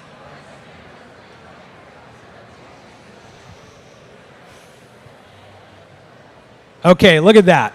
That is good networking at VidCon here. One of you guys may have just found your next editor. You might have just found your next collaborator, your next editor. I want to push you to do that while you're here in Anaheim, because the one thing that's amazing is like we all exist in these digital environments, and when we're here physically, we have this really amazing shared context that we all work together on bringing our creative ideas to life. And if you're sitting next to someone here at VidCon, most likely you guys have common ground. So if you're sitting next to someone, standing next to someone over the next couple days that you don't know, I'm going to urge you to just reach out your hand and introduce yourself. Now, best edited piece you've seen or best storytelling this year? Do you guys, it's from TV, do you guys watch Doctor Who? No. Hey. Wow, big Doctor Who fans here. Great. They kind of did a soft reboot this year, and honestly, it was really, really good. Except the season finale, that was kind of disappointing. But one episode on it was from an episode called .com Bubble, or .dot Bubble, or something like that. And the Doctor saved a planet of people, and like they saved them from bloody alien invaders. And in one of the main characters in that episode that he saved, he said to them, "Come with me, come travel with me. You'll be a great companion for me to traveling the universe." But what was an interesting thing is that since they had just recently recast the Doctor with an actor named Ncuti Gatwa, who was a person of color, they used that as a narrative tool. And that character that was invited said, "No, I don't want to travel with people of that skin." And that was like quite a deep like moment in the TV in that TV show. And there's this like kind of big dramatic music. Oh my God, this is like there's a horribly racist thing that's happening. And then as that character then leaves, the editing stopped. What I mean is that the music faded away. The editor probably had 5 different camera angles to cut to Ncuti Gatwa's reaction, but the editor just chose to stay on one shot for an entire minute and just let Ncuti Gatwa just react to what just happened. And he gave this incredible performance. I think quite possibly one of the best performances on TV this year. I really hope he gets like an Emmy on this or something. And then absolutely nothing. And then as soon as that reaction was done, the music just faded back in. There was a motivated cut towards the next bit of movement as that character continues leaving. And I love the fact that the editor chose to respect the performance by simply taking themselves away. The editor went, this isn't about me. This is about Ncuti Gatwa and his incredible performance. I'm going to let him do his thing. I'm done. And that was one of the most incredible moments for me in reminding, and one of the things I'm learning this year is less is more. It's quite common in what we do in our web media space that we kind of over-edit. We are quite loud with our editing. We're throwing graphics here and there. We're growing subtitles. We're slapping them in the face with this type of abrupt cut to say to us, hey, I'm an editor. I am here. And to see an editor to go, it's not about me, was quite a powerful thing. And it's something that I've been experimenting with a lot more. How can I edit something where the editing really, really is supporting the story and the personality and the perspective so much more, rather than saying, hey, this was edited. That's really good. I like that. That actually reminds me of recently I watched the Mr. Beast wilderness video where people were like surviving in the wilderness. Did you guys watch that video? So I was kind of surprised at the end. There's like two guys, and they're one of them really wants out. He wants out of the challenge, and the other one doesn't. I think recognizing that human tension playing out in front of the camera is inherently interesting. Yeah. And the team there, and Mac and them, like they allowed that moment to just be a human moment of two men on two sides of a coin trying to find an agreement. Absolutely. And I found that to be so fun to watch and so interesting. And I was actually like very much on the edge of my seat, like what is about to happen. And I think as human beings, we are inherently very vicarious and very empathetic. And so I watch that and be like, what would I do in that situation? What would I do in that situation? I think when you can do that, when you find a scene that allows you to live vicariously, you become very engaged as an audience member because you start wondering, what would I do in this situation? Yeah. Well, I think in editing in that, I often think about the butterfly effect. If the editors of that video knew that this moment kind of needed to be playing very real, that means everything up to it kind of has to set up for that moment to play in real time in a way. And so I think the editors of Mac and that team, they really wanted to make sure that they probably were doing their editing. And then I remember they kind of like just a droney undertone track. And then that was kind of it. And then just let them just talk. But they had to set it up with what I call like emotional variety. Give us this emotion, probably in editing, and then let this one be real. I think for me, when I think about what I've watched recently, it comes back to probably my favorite channel on YouTube, which is Yes Theory. Yeah. And you guys watch Yes Theory? So I watched one of their videos recently where Thomas goes to Afghanistan. It's a 50-minute video, and their cinematographer, Corey, shot it. It's shot like better than TV, better than film. Yeah. It's just beautiful. It's like so cinematic, and yet it doesn't adhere to traditional media rules. Like it still follows YouTube rules, which basically there are none. Like it's these beautiful shots, and yet there's funny punch-ins, right? When we need humor to Thomas's face. Whenever they need to fill a story gap that maybe they didn't cover while they were there, lower thirds are used, and it'll say a note from the editor, right? So like even though it's this beautiful story told through Thomas and Corey, the cinematographer, the editor is the third character, right? Tommy gets to add his voice, and his voice is more comedic. And so I feel like I'm watching a story being told by three people: the cinematographer, Thomas, who's the actual creator on the channel, and the editor, Tommy. But that's one of the biggest benefits that we have on web media is that sort of authenticity. It's one of our most valuable currencies.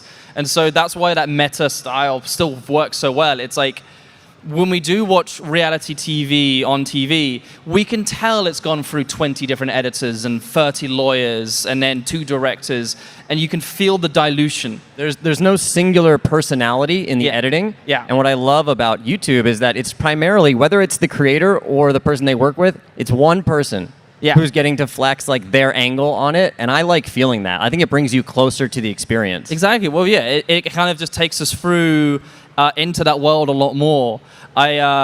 You reminded me of something that I kind of think about, where I feel like the camera, like let's just say we have like the experience ourselves. We have 100% of that experience. The camera can only really capture about 25% of it. It is the editor's responsibility to bring back that 75% that got lost and put that back into the editing. But then part of it is in the humor with Tommy. It's like, hey, they never told me who this person is. Yeah, this is quite an awkward moment for Amar. Let me do a zoom in on him so we can feel how embarrassed he is. Yeah. It's like it's also, and this is also something very fun about making fun of your boss. You know, totally. I think like there's no storytelling challenge that can't be solved with editing, whether it's like a lower third or a new shot, right? And I think in that instance with Tommy as the editor, he's like the voice of truth, right? Yeah. Like without his funny punch-ins or his added text, we don't know that something was meant to be funny, right? Or self-deprecating. And I think it's such an important tool.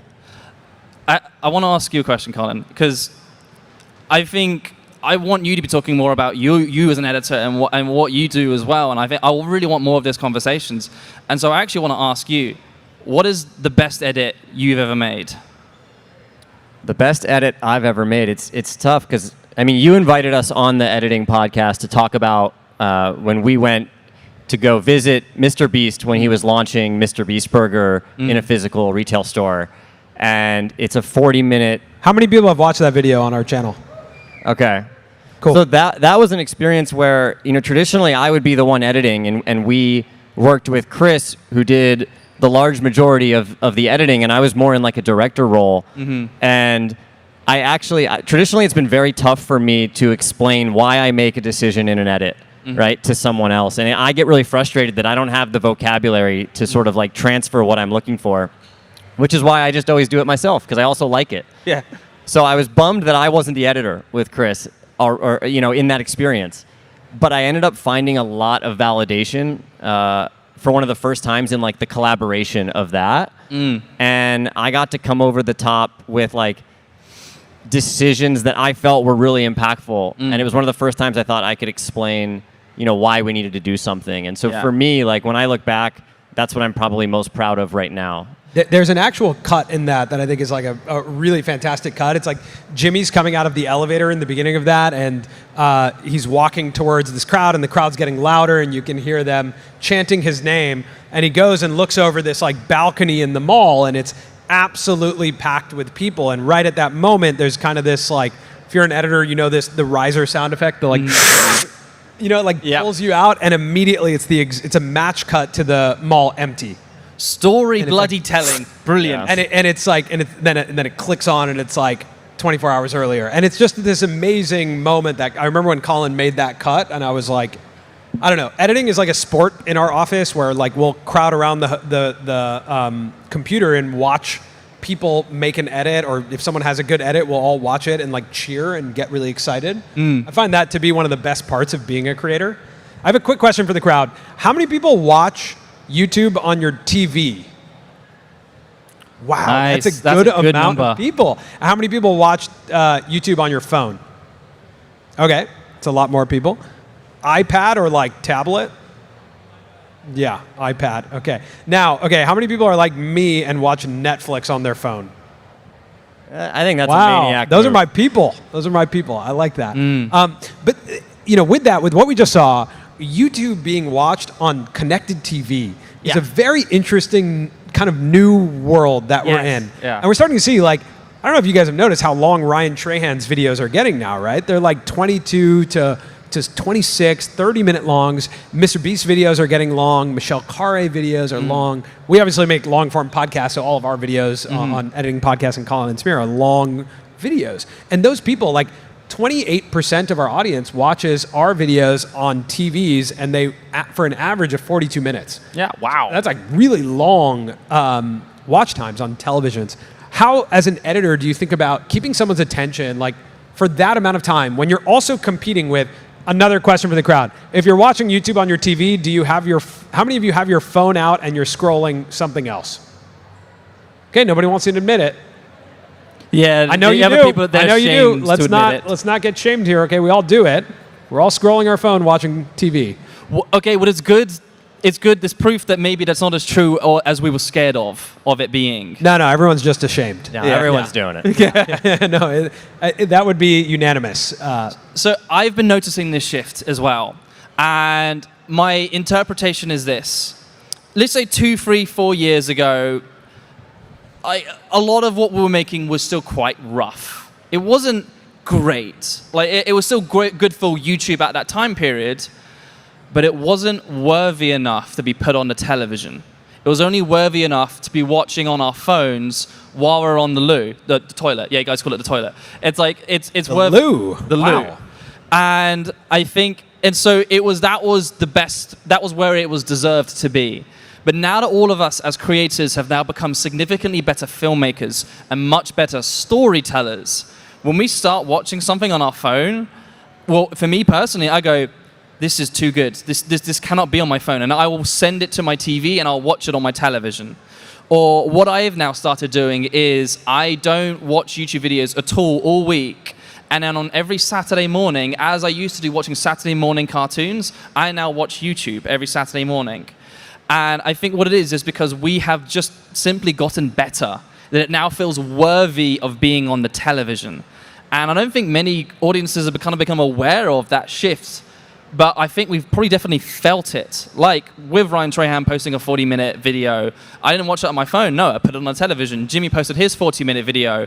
Still, I think one of my favorite videos of this year, I put that on the television. Which one? The one. It was 100? the 1 versus 100, and it was 40 minutes long. That was good. And he treated it as like a pilot to his Amazon Prime show. Yeah. It was like I had such a great time watching it. When Johnny Harris posts, when Michelle Khare posts, there's creators that I have decided to be TV worthy, and there's creators that I've decided to be phone worthy, and more creators. I would hate to know where we lie on that I list. feel like yeah.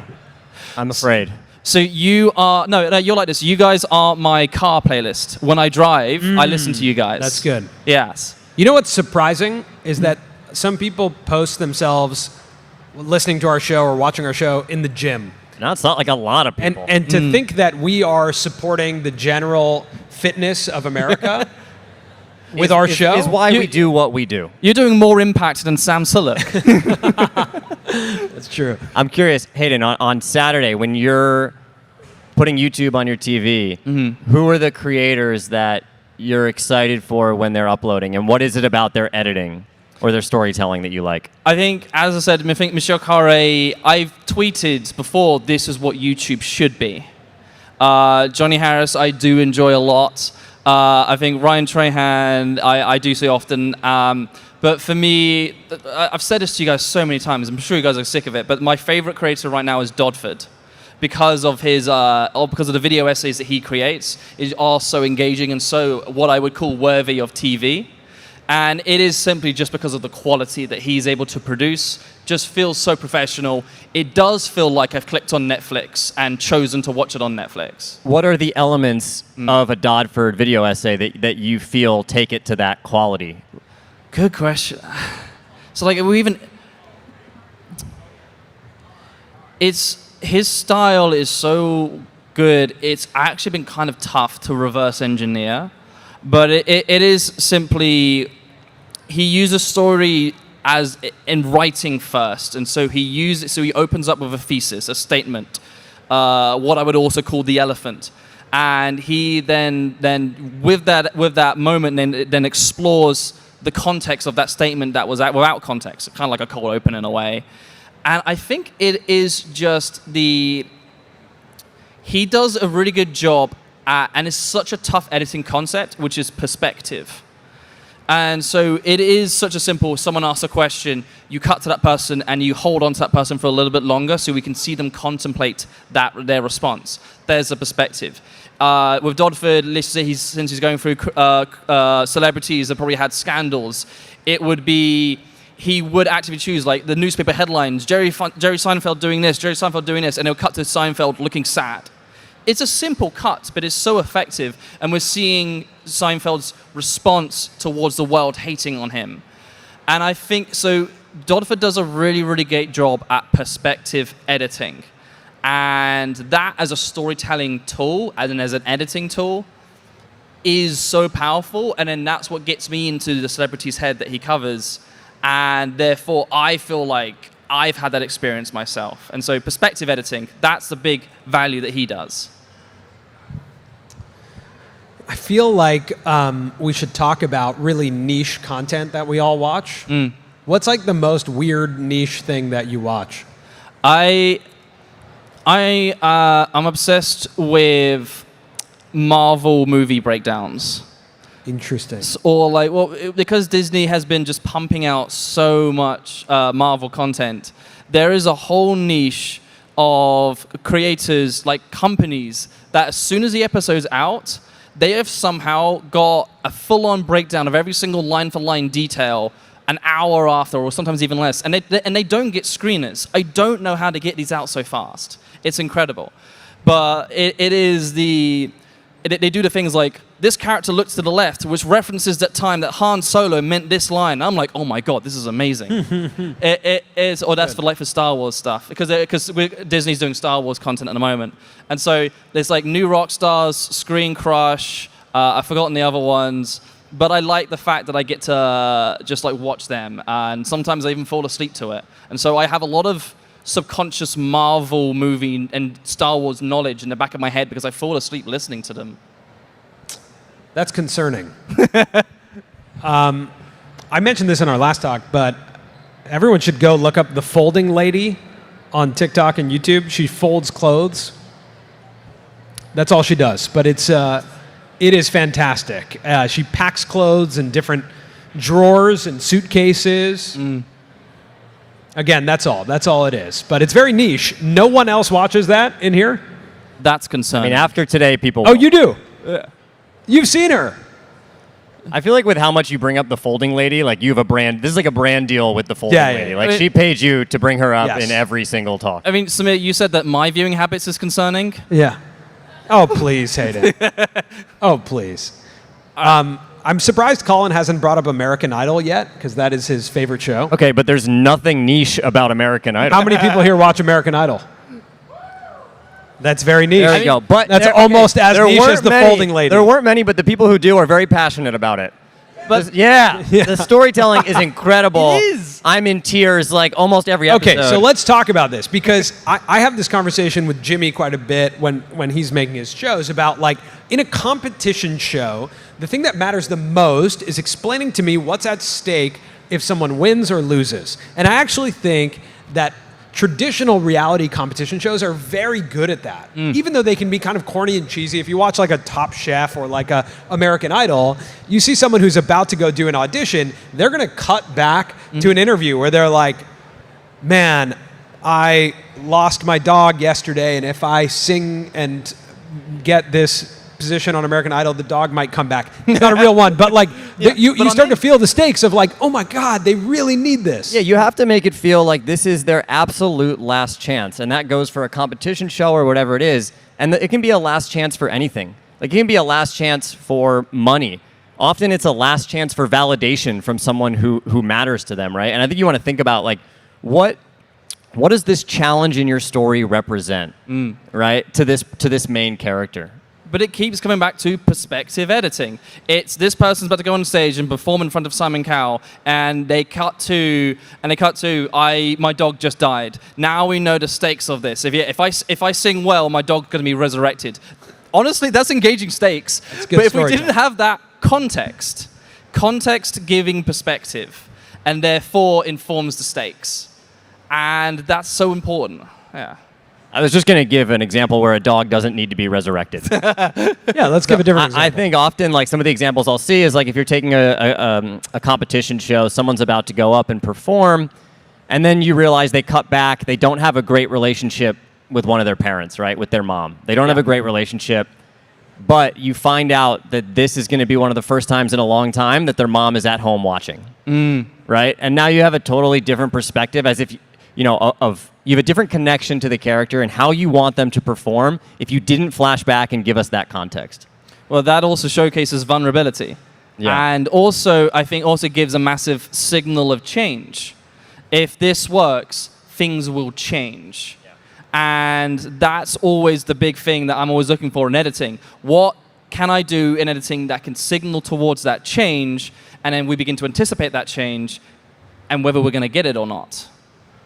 I want to shift gears a little bit because I know, the talk here is more about this intersection between editing like an artist, but also being able to build a business. And that is something I look at you as being one of the most artistic people in this space. And Thank you. when you text us or call us and give us a compliment, it's like one of the highest praises I think we can get. Thank But it's also been really exciting, to watch your business evolve. Yeah. Your main channel, the editing podcast, and some of the freelance work you do. I was wondering if you could paint us a picture first of just what does your business look like as a creator, as an editor? Okay, I think where's probably the best place to begin in this? I think it is a sad truth came to me when the time came for me to move on from Logan. What I then had the opportunity to be more of what I would call the editing influencer. I can have a better business talking about editing than actually editing. And that was quite an interesting realization. And so I went, actually, let me test this theory. And so that's what I have been doing for the more couple of years. And so more of my time has been dedicated to more towards building that business in terms of the brand of Hillier Smith, the brand of the editing podcast, and then also using like other income streams such as my course and making sure that that's the best product that it can be.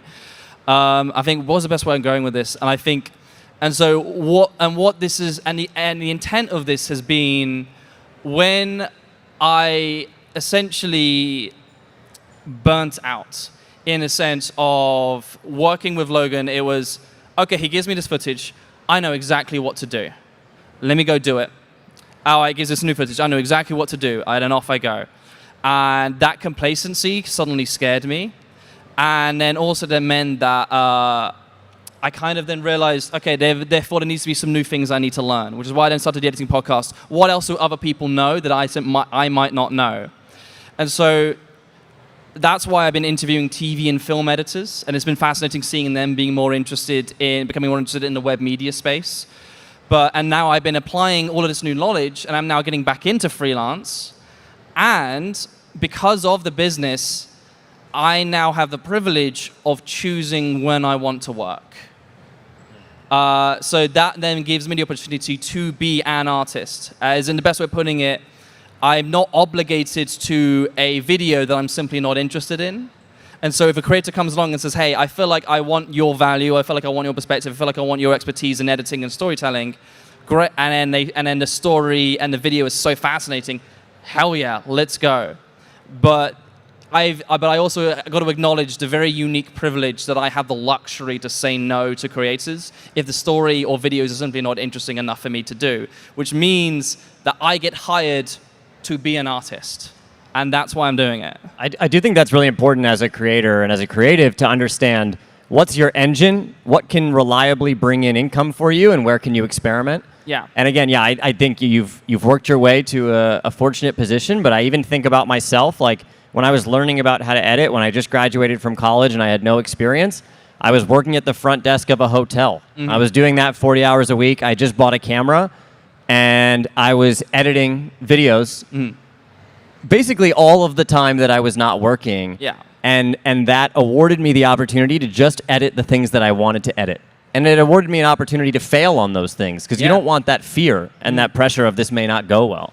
Well, and then also, I guess it gives you the benefit of you don't end up resenting editing. Yeah, it proves to you, like, if editing and art is not what brings you income, at least in the beginning, the way you spend your free time illuminates to you what you enjoy, right? I realize that, okay, I'm pulling all-nighters for the prospect of no money to edit these videos. So clearly this is something that I enjoy because I'm choosing to spend my time this way. It's energizing. It's like, this is so fun. And because you've been able to build that place where it's like these are the jobs that you're finding so fun to do, where it's a no-brainer that you pull an all-nighter because it's like going to sleep is boring. No, I want to keep editing. I think what's interesting though is that's exciting because it's new. Everything you're editing is new and it's different, and you feel like you're accomplishing something by making a video you've never made before. But to your point about when Logan was bringing you footage every day and you knew exactly what to do with it, that becomes uninspiring, right? And that I think is what's tough. Is like with a business based on creativity, you do require some element of consistency, and I find that to be the challenge of like consistent work that is similar is often work that will pay you back and create your income. But at some point, you're going to grow tired of that work. I think that's one of the struggles of like being an artist, but also being a capitalist and making money. Well, I think you've said one of the hardest parts, and this is a balance I am still trying to figure out. And it is being an artist. As I said, I have the privilege that I get to do these jobs that are specifically interesting me, but that is not my largest source of income. I would not be able to afford the lifestyle that I have if those were the only if I only worked actually 3 times a year. So that then means I have to use the other times to making sure that I can afford doing this business, so I can afford my lifestyle. Where am I going with this point? And I think it is one of the hardest things I've come to learn is trying to find that middle ground where what I would call being the creative capitalist, where you do build that environment where where things are a bit more sustainable, you can have that lifestyle, but then it also gives you the time to then be able to then be creative. Essentially, make the time for you to have your hobby. It's like editing, I still look at as a hobby for me. And I've made an environment where it's like, yeah, I can take a month off because I have a team making this content. Let me go make this feature film for these guys and then I've earned the right to have that hobby. Can I just share a gripe I have that has almost nothing to do with this? Thank you for the permission in the front row. So when you go to a hotel and they have like a smart TV, and they have Netflix and Hulu and all these apps on the TV.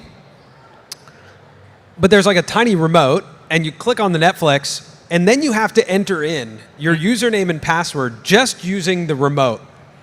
I find that to be one of the worst experiences in just general content consumption. I'm not sure. People are agreeing. Can we get a round of applause for that gripe? Thank you. I feel like you just turned into like a politician on a new platform, and everyone's coming around. If there's one thing I could change, if I was the mayor of Hilton Hotels or whatever, the president of Hilton Hotels, this is what I would do. I would make a hotel login so you don't have to log in. And you can see what the person in the previous, who stayed in the room previous, was watching. Where do I invest? That's right. Okay, I do want to we have some time for Q&A. If you have a question for any of us, or if you just want to share a gripe, you can line up like here, in the middle here. Yeah. And either we'll try and hear you, or I'll bring a mic down so you can ask us a question. Feel free to come down. By the way, Samir, I'm going to call you out. That was a very, very good subject change, because I think we end up being a bit of a circle jerk. So yeah, that was a very good subject change. Okay. All right. Oh, wow. We're going to try our best to hear you. If we can't hear you, I'm going to run down with the mic.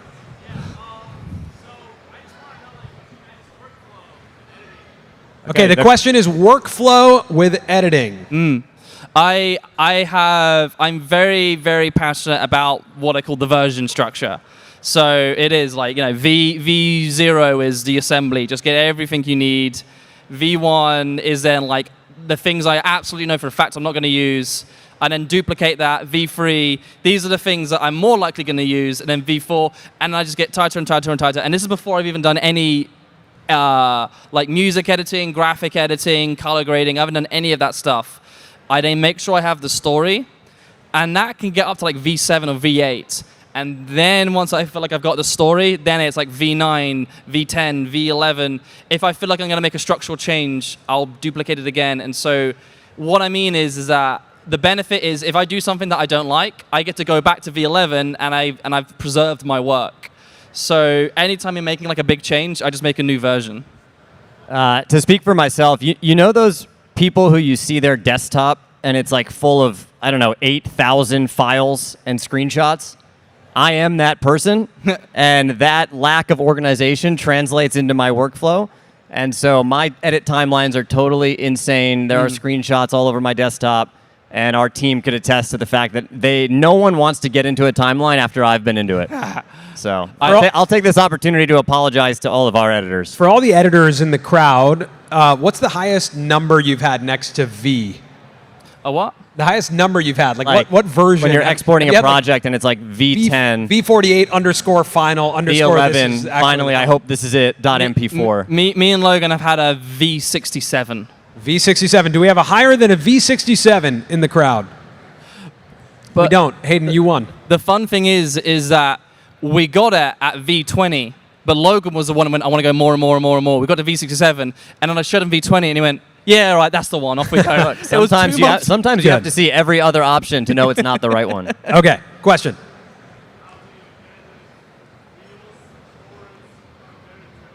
Great question. All right, question is, how do you edit short form content, reels and shorts, as opposed to long form? And what? Yeah, and how do you teach someone? This is great. I have so many thoughts on this. It's amazing. I find short form content to be so unbelievably different from long form content. I think in the same way that in a long form YouTube video, the title and thumbnail is what's going to grant you the permission to tell the story. I think in short form content, it's the first frame, right? So when you're scrolling rapidly, if you've ever watched someone scroll or you scroll short form feeds yourself, you're moving at an incredibly fast pace. And I think this is the question of like earning permission to tell a story. In long form content, it goes title, thumbnail, click. You've earned like 10 seconds, right? And you hook them with those 10 seconds. They're like, oh, okay, that's pretty good. You earn another minute, and you earn it in chunks. I think in short form content, you earn permission in like 1 to 2 second windows. So the first frame has to be so incredibly visually engaging that with our team, we work on first frames a lot. Visual hook, and if not visual hook, then also like question hook. So an example would be like, if someone is about to kick a soccer ball, there's kind of this visual kinetic energy to someone running up to kick a soccer ball that in my head it creates this unclosed loop that I have to see them kick the soccer ball. And then once they kick the soccer ball, if I realize, they're trying to get that soccer ball down into the stadium, into this like tiny little hole, and now I'm even more engaged tracking the soccer ball. So that translates at scale to being like with short form vertical content, visual hooks matter a lot. It has to be able to be watched without turning on the sound. Can I understand this story without turning on the sound? And does it evoke an emotion such that I need to share this with a friend? If you saw our most recent interview with the head of Instagram, Adam Mosseri, he talked about how the main driver of ranking in the algorithm on Instagram was sends. So if you think about that, it's like short form content is a unit of conversation. It's meant to be like, if I see something funny, an editing meme or something, I'm going to share it with Hayden. It's a unit of conversation. Do you agree with that in short form? What he said. Yeah. Okay, good. Yeah. So how you teach it, I think you watch and rewatch a lot of successful short form content and try and understand why it's successful and break it down frame by frame. The good news is it's not so long, so you can do that. I think adding on to that, one of the biggest lessons always is going to be you need to not assume that they know. Like everything you've just said there, why would you assume that the editor you've hired is also going to know that? You might know that, you probably had that experience, but you had to learn it. So why should we assume that this editor also knows that? So the biggest responsibility is simply the communication. You have to be the teacher. You have to understand your own philosophies. If you can't verbalize your editing style, that's what you need to work on so you can then teach them that. And then most importantly, bottom line is actually patience. It took you a long time to figure out your editing style. So again, do not assume that they're going to be able to pick it up straight away. It's going to be an iterative process. It's going to be a little bit slower, and it's going to be a lot more frustrating. But then there's going to be a day when they're just going to get it. And then that day is a day that you've been working towards, and now your life is so much easier, and now you two can communicate. And so that's a lot of it is on you, and not assuming that they know, and your responsibility to teach them. Yeah, I would agree with that. I think you need to expand the timeline of expectation of when they're going to figure it out, right? It takes a long time, it takes reps, and like Hayden said, it just takes patience. Yeah, I also think the one thing that I like to think about in short form content is, are there any more questions, right? So like if you are watching any piece of content, I think any good story, if you're watching it and you go, do I have any more questions that aren't answered? the answer is no, then actually the piece of content is over, right? Either you have to introduce a new question or have a existential question that's being asked by the piece of content. Yeah. Thank you. All right, what do we got? Hello.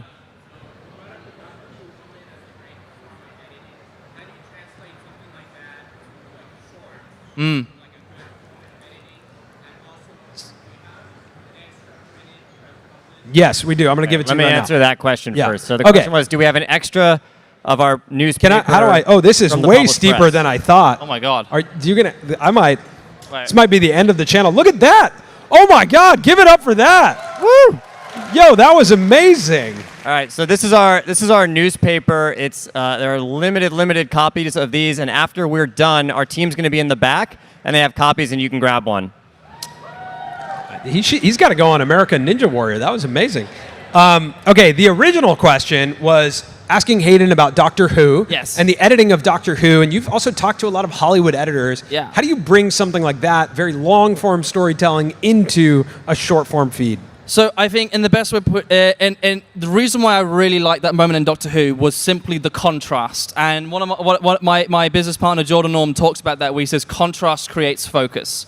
And so if there was that moment that I actually kind of wanted to play in real time, I would probably have relatively what I would call loud editing just before. Maybe even you even did it in your guys, like have that riser, maybe like a loud noise. It's getting quite you feel like you're anticipating to something, and then you cut, and it's kind of this beat of silence, and then maybe you have that real-time moment happen in real time.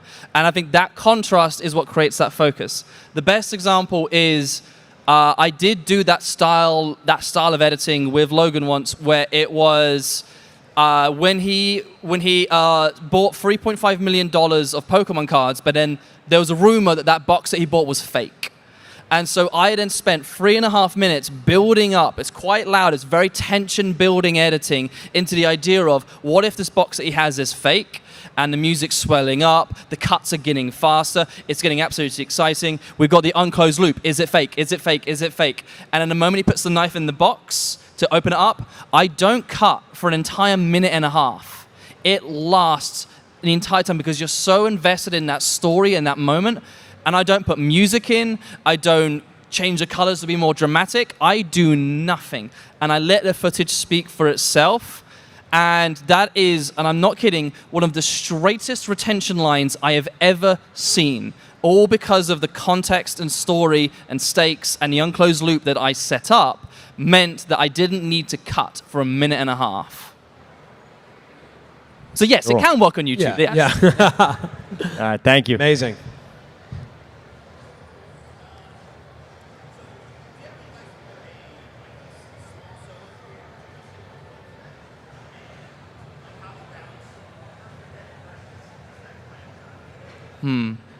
I think we got to keep the questions shorter for everyone else in line, because it's got to be really weird for all of you to not hear anything. But we will reiterate the question. I didn't really hear the question. Well, the first question was, if you're just starting out as an editor, what advice do you have? I have to be completely honest. I think it's just been so long for me being a veteran editor. I feel like any of my advice is outdated, if I'm honest. I'm not sure I can answer that question comfortably. What was the first software you edited on? What? First software was Sony Vegas. Mine was Windows Movie Maker. Yeah, well, it was Windows Movie Maker, but professionally it was Vegas. But yeah, Windows Movie Maker, So that was where it all began. Yes. You caught me. Wow. Yeah. I was too ashamed to admit it was Windows Movie Maker. I think editing is like, I don't know, if you wanted to get good at sports and like play basketball, the advice would be like, go play every day. Right? Like literally shoot hoops every day and fall in love with shooting hoops. And I think that's the thing, is like, if you're really into editing and you're like committed to it, if you're editing and you're like, this sucks, you're not going to solve it. Editing is just deciding what you like and what you don't like. Yeah. So you just want to find out what you like. Like it's all about taste. And I think taste just happens by watching stuff and realizing if you like it or not. Like for me, when I first started out, I'm just copying things that I've seen that I like. Like I'm copying something that I like stylistically, but showing it to a different audience, right? And I'd probably look back at that stuff and kind of cringe now at it, and it's technically messy. but I know that my intentions back then were still based in the taste that I have now. Yeah. You know, and that's what matters is like, do you have taste? Because at the end of the day, it's actually not that complicated. It's just like, I like that clip. I don't like that clip. I want that clip before this clip. In that case, then I think adding on to that, one of the big things I still do today is understand the gap between intent and execution. When you're a beginner, you visualize as execution, but you simply don't have the experience to achieve that. And so you have intent and execution, and you have this massive gap. And some people get so scared of that gap that they give up. Whereas you got to have the relationship of, oh, awesome, look at this journey I'm about to go on, trying to find out how to close that gap between intent and execution as an artist. Thank you.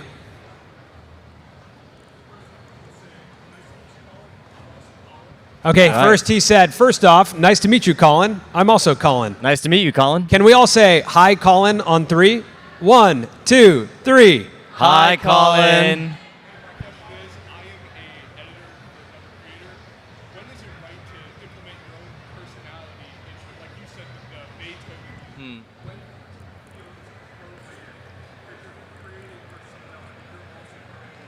Colin is an editor for another creator, and he's wondering when it's appropriate to put in his own taste, his own style into the edits, like Hayden did with the Beethoven music when Logan was going off the jump. Did I get that right? Yeah. Great. I would say, well, so for me, when I freelance with creators now, one of the biggest questions I ask is, what is your editing style? What is your editing language? And so I attribute in making sure that I am respecting that.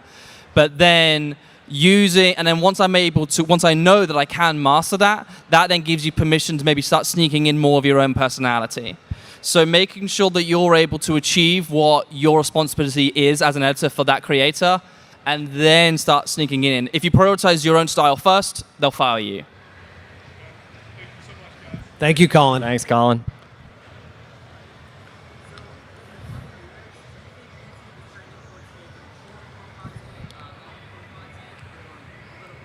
In the coming years, is YouTube favoring short-form content, long-form content, or a little bit of both? Why can't it be both? It can be both. I think people ask the question of like, is YouTube favoring it? I think we also have to ask the question of like how human beings are engaging with this, like how audiences are reacting. I think it's actually a pretty big deal that so much YouTube viewership is happening on connected TVs, because that suggests like very long form, and how hard it is to change the video you're watching on TV is pretty emblematic of people wanting to watch longer form content. I think short form video is short form video. I think long form video is a grouping of storytellers and creators. Does that make sense? What I mean by that is like Colin and I talk about memorable views versus forgettable views. I don't think any of us can count how many short form videos we watch in a week.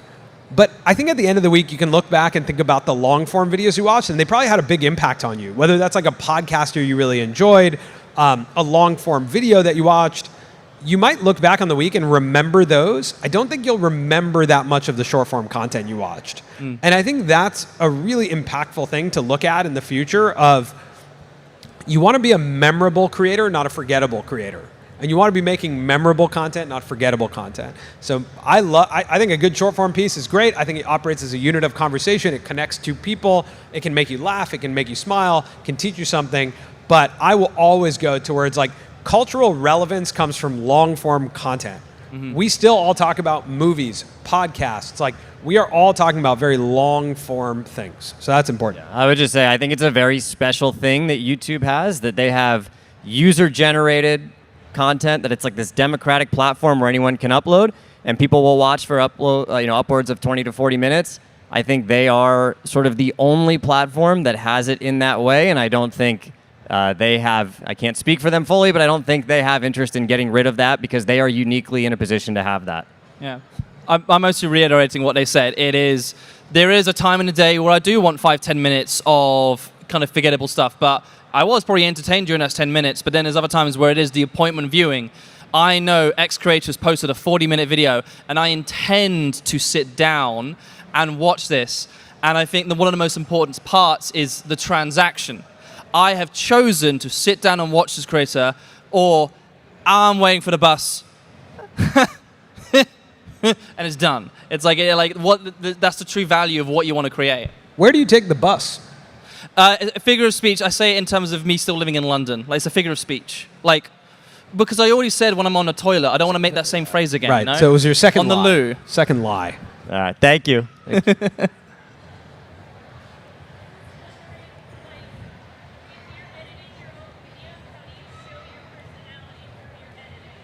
Ooh, if you're editing your own videos, how do you show your personality through your editing? I love that. Well, I think a lot of it is, part of it is the introspection, understanding what is it that you are wanting to create. And part of it is, there's the quite common, still like an artist concept where I like this creator, what they do. I like what this creator does. I like what this creator does. And then you get those 5 sources of inspiration. And then what happens if you put all 5 of those together? And if those are the 5 things that you like the most, that could potentially be your personality. It can be your style. That can be one of the ways, but that's like an outside-in inspiration. The inside-out inspiration is simply going to be the experimentation. Like, what happens if I have this scene or sequence with this track? It didn't feel like me. What happens if I try this one? That didn't feel like me. Let me try it with this edit. That felt really funny to me. That felt very entertaining for me. And so it's also paying attention to your own reactions as you're developing and editing that video. And then over time, you will understand your own personality. Like, part of our lives is understanding ourselves. That's just simply part of the process as well. I would say show one of your videos to someone who knows you really well, whether it's a family member or a friend. Because they'll know, right? Like, they can probably tell, like, oh, that is like you. You're a silly person. You're a serious person. You're someone who's not afraid to make fun of yourself. Like, you know, that stuff comes through, and sometimes you want to show it to someone who knows you, and they'll be able to tell you.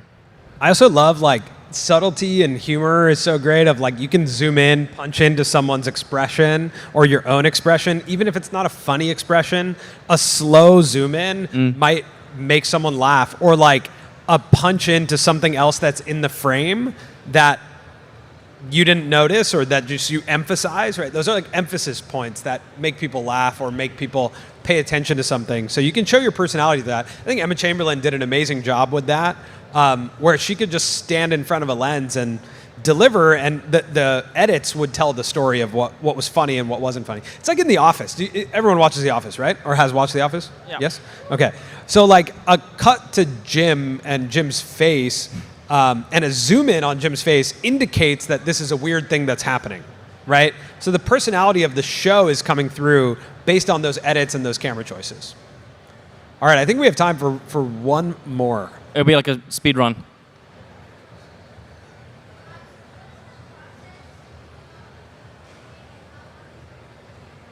What is the great question? What is the process of editing, and how long does it take?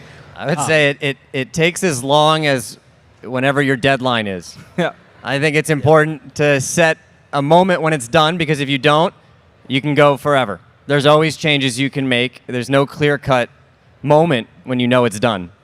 George Lucas once said, "Films are never finished, just abandoned." Woo.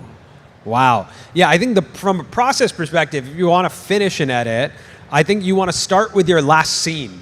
Where am I trying to go with this story or this movie? If you're making a movie about getting ice cream, then how does it end? Do you get the ice cream? Do you not get the ice cream? Put that in the timeline first and understand how to work your way backwards to, well, how do I get people to the emotional result of the end of that?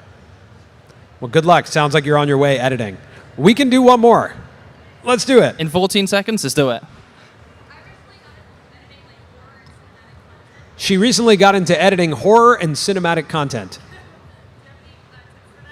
And she is asking us if we have any tips. Well, I'm horror. currently editing a horror documentary at the moment. Oh, we're at time. It is, I would say, I'm trying to do the less is more thing. It's like, if I'm having to tell the audiences to be scared, they're not going to be scared. They're not going to believe it. And so actually, even for me, I'm trying to be as real as possible. But then also in the same sense, I'm trying to be loud at a scene before. So therefore, the next scene where they're like doing the ghost hunting thing, it's a lot more tense and it feels a lot more real. I think, honestly, horror genuinely has to be the less is more, because that can risk into just being unbelievable in the worst way. I would say omission is really important. If you Yes. think about Jaws, you Yeah. don't actually see the shark, and it's scarier that you don't see the shark. Yeah, the withholding Our information. mind is better at being scared than like seeing something that's supposed to be real. You have to use human imagination to your advantage. Yep. So if you omit things, we will make way scarier things. Like the worst thing ever was that one Alien movie, Signs, Yeah. where you see the alien. It's like, now I'm not scared. That alien looks friendly. So if we didn't see the alien, we'd be more scared Yeah. because we'd imagine it. Withholding. Yeah, you're right. Sweet. Okay, I think we're at time. Okay, amazing. We are at time. Thank you guys so much. Again, look around, meet each other, and let's say one collective bye, Hayden, on 3. Okay, ready? 1, 2, 3. Bye, Hayden. Thank you guys so much. We will see you on the internet. Also, our newspapers are in the back. If you want one of our newspapers, head to the Go back. grab our team will be newspapers. back there with free papers. We've got stories about creators in here. Sure.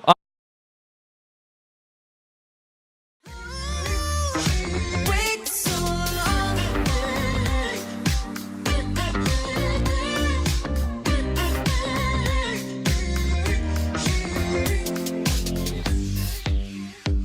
So much unsaid inside my head. I want to say to you, can't wait forever. Just tell me whether you feel the way I do. Just let it out on the roof without just say I feel it too. We can't keep on going on like this. Come on and make me jealous. You've got to turn it on. You know I love the chase, but I can only wait so long. Come on and make the effort. Don't leave me hanging on. You know I love the chase, but I can only wait so long. Wait so long. Wait so long.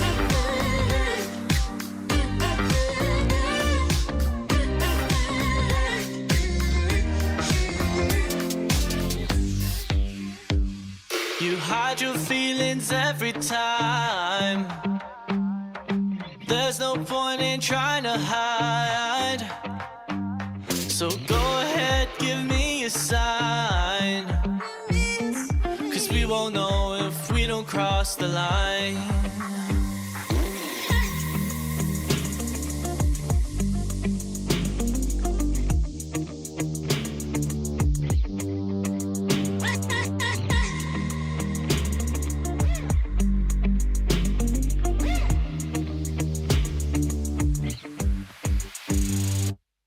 Come on and make me jealous. You've got to turn it on. You know I love the chase, but I can only wait so long. Come on and make the effort. Don't leave me hanging on. You know I love the chase, but I can only wait so long.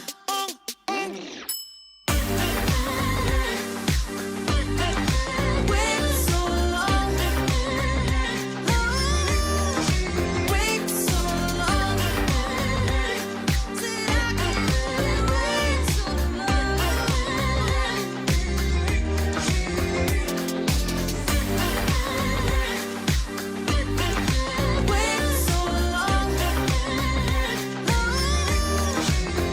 so long. Wait so long.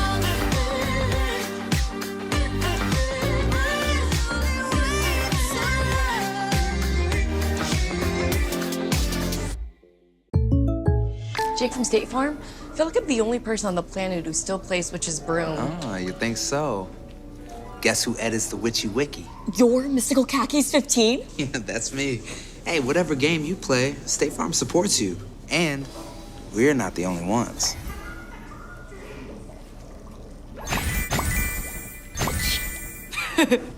Oh, there's a potluck every Tuesday. I'll bring my potato salad. Like a good neighbor, State Farm is there. Flash, flash, Polaroid, picking up steam. Watch it hit the metal so shiny. Shutter too slow for real. Boy, you know you can't catch me. And I know what you say when my back's turned, baby. You're chatting smack about me, but boy, I know you think I'll stay. So what you scared of? You think I know what I'm gonna do? You better make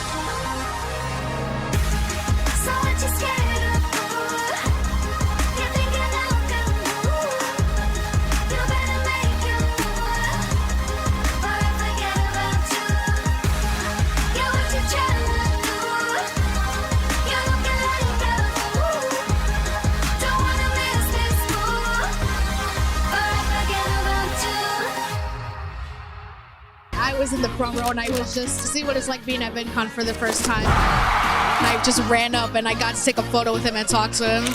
I met Ainsley and Guppy. I met Leah Ash. Super exciting. Almost crying.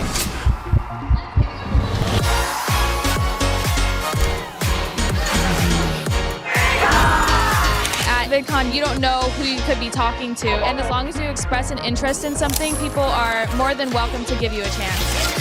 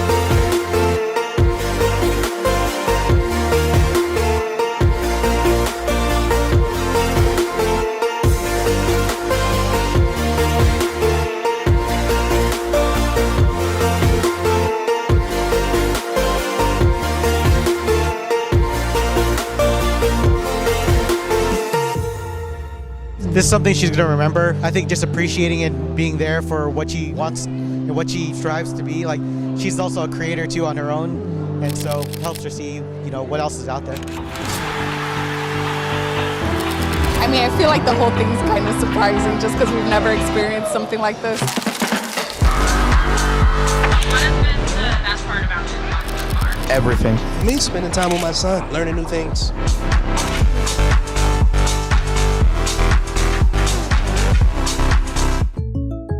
Boom! Dusty! Light work, easy money. I ate this dude's lunch. Back to the lobby. Not good, not me. Just get good, bro. Just get good. I gamed like I had plus 50 toughness, but really, I'm plus 100 afraid. Hey, life can be scary, but State Farm supports you. I feel plus 250 relieved.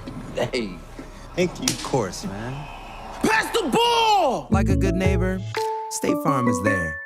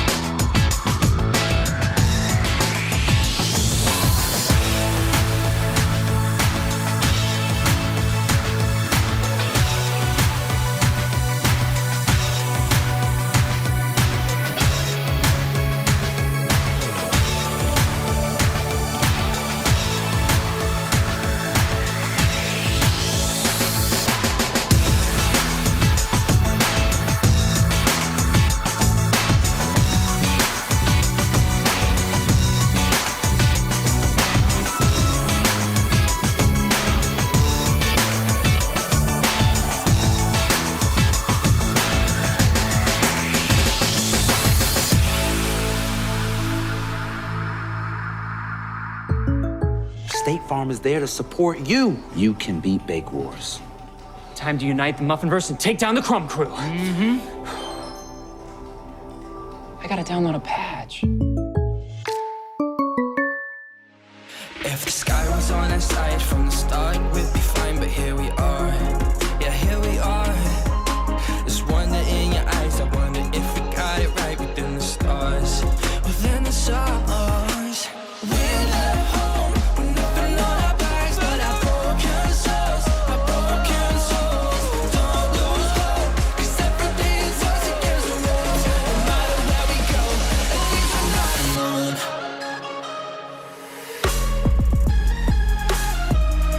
At least we're not alone.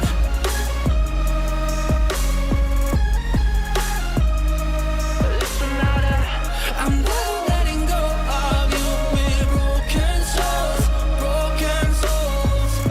I'm never letting go of you. So no matter where we go, at least we're not alone.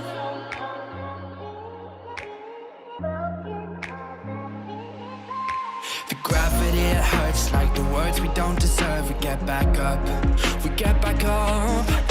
A fire always burns with the lessons that we learn. We can't run, we can't run. Oh, the glimmer in your eyes, can we run by the dirt? And I want you to know your worth. We're left home with nothing on our backs but our broken souls. Our broken souls. Don't lose hope, 'cause everything's us against the walls. No matter where we go, at least we're not alone.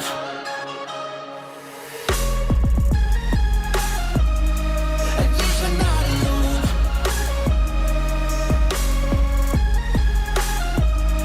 At least we're not I'm never letting go of you. We're broken souls, broken souls. I'm never letting go of you. So no matter where we go, at least we're not alone.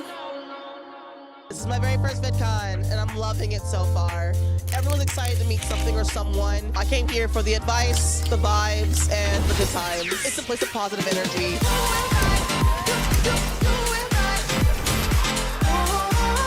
You can learn like anything/everything here.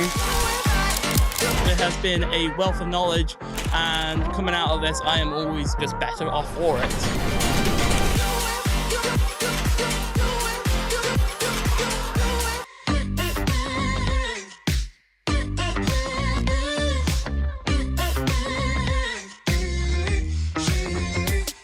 Stop playing games, I need a taste what I'm waiting for. Oh, your smooth talk just ain't enough. You got to give me more. It takes a lot to lock me down, so show me what you got. We can't keep on going on like this. Come on and make me jealous. You've got to turn it on. You know I love the chase, but I can only wait so long. Come on and make the effort. Don't leave me hanging on. You know I love the chase, but I can only wait so long.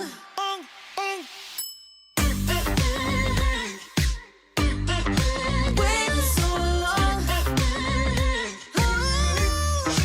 Wait so long.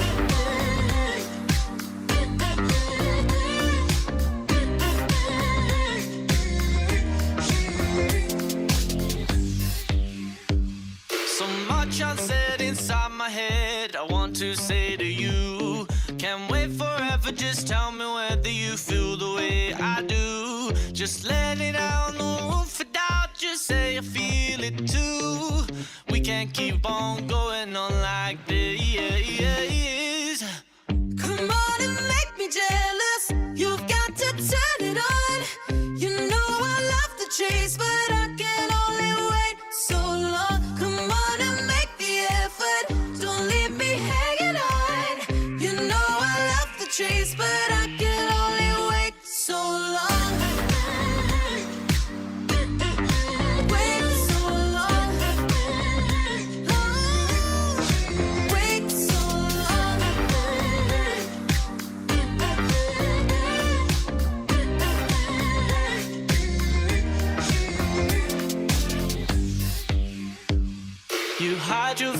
wins every time.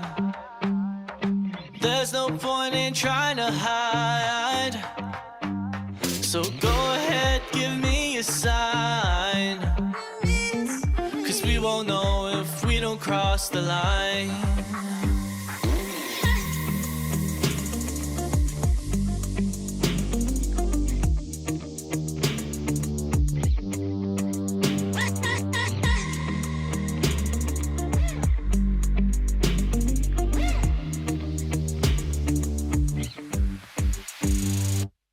Come on and make me jealous. You've got to turn it on. You know I love the chase, but I can only wait so long. Come on and make the effort. Don't leave me hanging on. You know I love the chase, but I can only wait so long.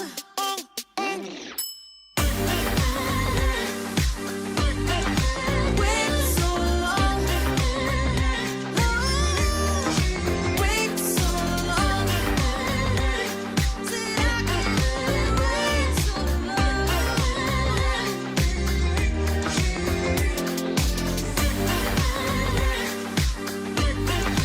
Wait so long. Wait so long.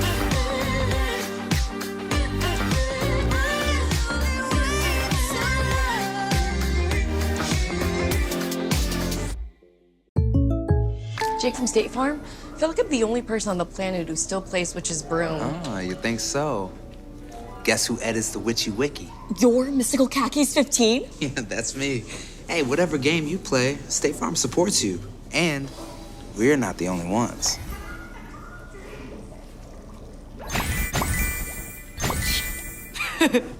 Oh, there's a potluck every Tuesday. I'll bring my potato salad. Like a good neighbor, State Farm is there. Flash, flash, Polaroid, picking up steam. Watch it hit the metal so shiny. Shut it too slow for real. Boy, you know you can't catch me. And I know what you say when my back's turned, baby. You're chatting smack about me.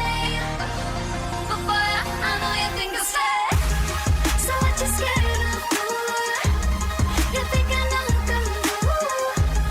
You better make your move, or I forget about you.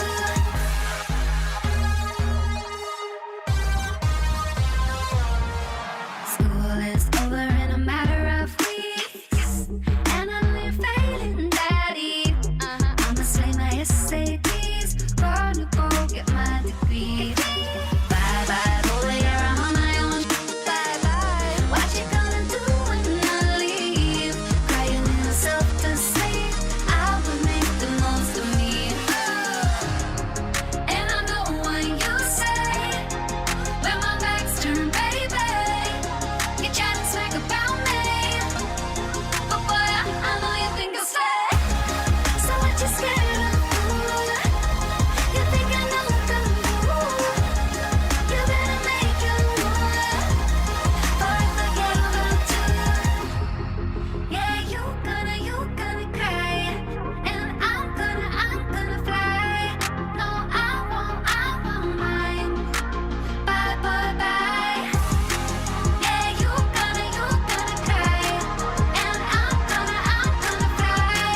No, I won't mind.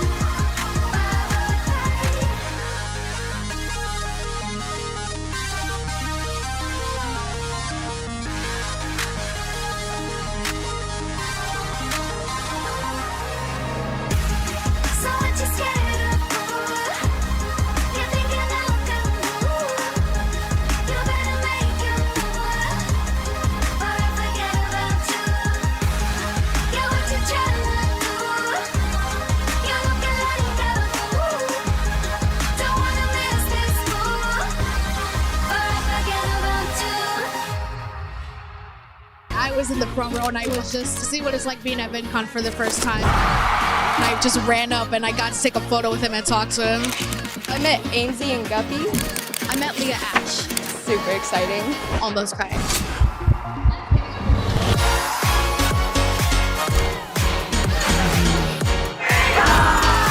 At VidCon, you don't know who you could be talking to. And as long as you express an interest in something, people are more than welcome to give you a chance.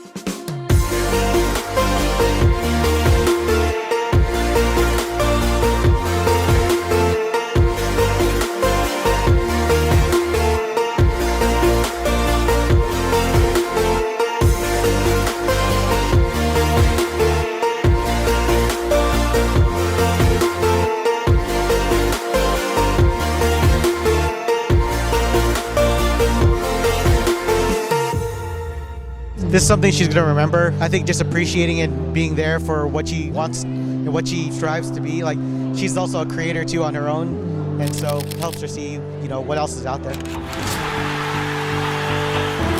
I mean, I feel like the whole thing's kind of surprising just because we've never experienced something like this. What has been the best part about VidCon so far? Everything. Me spending time with my son, learning new things.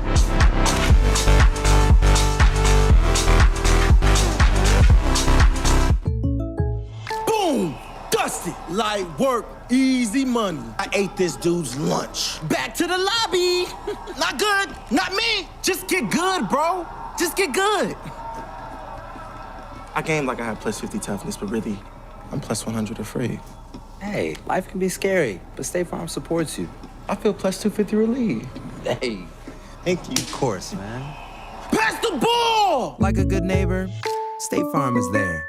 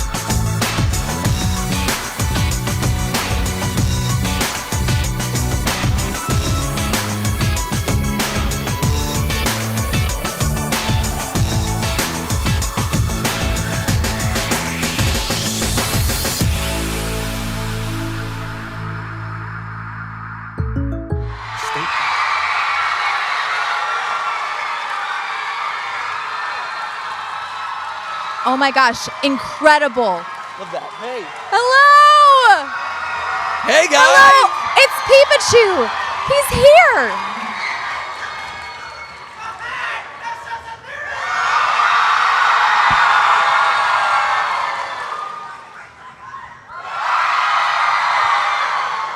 Wait a minute. Pretty good. We can beat it. We can Pretty beat good. it. Ready? One more response over here. Okay. Hey guys, and welcome to GT Live.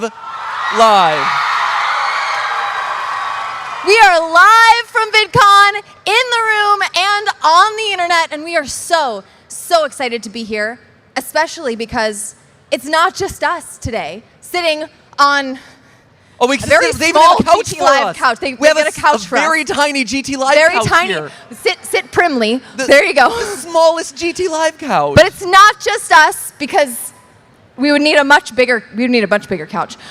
We brought our whole team today. So who is this? Your first ever GT Live at VidCon? Yeah, a lot of you. Yes. Who has been to a GT Live at VidCon before? Oh, yes, fantastic. a grand total Yes. of 5 of you. Shout outs to everyone here in the first row. Give them some applause. Yes! I'm assuming most of you know this, but at this point, hey guys, I'm Matt Pat. I am former host, I guess. I'm no longer the host. Former host of the Theorist channels on YouTube, and this is Stephanie. Hey, I'm Stephanie. I'm occasional guest on all the Theory channels at this point, but today it's not just about us. It's about all of the new, fantastic, wonderful, and very attractive hosts of the Theorist channels today. Hold on. I need to unpack that for a second. Stephanie, the attractive hosts? Do I need to be worried about something? I think they're all very lovely people, both inside and out. If you were, okay, I need to really dig into this. Who would you say is the most attractive? Who do I need to watch out for the most, Stephanie? I am cripplingly insecure. Who is it Santi? Do I have to kill Santi now? Because I will do it. No! You'd have to get in line behind Tom. Yeah, so obviously, if you guys are aware of us or anything that we do online or the channels, you know that earlier this year, I gave up the channels. I retired. Yeah, that seems really real. I retired as host of all the Theorist channels. You can all do a collective awe right now. Thank you. Thank you. I know that we're all really sad. Clearly, everyone's really sad about that. Everyone's like, yeah, good riddance to you. Why are you still here? Jason is literally laughing at you right there. Yeah. This is my retirement, everyone, ladies and gentlemen. This is what retirement looks like. So obviously, we have passed the channels along to 4 wonderful hosts, which is great. Yes, and you are about to meet them. Oh, great. Awesome. But obviously, they're still new in their positions, right? They've only been hosting the channels for a couple of months here. So we decided, you know what? Let's do something a little spicy for them, shall we? Oh, yeah. The thing is, we got a lot of channels. They talk about a lot of different things. And as a host of one of the Theorist channels, you have to be prepared for everything and anything. And so today, we decided to put that idea to the test a little bit. And we decided to put all 4 of our hosts through the gauntlet of a series of challenges right here on stage. No pressure, right? So we've got some challenges in store for them. We've also got some challenges in store for you guys. This is a very audience participation heavy thing. We've got some surprises in store by the end of today's show, so make sure that you're ready for that. That's me extending the watch time for all of you, including you at home. There's even things for you at home. We're live streaming this right now to the GT Live channel, so everyone, shout out to the GT Live channel. Hey! There is something in this show for everyone. A lot of you are going to walk away with some cool stuff. It's going to be a lot of fun. And to kick things off, I think we got to bring out our first 2 contestants, hosts, challengers, people that we are going to mercilessly make fun of. Ladies and gentlemen, he denies the moon and is definitely British. Give it up for Tom! Yeah, Tom!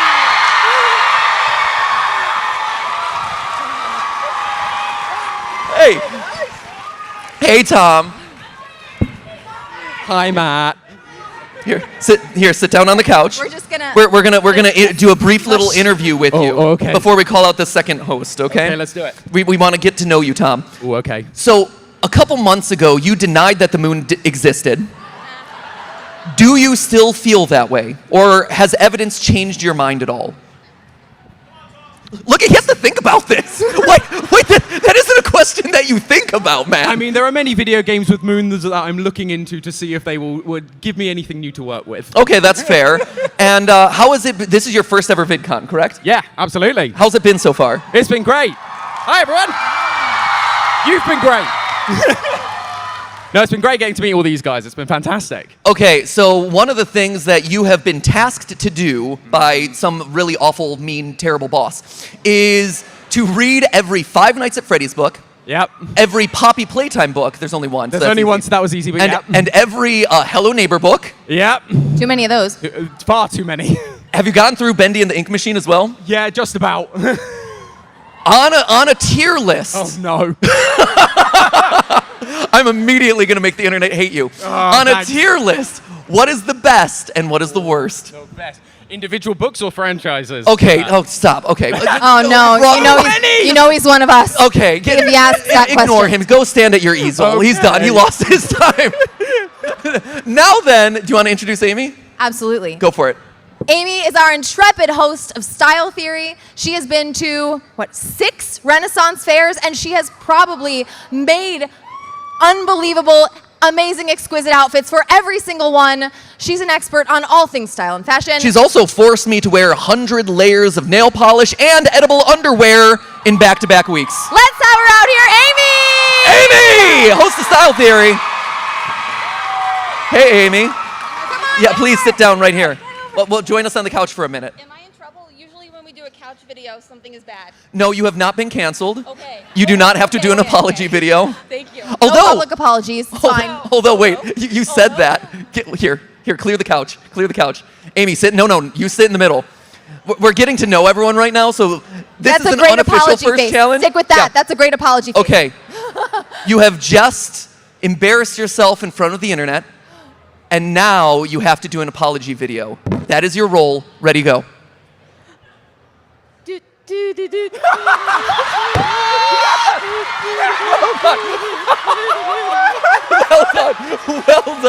Well done. You passed the test. That's amazing. That was amazing. Yes. Amy, you've had to do a lot of embarrassing things Yes. for the channels. You've made me do a lot of embarrassing things. I gotta ask, what's the number one on your to-do list? As far as like, oh man, that was a regretful decision.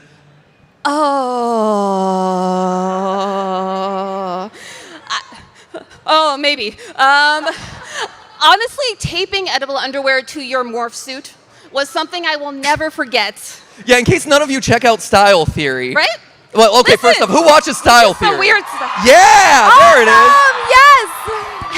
For context, for everyone else in the room who does not watch Style Theory content, What's wrong? what's wrong? First off, you're being called out. But secondly, yes, Amy has taped edible underwear to my body, which Yes. is just uncomfortable and strange. It was very strange. Yeah. But- Not nearly that sexy, actually. No, decidedly. Listen. Take that and go the exact opposite direction. Edible underwear sucks.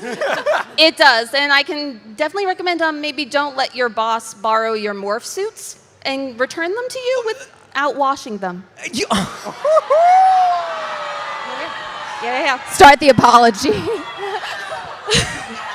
do. Toxic gossip. Anyway, so we have a challenge in store for these two lovely individuals, but we can't do it without one other critical ingredient to the Theorist formula. You know her, you love her. Give it up for none other than Ash from GT Live.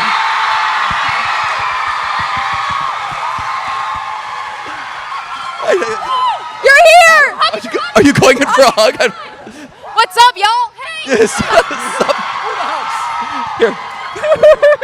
So, oh, wow. Wearing your Crocs and everything, Ash. Of course I am. Oh, so on brand. That's great. Right, she's always very on brand. Of course. So Ash, as for those of you who don't know, Ash is in charge of all things GT Live, is the mastermind behind everything. If Amy's the one making me wear edible underwear, Ash is the one that's making me play Five Nights at Freddy's for like the umpteenth time. And today, Ash is the master of ceremonies, the game master, if you will. We know some secrets. They know nothing. And Ash Literally knows nothing. everything. So at the end of the day, you hold all of the cards. Tell us what we're doing. Oh man, am I about to tell y'all what we are doing. Y'all are in for a little magical mystery tour of magical mystery lore, all right? So, yeah! Woo! All right, challenge 1, food theory inspired. What? Wait a minute. I like how neither one has the home field advantage. I think that's important. Smart move. Thank you. I'm always thinking. So, as you can see, It's good. on either side of the stage, we have beautiful cakes.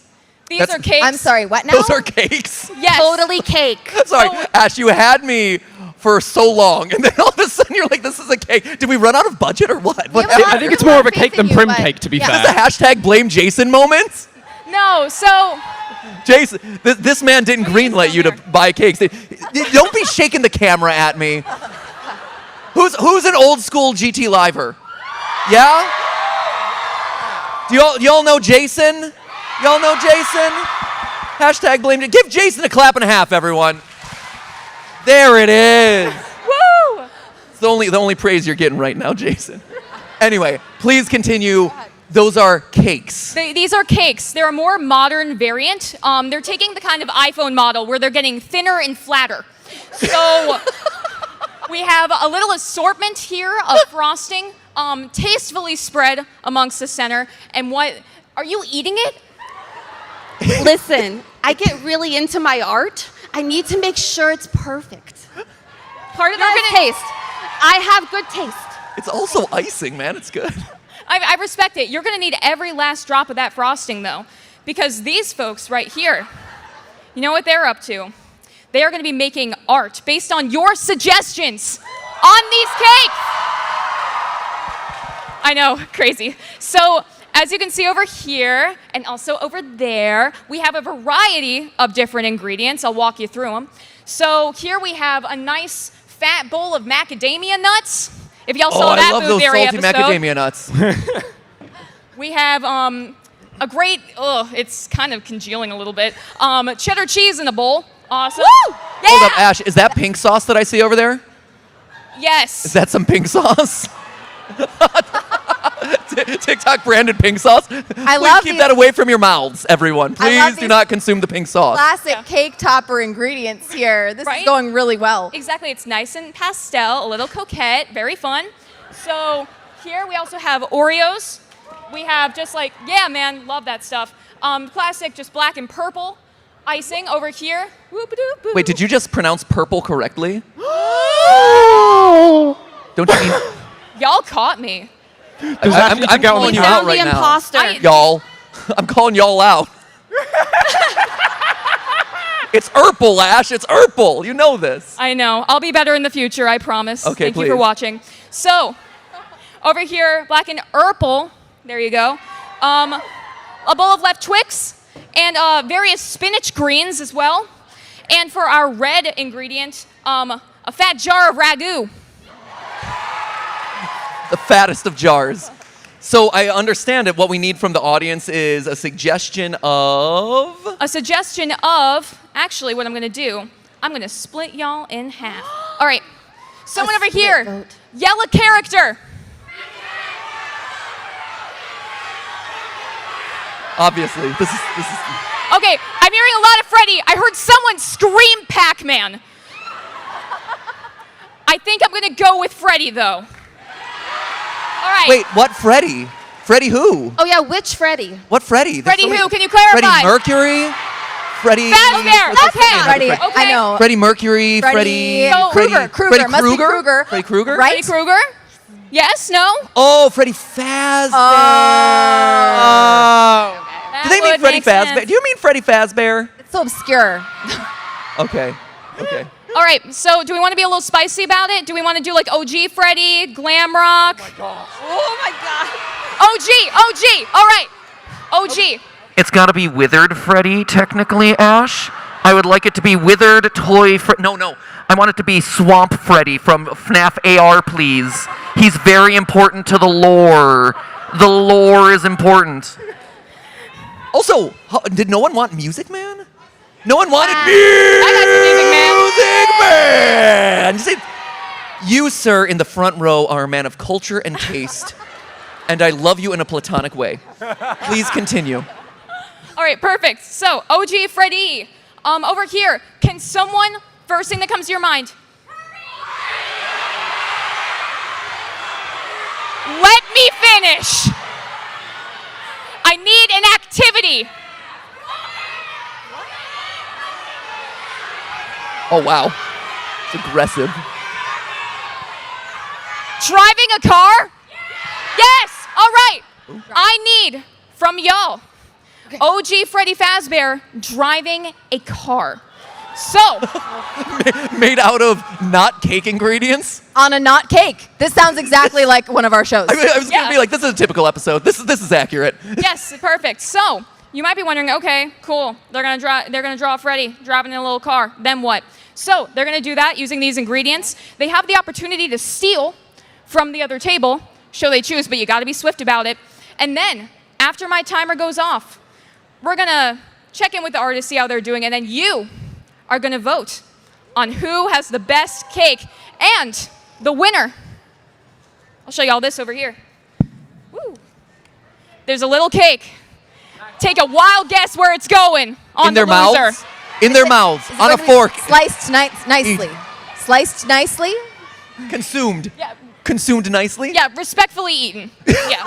Can I change my answer about the weirdest thing I've ever done with this company?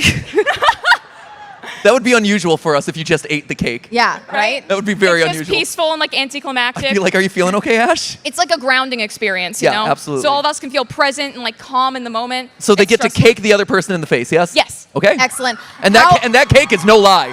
That is not a lie of a cake, my friend. Realist of cakes, It's a my truth friends. cake. Okay. How long do they have? Y'all have 4 minutes. Oh. On the clock? What? Okay.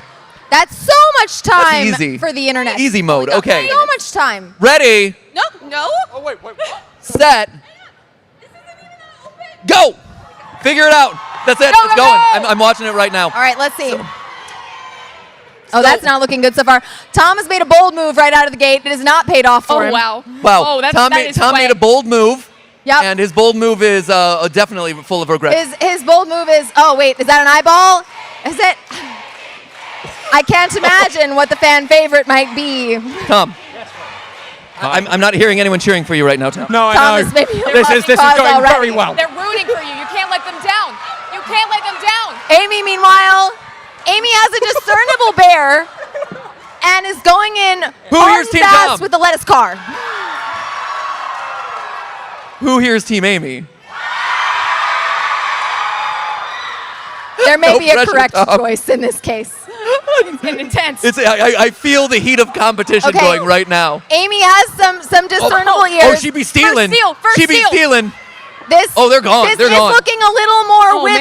withered than we expected, perhaps, but Amy's got a pretty decent lead there. We've got like a contingent of 3 people up front, slowly chanting Tom. Very slowly. There you go. Slow clap, slow clap. Speed up a little bit. Speed up. It's okay. The slow clap, guys, you go Tom, Tom, and then it picks up over time, you know? That's how it's supposed to go. So Tom's got an Ooh. interesting strategy over here. There be fisticuffs going on right now. This is getting intense. 4 hosts enter, 1 host leaves. That's Maybe none of them. yeah, right. After this live stream, or the live event, I guess, because we're also live streaming it, but after this live event, all of them will be dead, and I'll be forced to go back onto the channel, Stephanie. This is very... Don't cheer for that! Oh, at that point, no, you're stuck with Jason. Yeah, no one wants that. Did you just give me It a would be lovely. macadamia nut? Thank you. Thank you for this heart-healthy snack. Right? It's Hashtag really full of sponsored healthy fats. By that macadamia nut episode we did. Now, Thank Tom has gone for, I think, a smart play in that his whole outline is purple. So Ooh.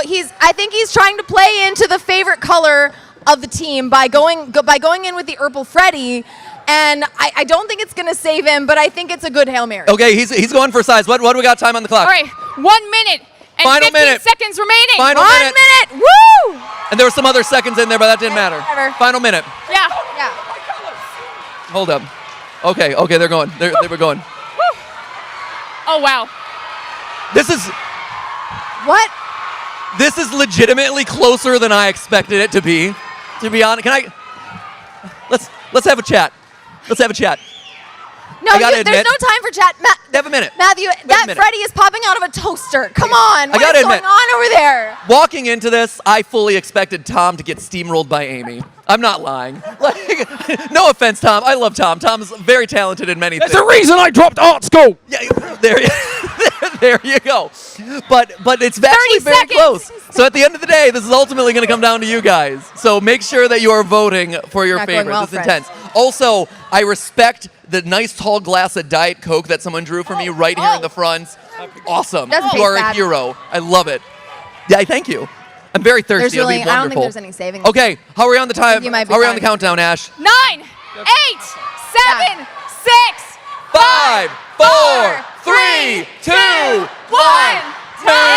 Up. All right. Oh, wow. All right. So now it's time for each of our hosts to defend their creations. Stephanie, you interview Not Tom. up here. Thanks. I'm sure this will be really productive. All right. So Tom, It's okay. I'd love you to give your interpretation, and then I'd love to give mine. So you go ahead and explain to me how this fits the bill, which was again original Freddy driving a car. Exactly. So, I don't know if you guys have seen the meme Freddy going on a road trip. So, this is what... You're oh, losing no. some things there. And so I was inspired by that panel. So it's a forward-facing thing. So it's like the pictures, because we've got 3D assets, it's like the picture's coming out at you. I see. And so there's this car, this is steering wheel, Urple Freddy. I'm sorry, where was the steering wheel? Was it this no, one, these this one, or ones. was it that piece of spinach up there? No, so those are the leaves that obviously, because he's going quite fast, so obviously that's the leaves hitting Oh, the windshield. they're hitting the at him, dashboard. exactly. I see, okay. Exactly. So those are his headlights, there's his steering wheel, his lap. It's great. Okay, so Tom has a bit of an avant-garde interpretation. Again, I'm seeing like Freddy in a Victorian picture window popping out of an old-timey radio. So that's what we got over here. Go. I have a question for Mr. Tom. So I've dabbled in Five Nights at Freddy's lore. Of in course. the past a little bit. Just a little bit sometimes. And when I see a purple bear in this franchise, I think Shadow Freddy and not really original Freddy. Ash didn't give me a Just brown saying. to work with. Tom, do you even I had FNAF at all? I had also not called out Tom on the number of, toes, claws, buttons. There are all sorts of things, I'm afraid, that aren't living up to canon. All right, well, let's toss it over to Amy. Amy, take it away. Talk to us about your creation. So, you guys gave us a lovely prompt, right? And you wanted us to take that to a new level, give you a scene, set the full scene in this whole endeavor. I have the correct color Freddy in a lovely Game Theory green car. Excuse you. Because, of course, and he is being chased by none other than the Urple Man himself. Yeah. So I guess at this point, there's only one thing to do, is to prepare Tom for the cake in the face. Ladies and gentlemen, vote with your cheers. Do you want Tom to take this one? Or do we want Amy to take this one?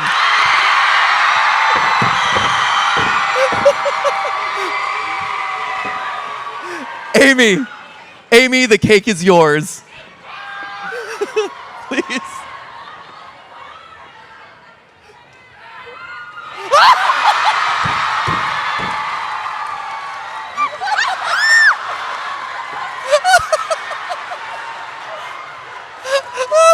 All right. Settle down, you two. Oh, it's like WrestleMania. It's like a WrestleMania over here. Okay. You guys, go backstage, get cleaned up. We'll have you back in a couple minutes. Well done. Yes, that way. There you go. Thank you, guys. Thank you.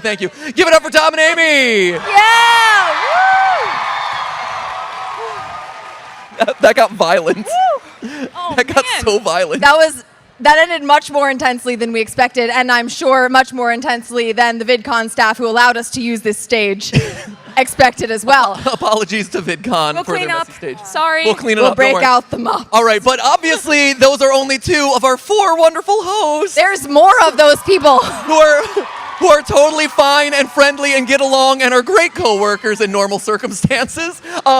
Give it up for host of Film Theory, Lee.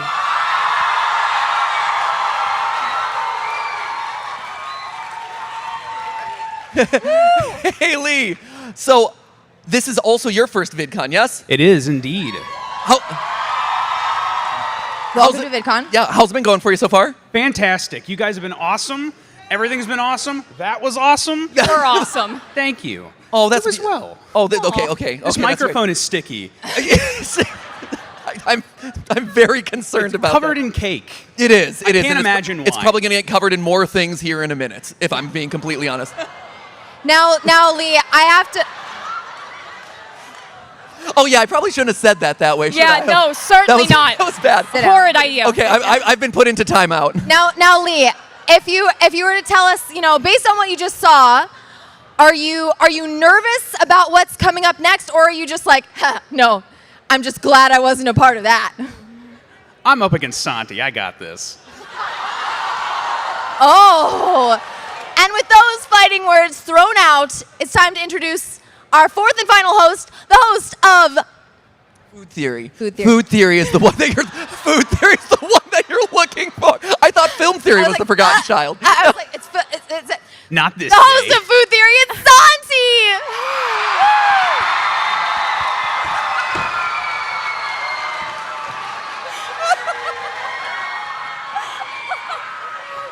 First of all, come on. Second of all, what did you do? You're the food guy. You can get this under control, right?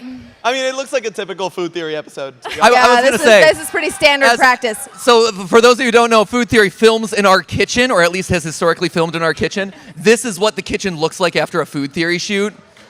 Guess who's not helping to clean up? Listen, I get tired at the end of the day. It's a lot of cooking. I sweat. It's a whole thing. Boy, do you sweat.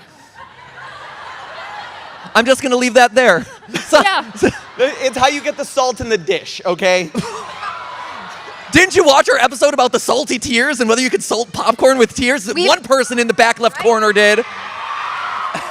We've And tested that. that. Was Come on. moderately enjoyed it. Okay. Mostly thought it was gross, though. That was the overall sentiment of that episode. Indeed. So obviously we got another challenge for these two set up. Ash, what do you got in store for them? Sure do. Here, can you actually hold my uncomfortably slimy microphone for me? Oh man, sticky mics, slimy mics, all sorts of weird textures of mics on What stage happened to right your now. mic? Right? Ash doesn't have an excuse with the mic. Oh, here we go. Okay, Ash, what do you What got? have you done? All right. Welcome to the Box of Fun. This is inspired. Thank you. Thank you. Wait, sorry, I'm wrong.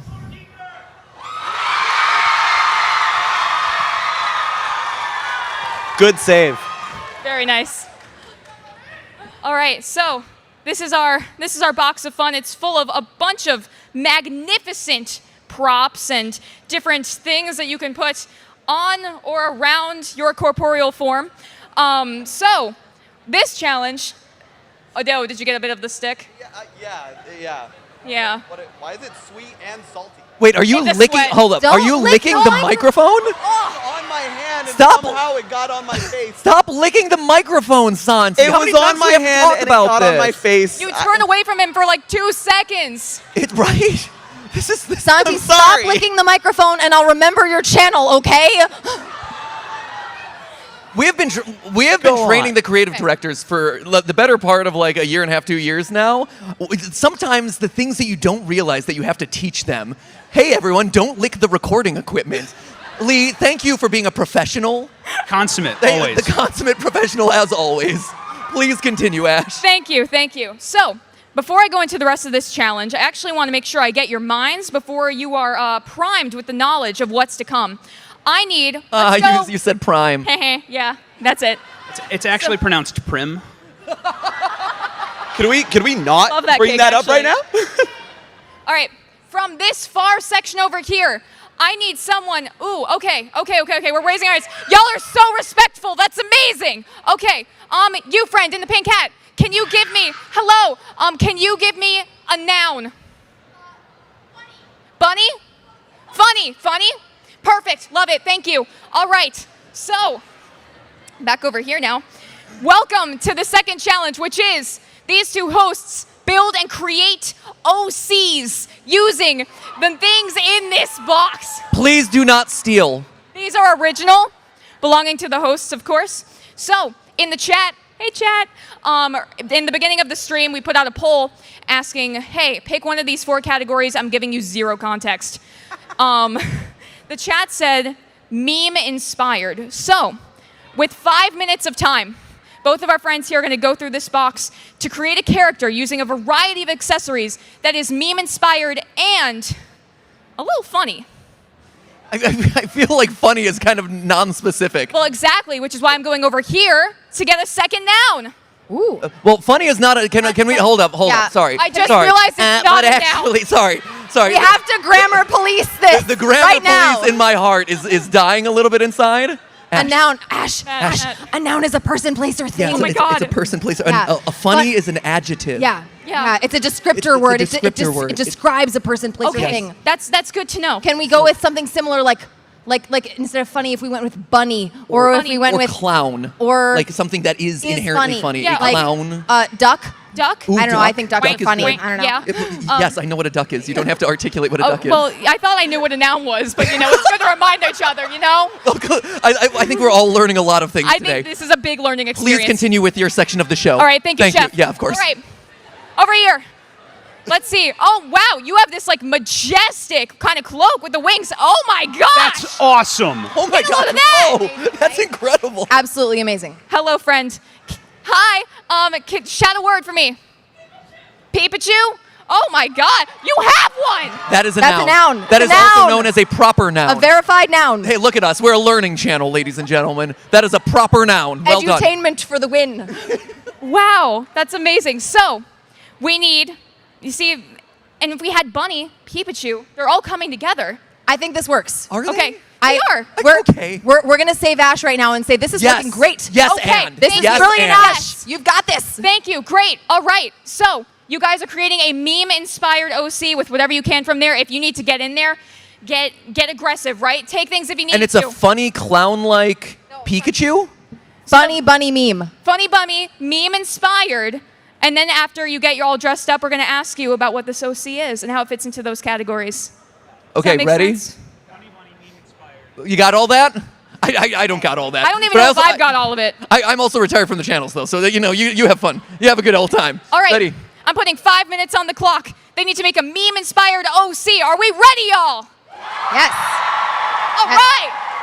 All right, starting in 3, 2, 1, let's go!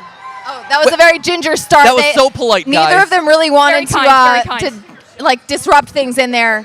You have to dress Dress up yourself, in an yes. outfit that we will like and explain what your character of that outfit is. I think that's what it boils down to. We've got the remit. Hey. So who do we think has the better likelihood of winning this one? Ooh. I mean, Lee's already thinking outside the box, right? Right.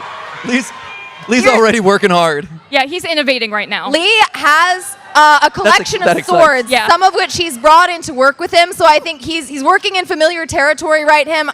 I think he's finding his groove, which is working really well. I feel tricorn hat plus pointy ears. Is that what we're going with? I'm not seeing a whole lot of strategy coming in from Santi's side here. I gotta say. We're like hunter gathering right now. Right? There's a lot of like stuff that's happening over here. There's All also right. not a lot of Let's- believability coming from Santi. Like he's like, yes, I have a strategy. I do not have a strategy. Okay, we got to take a quick poll of the audience just to get a level set on where everyone thinks that this is landing right now. Who thinks that Santi is going to win? That's very nice of you. Yeah, it's very Who sweet. thinks that Lee is going to win?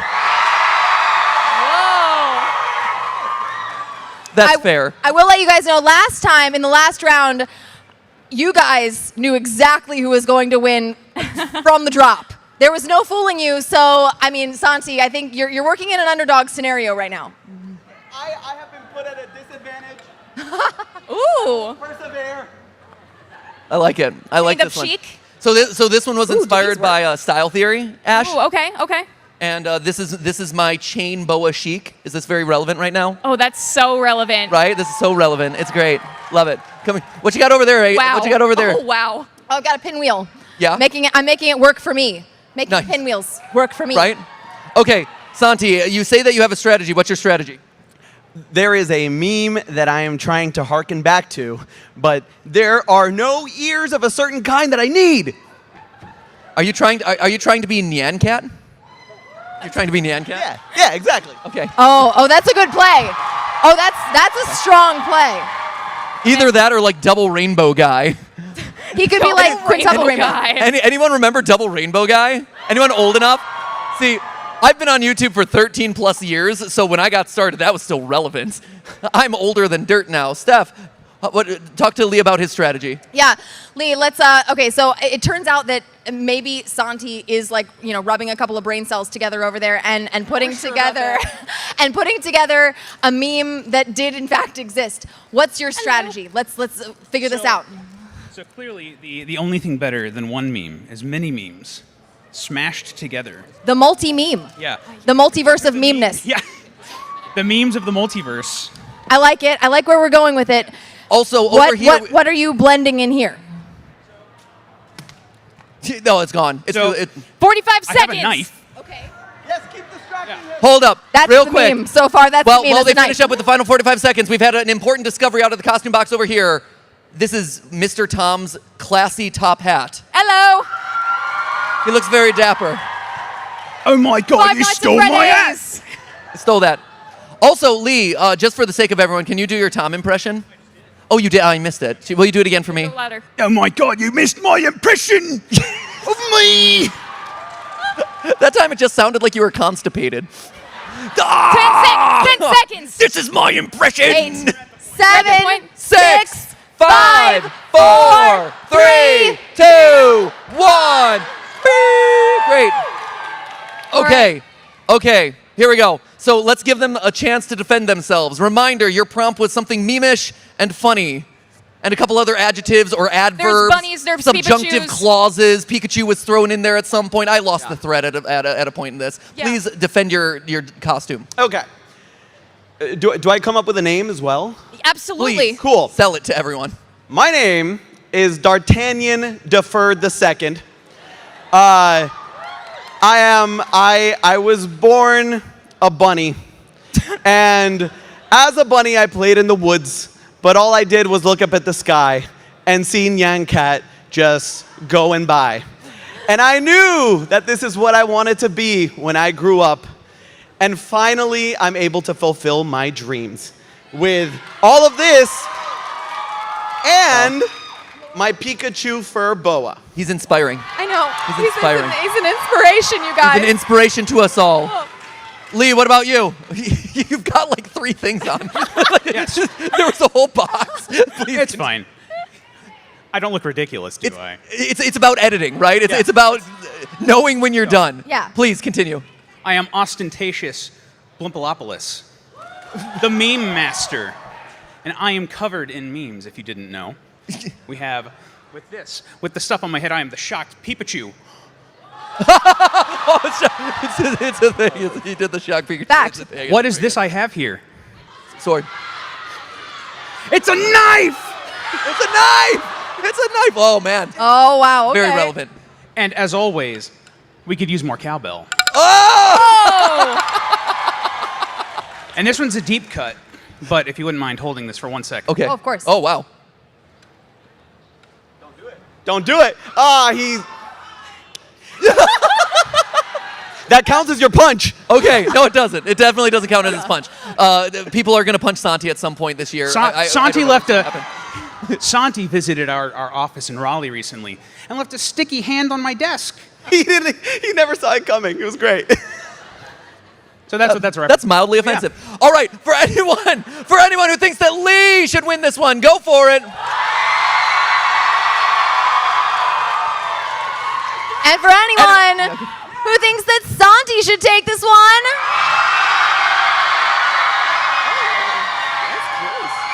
Ooh. Ash, is that it? I think we have to call that one a tie. What? I think we might have to call that one a tie. Oh, man, Hold okay. up one more Okay, time. okay. Lee, give it up for Lee. Wait. And give it up. And give it up for Santi! Ash, you make the call. Wow. Oh, wow. Oh, man. I think I think we gotta. Do we have to call him? I think we have to give call it to it a tie. Santi. Yeah? Santi, I think you take it. I'm sorry. I accept when someone makes themselves look so ridiculous that they win. So. Okay, fair. Congratulations, my friend. As your prize, you get to wear that for the remainder of the show. Yay! Congratulations! You get to take that off. Yeah. There you So go. has to take it off All right. regular. And now Ash. Yes.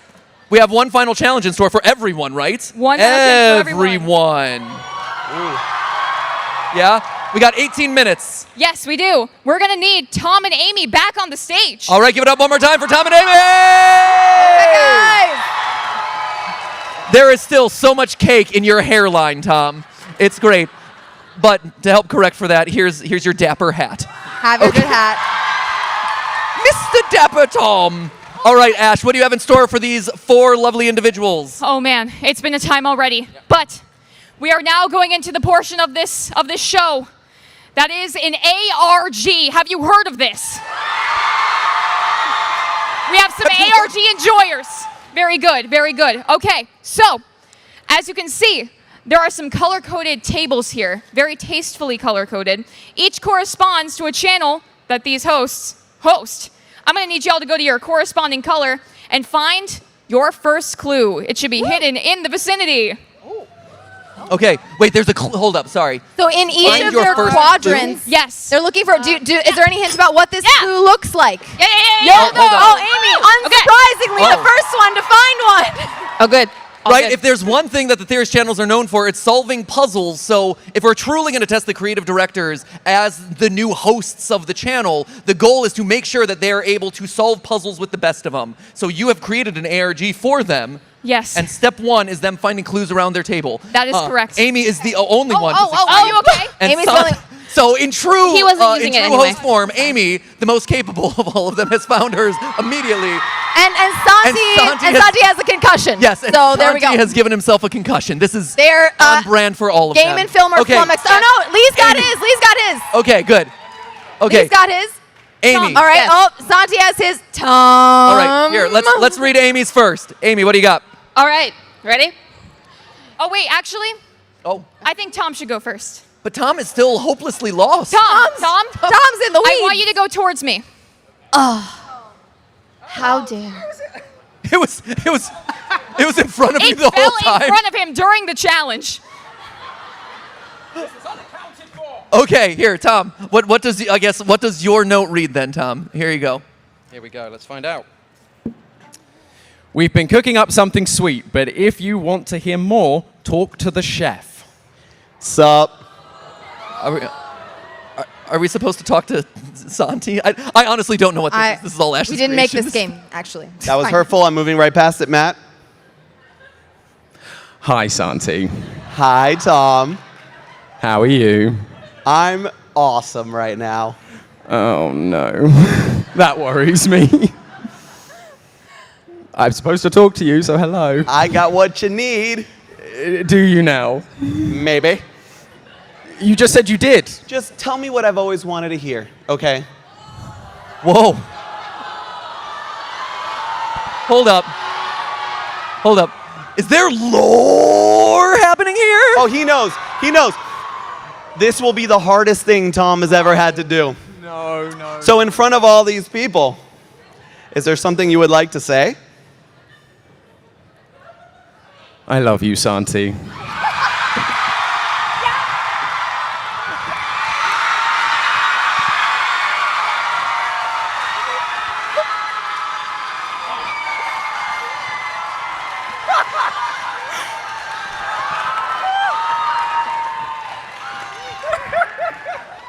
So you are or aren't going to punch each other in the face? I mean, I still paid that $20, so How else do you show love? Okay, so there's a second clue here, I guess? What is this? There is. Okay. There is a second clue. I want y'all to hold those second clues until the very end. Okay, hold on to the clue. Going on to Lee. What does your clue read? Clue number 1. Open it up. You got it? Okay. People are glued to this, have dreams related to this. We're watching. People are glued to this? Glued to this, have dreams about this? Are we talking about Santi again? People are glued to this, have They're glued dreams to about him. this. We're watching. I have another shirt underneath. So you can be glued to like a TV screen, and I feel like that's relevant. It does Right? seem right. That seems Glued good. to the TV That's screen. what- that was my first guess as well. And have dreams related to this. I do dream about Game of Thrones. I don't know. It's a good show. Do you dream about becoming a... Is it behind you? Right? What is this? What? It glued to this. Hi. Well, welcome to the show. We're just figuring out what the show is as it's going on in real time. I was going to say, how entertaining. You look You're at on the all right of our track. backs. Right? There's a lot of I monitors feel around. like if they're watching, is this related to? It's dream theory. You're correct. Trending stage. All right, that's Wait, here. the camera. Hold up. The camera. What about the camera? The camera? Is it Jason? Is it hashtag blame Jason? Are we? Do we we're not dream of glued Jason? to Jason. No one has Blame dreams about Jason. And if you have dreams about Jason, please go seek help. I have nightmares about Jason. Right? As counts. you should. Ash, I think they need another clue. All right. Can we have a hint up in here? I'm failing hard. Is it VidCon? Screen? It's an arrow pointing at things. Screen? Is it behind a screen? Behind the screen? Wait, Behind the this? screen? Hold up. There's no way. There's Where no is way. it under the? That's so hard. Hold I up. need some mom vision Hold up. right now. Here. Can we- Apparently, it was hidden in a very small crevice behind the screen. It was sticking out. Y'all saw me. Obviously. Hold up. Hey, Okay, I okay, feel wait. like In- I feel like what's I up? need to Hey, get Ash, that one up you're to the so audience. great. Thank you. But there's definitely a very clear difference between clue number 1, which is literally on Santi's chest, and clue number 2, which is like go to the back of the stage and find the clue hidden behind the screen. Behind the stage. Okay. So it was alluding to the big screen. Sure. And what we love here is variety and fun. And so I wanted to add some variety and have some fun. And so I put it on the big screen. Great. Nice. To be honest, in true get it theorist now. form, sometimes the ARGs are too hard. Okay, we acknowledge that, we accept it. Maybe a bit of self commentary and reflection here. Absolutely. That's fine. Life And the imitates bar art. was very high for It's Lee. true. I would take it as a compliment. Santi, going over to you. Also, just open it and move on. What was your clue number 1, Santi? Woo. To figure this out, you'll need to think in and out of the box. You know what? It's great. That's an in and out reference. In huh? and out. Yeah. The box. A box. It's inspired by FNAF. Maybe the What's in the box? What's in the box? What's in the box? Oh, Oh, hey, jeez. bud. That's only half of it. It looks like though. Ooh. Hard mode. We're running out. Are you sure? Are you sure about that? A fake bottom, everybody. I would just like to say record timing so far. I am impressed. That was impressive. I'm very impressed. Santi is surging. He's the underdog right He's now. He's cooking. surging. He's cooking. cooking. Well I'm done. the most competitive. Well done. Thank you. Excellent job. You're also covered in feathers. You're also covered in icing. And last but And certainly not least, the one who's covered in icing, Amy. Amy. You have a clue, yes? Oh, yes. The cake is making this mic so slippery. I'm so sorry. So much disturbing imagery and adjectives around the mic. And yes, those are adjectives. Thank you. Yeah. I didn't know that. Are we ready? Please. All right. You should know best. We have a killer surprise in store. Find me.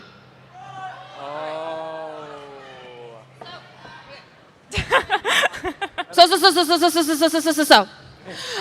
How many of you watch Style Theory? Okay. Awesome. What do we do that is killer?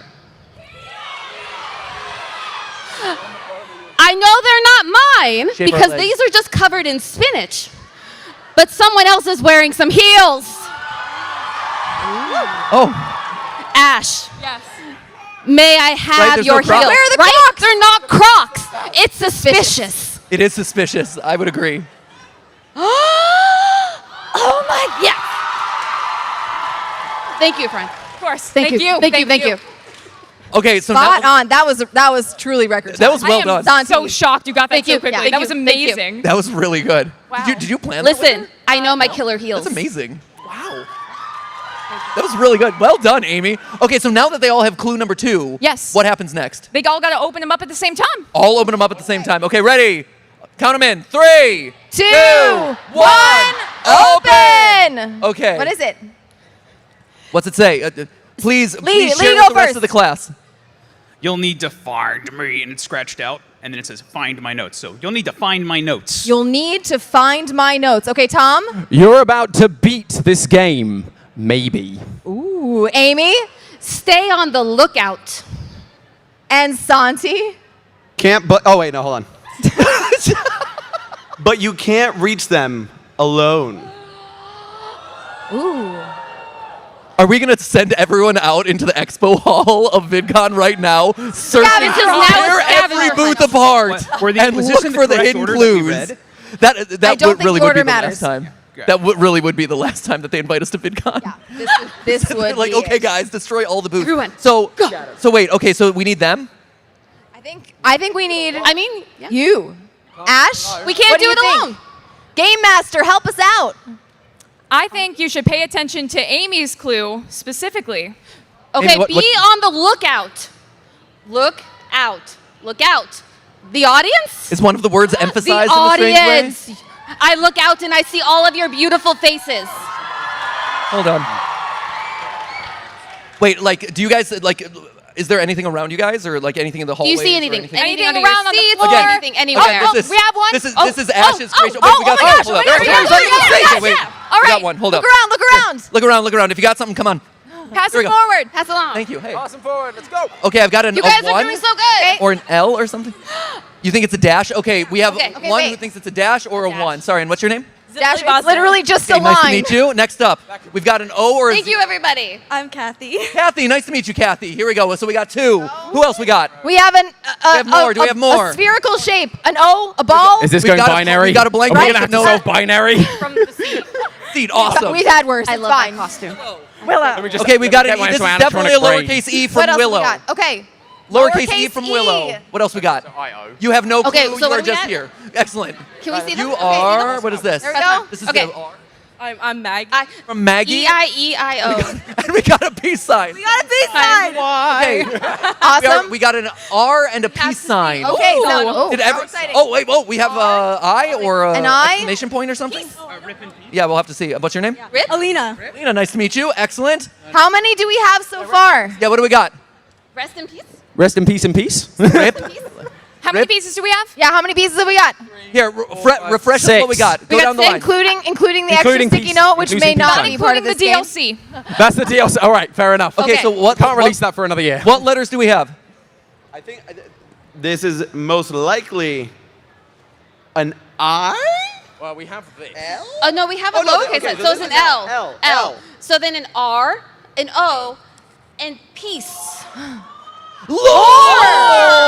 Lord! Is it Lord? It could be Lore. L-O-R-E. But then, and then we have I. Is Is it like Loire, like the French Valley where they produce a lot of wine? Lorraine. The Loire, No, shout out I mean, I'd be Loire down. Valley. Loire Valley shout out. Do we have any other missing letters? Is it Are we- Lore Have a double exclamation? check. Check Any your other seats if ones? there's Any something other else. letters? Lore exclamation. Just turn it the other way. Lore! Is that it, Ash? Need more O's. Ash, what are we missing? Yeah, Are we, what do- is this what do we need? We it? need What more is of it? It seems like something got lost in the mix.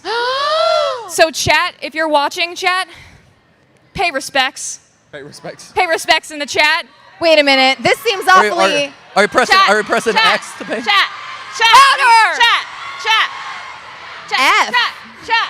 Chat. Chat! Chat! Chat! Chat. You- See if they got it. Did they submit it? Are they pressing F to pay respect? They're pressing F. We got F. We got an F. We got an F. Lore. That's the letter. Lore if. Lorif. Lorf. Lorf. Lorf! Lorify? It's Lorfi! It's Lorfi, guys. Lorify? Is it Lorify? It's Lorify. Lorify! Lorify. Woo! For those of you who don't know, Lorify is a secret project that I've had in the background. I announced this back when I was doing the retirement videos, my announcement leaving the channel, handing off the channels to the host. Lorify is basically what happens if Lo-Fi Girl meets a murder mystery. Oh. And it's a new project that is coming to you guys July 13th. The mystery begins, and we have a teaser. Roll Throw it the up. clip. Can we throw it up? There we go.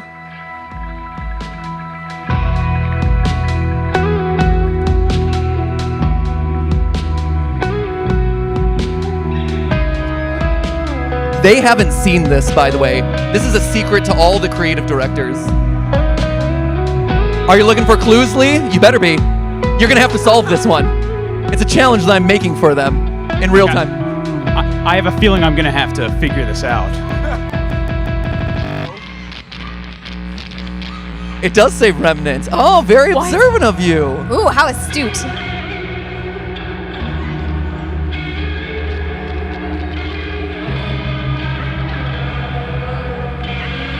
Remnants?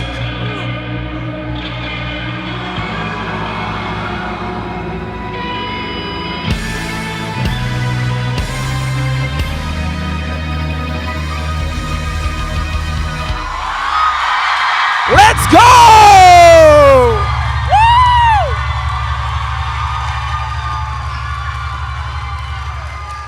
The mystery begins July 13th, ladies and gentlemen, so keep an eye out for that happening on YouTube and Spotify. Basically, there are going to be clues hidden in music everywhere. There's going to be clues hidden in the visuals. It is going to be a mystery unlike anything that we've solved online. I think you're going to love it. I think you're going to vibe out to the music, and I think a couple of you might just solve the mystery that's lurking underneath. So check that one out. I'm really excited about it. Oh my gosh, Matt. Sorry, I can't help but realize there was a word up there. What was that word? Remnant? Remnant! You know it. Speaking of awesome things that we've also been creating for you, for all of you here present with us right now for GT Live, we've been working on something else for you. Amy has been spearheading our fashion line, Lumen. Yeah! So Amy, do you want to talk about Lumen for a second? Yes, so if you missed it, we had a fashion show just a couple months ago where we introduced Lumen to all of you. This has been a baby of Matt and me for so long about bringing all of our stuff to just a new level and making it really fun for you guys to wear. And we're also very excited to say that we have some of it here to give to all of you.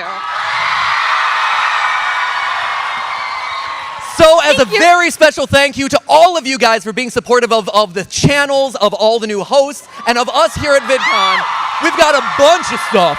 A bunch of stuff that we're going to be tossing out to you right now. So guys, if you can figure out an organized way to do this, this is all, oh man. Oh boy. Don't rush the stage, it's being tossed out. Listen to the security.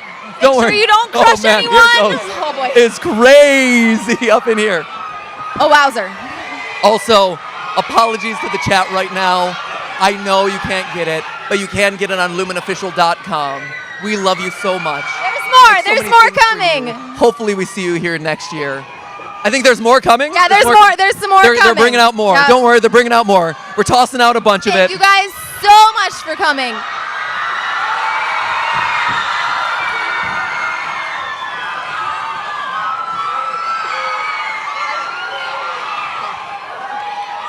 What? Hey, these are hard, so we don't want to throw them. Be good at catching. Be good at catching.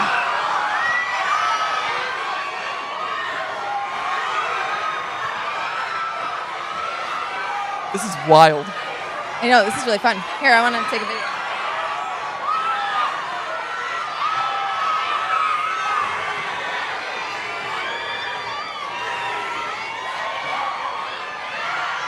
Good toss, Amy. Good toss.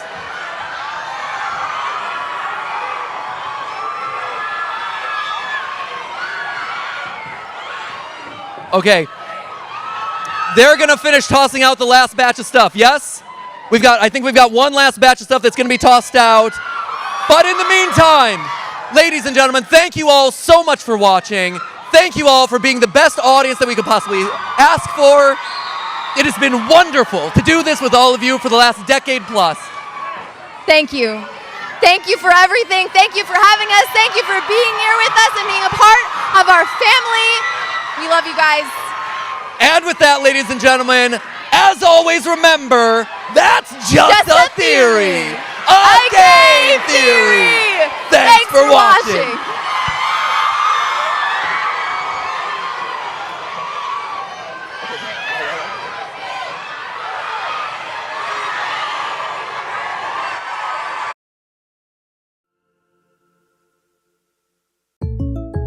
Jake from State Farm. I'm not ready for the final Boston Bake Wars. Oh, forget that. You've got State Farm supporting you. Hey, say it after me.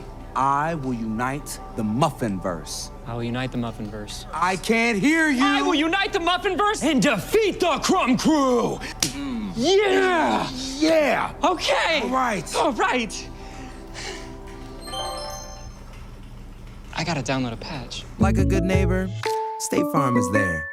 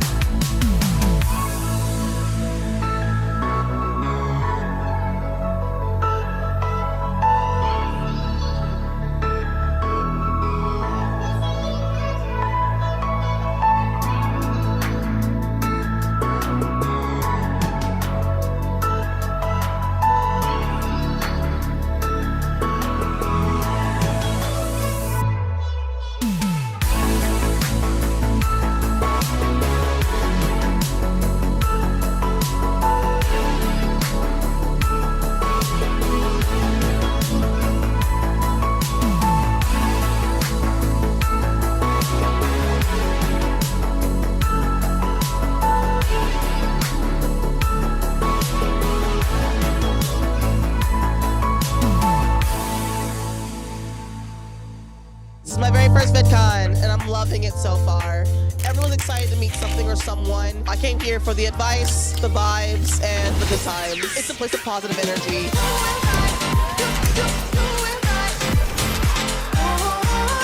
You can learn like anything / everything here. There has been a wealth of knowledge, and coming out of this, I am always just better off for it.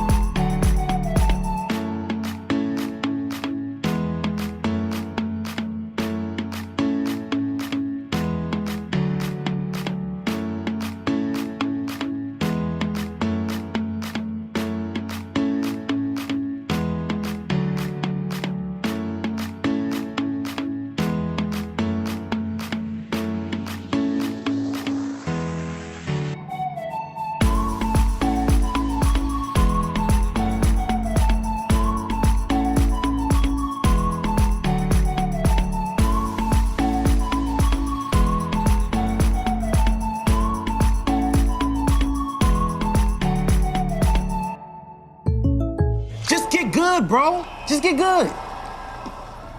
I game like I have plus 50 toughness, but really, I'm plus 100 or free. Hey, life can be scary, but State Farm supports you. I feel plus 250 relief. Yeah, yeah.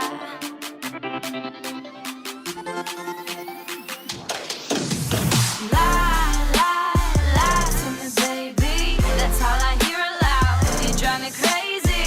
Lie, lie, lie to me, baby. You won't be hearing from me.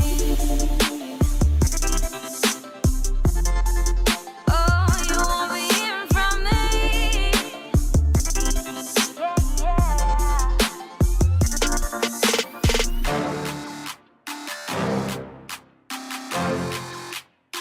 You won't be hearing from me.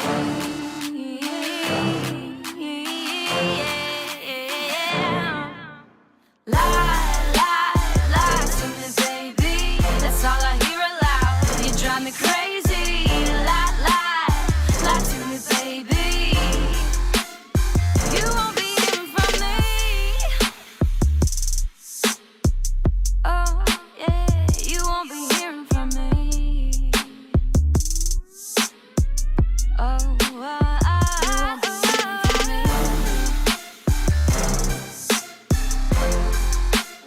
That's all I hear, baby. Lie, lie, lie, lie, lie. That's all I hear, baby.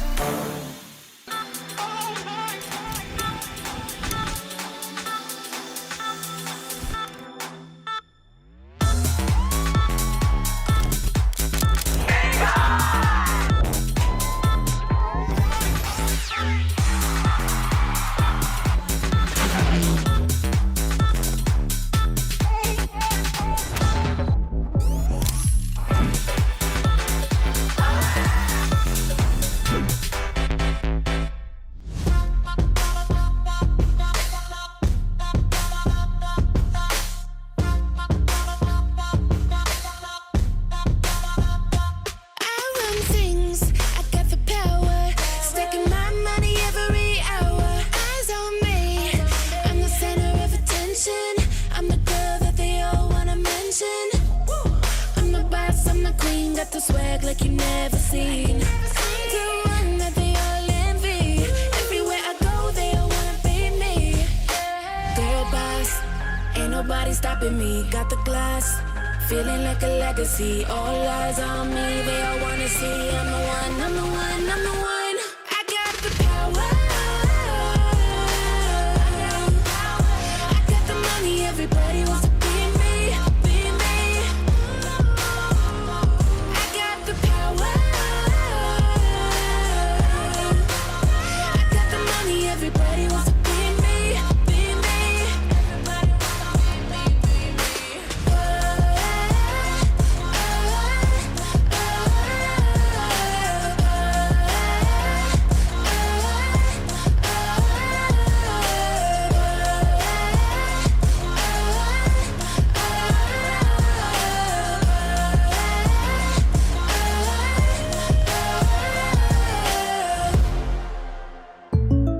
I think I'm the only person on earth who still plays Witch's Broom. You think so?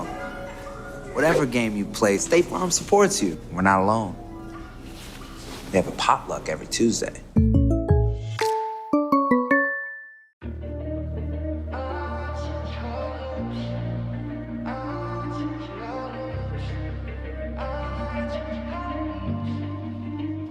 We're slamming every door. I can't take it anymore, not another day. I guess I wanted more. Whoa. 'Cause I can't see it any other way. Blame it on the high notes. Good times, memories only I hold in my mind. 'Cause maybe all along I was alone, all alone. Gave you my time and attention. We had the strongest connections.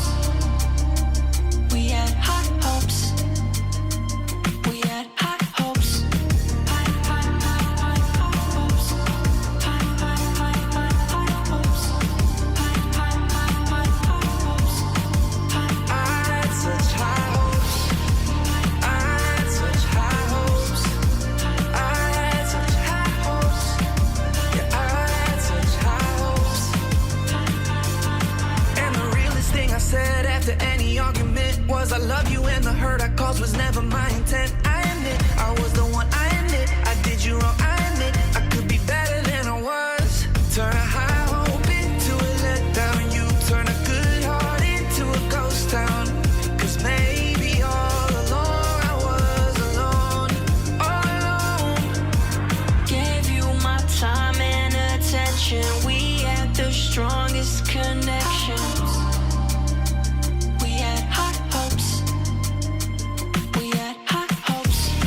High, high, high, high, high hopes. High, high, high, high, high hopes. High, high, high, high, high hopes. I had such high hopes. I had such high hopes. I had such high hopes. Yeah, I had such high hopes.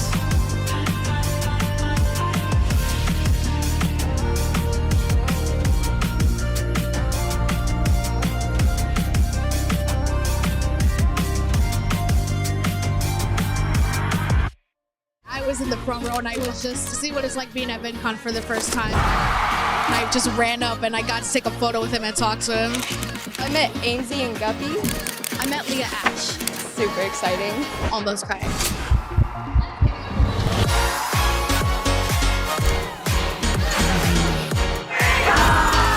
At VidCon, you don't know who you could be talking to. And as long as you express an interest in something, people are more than welcome to give you a chance.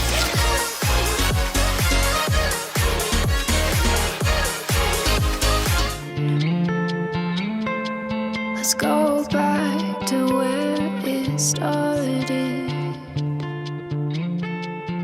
I miss everything about you, about you. Ooh, I miss my arms around you, around you. Ooh, nothing feels the same without you, without you. I miss everything about you, about you, about you, about you, about you, about you, about you, about you.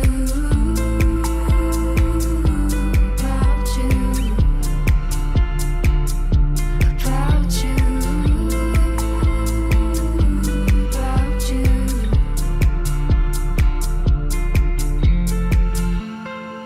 Let's go back to where it started. 'Cause I'm broken, let's be honest. I miss everything about you, about you. Ooh, I miss my arms around you, around you. Ooh, nothing feels the same without you, without you. Ooh, I miss everything about you, about you, about you, about you, about you, about you, about you, about you,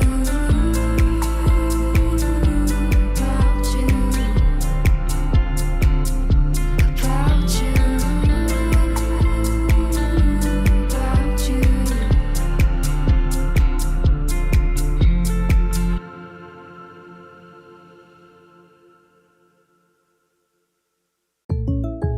Jake from State Farm.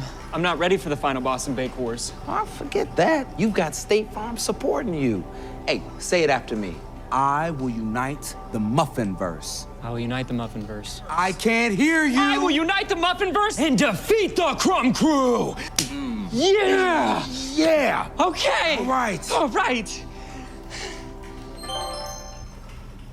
I gotta download a patch. Like a good neighbor, State Farm is there.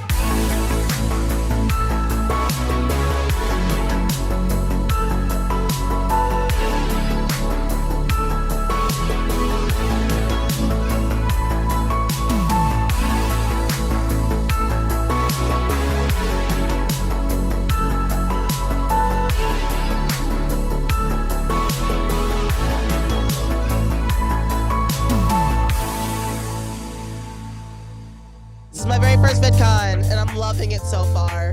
Everyone's excited to meet something or someone. I came here for the advice, the vibes, and the good times. It's a place of positive energy.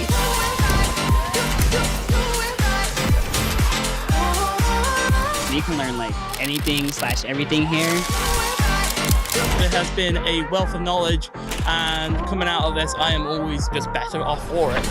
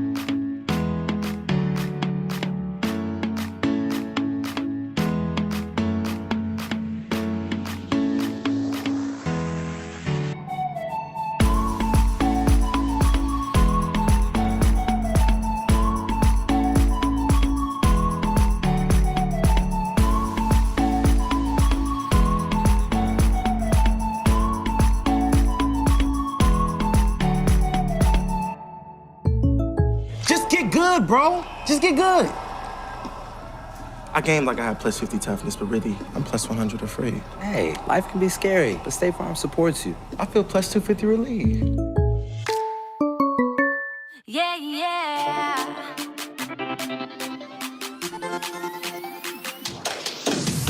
Lie, lie, lie to me, baby. That's all I hear aloud. You drive me crazy. Lie, lie, lie to me, baby. You won't be hearing from me. Oh, you won't be hearing from me.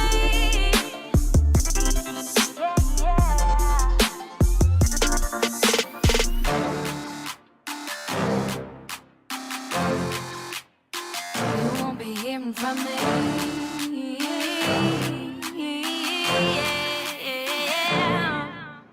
Lie, lie, lie to me, baby. That's all I hear aloud. You drive me crazy. Lie, lie, lie to me, baby. You won't be hearing from me. Oh, yeah, you won't be hearing from me. Oh, you won't be hearing from me. That's all I hear, baby. Lie, lie, lie, lie, lie. That's all I hear, baby.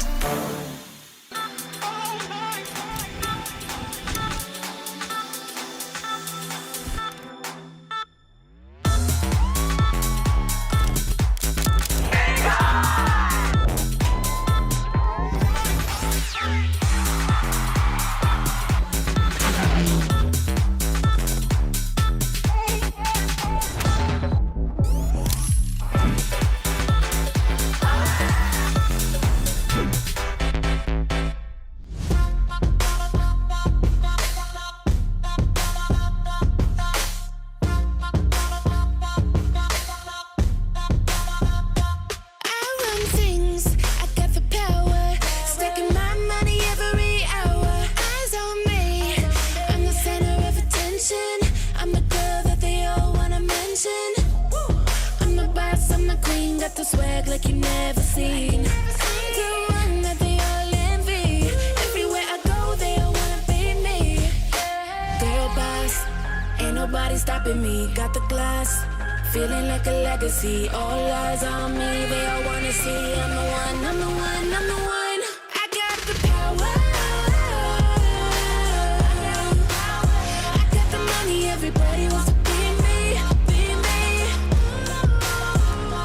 I got the power. I got the money, everybody wants to be me, be me. Everybody wants to be me, be me.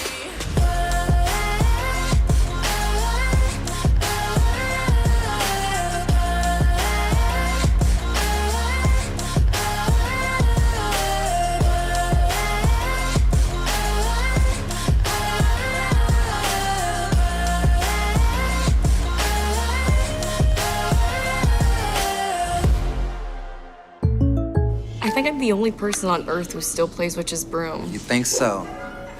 Whatever game you play, State Farm supports you. We're not alone. They have a potluck every Tuesday.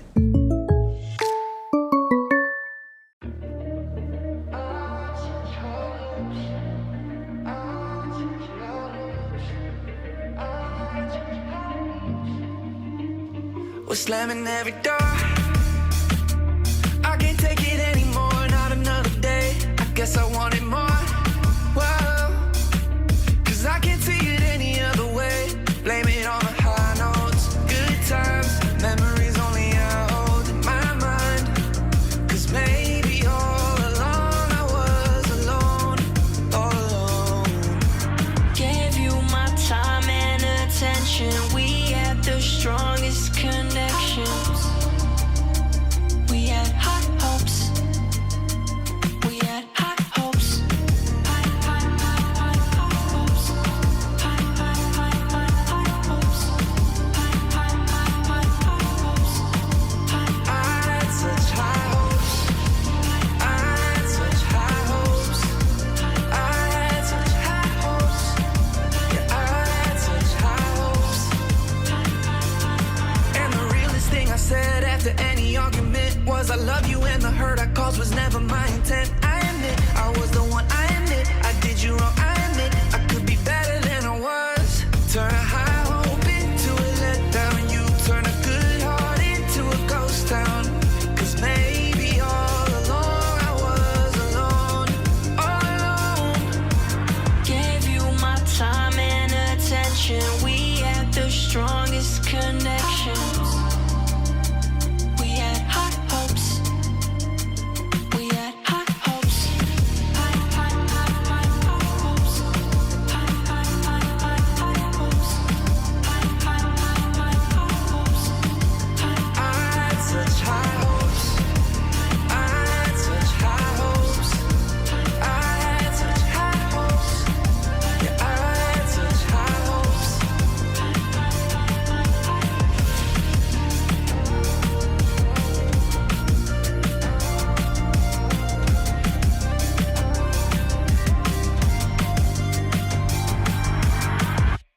I was in the front row and I was just to see what it's like being at VidCon for the first time. And I just ran up and I got to take a photo with him and talk to him. I met Ainsley and Guppy. I met Leah Ash. Super exciting.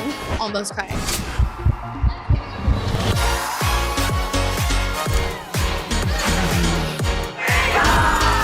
At VidCon, you don't know who you could be talking to, and as long as you express an interest in something, people are more than welcome to give you a chance.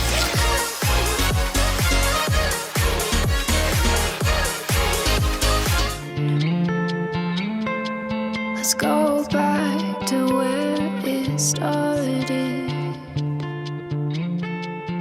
I miss everything about you, about you.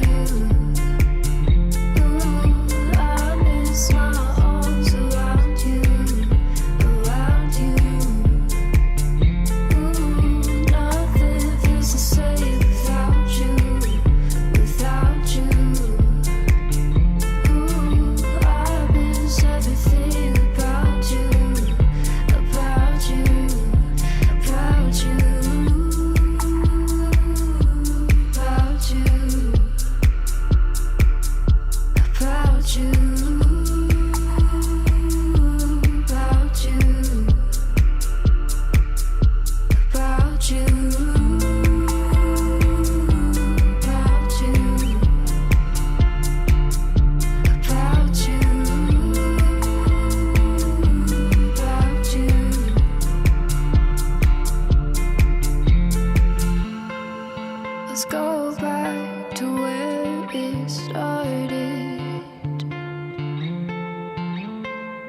'Cause I'm broken, let's be honest.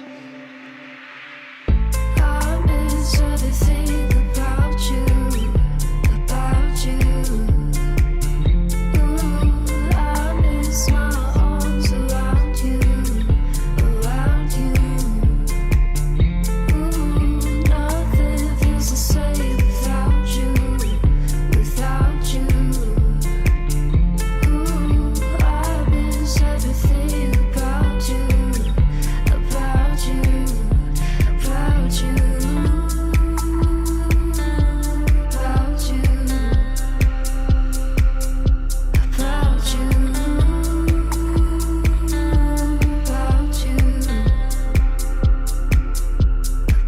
you, about you,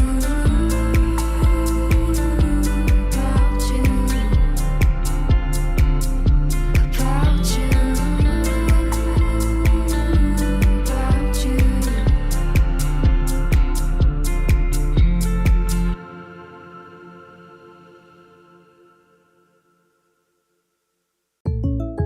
Jake from State Farm.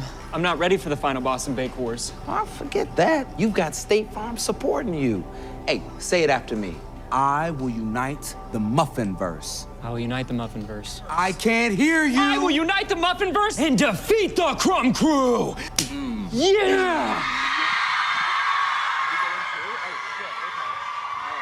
Hello. Okay. Hello, everyone. Wait, can we do it again? Let's go. Okay. All right. So, who here is a gamer by any chance? Yeah. We dabble with some games, okay? never gamed So in my today we've got a very, very fun thing where basically we're gonna be just talking about gaming and talking about everything we like, and we've got budget this year, guys, because we've got whiteboards. Let's go! I have basically organized this panel, so it's going to be very silly. We're going to be talking about things that we are interested in, and also, going to the audience, asking for things you guys are interested in, having a good time. But for those who don't know who we are, we'll do a little introduction, okay? All right, I've got a clicker, everyone. I'm so cool. All right, ready? Let's see if this works. Hold. Did it work? Did it change? Yeah! Okay. Are you ready? Me! Hello, I am Amesy. I think a good way to do this, we'll go down each other, okay? All right? And then we'll say our favorite game at the moment, Because that changes, we all have different games sometimes. So my favorite game is, at the moment, Life is Strange. And Night in the Woods. God, we got gay people here, damn. Okay, next up. We've got Gucky! Hi! What's your favorite game? At the moment, Smash Bros. I'm playing a lot of that. And Stardew Valley. Okay, I yeah, love that playing makes Stardew sense. Valley. You guys are gonna cheer for anything, aren't you? Yes! Okay, next we got Michaela! All right, what's your favorite game? What? Look what I drew. Wait, we could It's me. I'm sorry. I didn't mean to get off track. My favorite game is Fortnite Festival. I love Fortnite. Sorry. I love Fortnite Festival. Do you now? It is so good. Listen, 2x track speed, any song, Butterbarn Hoedown. What? Get out of here. Get out. No. Okay, next we've got Shovel. What's your favorite game? My favorite game at the moment is Omori. I haven't finished it yet. I'm so excited to play that. Okay, and then Ram. All right. Hi, I'm Rambu Live, and my favorite game is the trolley problem. You're a trolley problem. Can you explain that real quick? You know that problem where you have 4 people on a track? Yeah, And then another person on another track, and the train is heading towards the 4 people on the track. And you can pull the lever, but if you do, you end up killing someone. Have you guys heard of the trolley problem, guys? No. Big fans of the trolley problem. You all are just cheering to cheer. There's no way. All right. And everyone, we do have another guest, everyone. Give it up for Sneak! Let's go! Who could not be here today. No, he's here. It's just like the invisible boatmobile. Okay, What a yeah. lad. So, guys, you know, because Sneak may be watching from home, so we're just going to give a big cheer for him. Ready? 3, 2, 1, Sneak! Okay. All right. Let's get into gaming. Are you guys ready? Yeah. Okay. Boom. It's gaming time. I'm so sorry. You can tell I made this, can't you? You can really tell, yeah. You've been mind wiped, everybody. Okay. You get to play one game for the first time again, okay? You get to play one game again. What are you choosing? Shelby.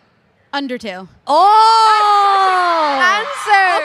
Okay. Why would you pick Undertale? Just because you want to relive the story? Or? It is one of my all-time favorite games, and getting to play for the first time again would be such a special moment. Yeah, I get that. Okay, that's a good answer. Okay, what about you, Gucky? Persona 5. Okay. It's so good. I love that game. Okay. It's a long game too, and I played it for the first time during COVID, and I love it so much. That is fair. Okay, Michaela.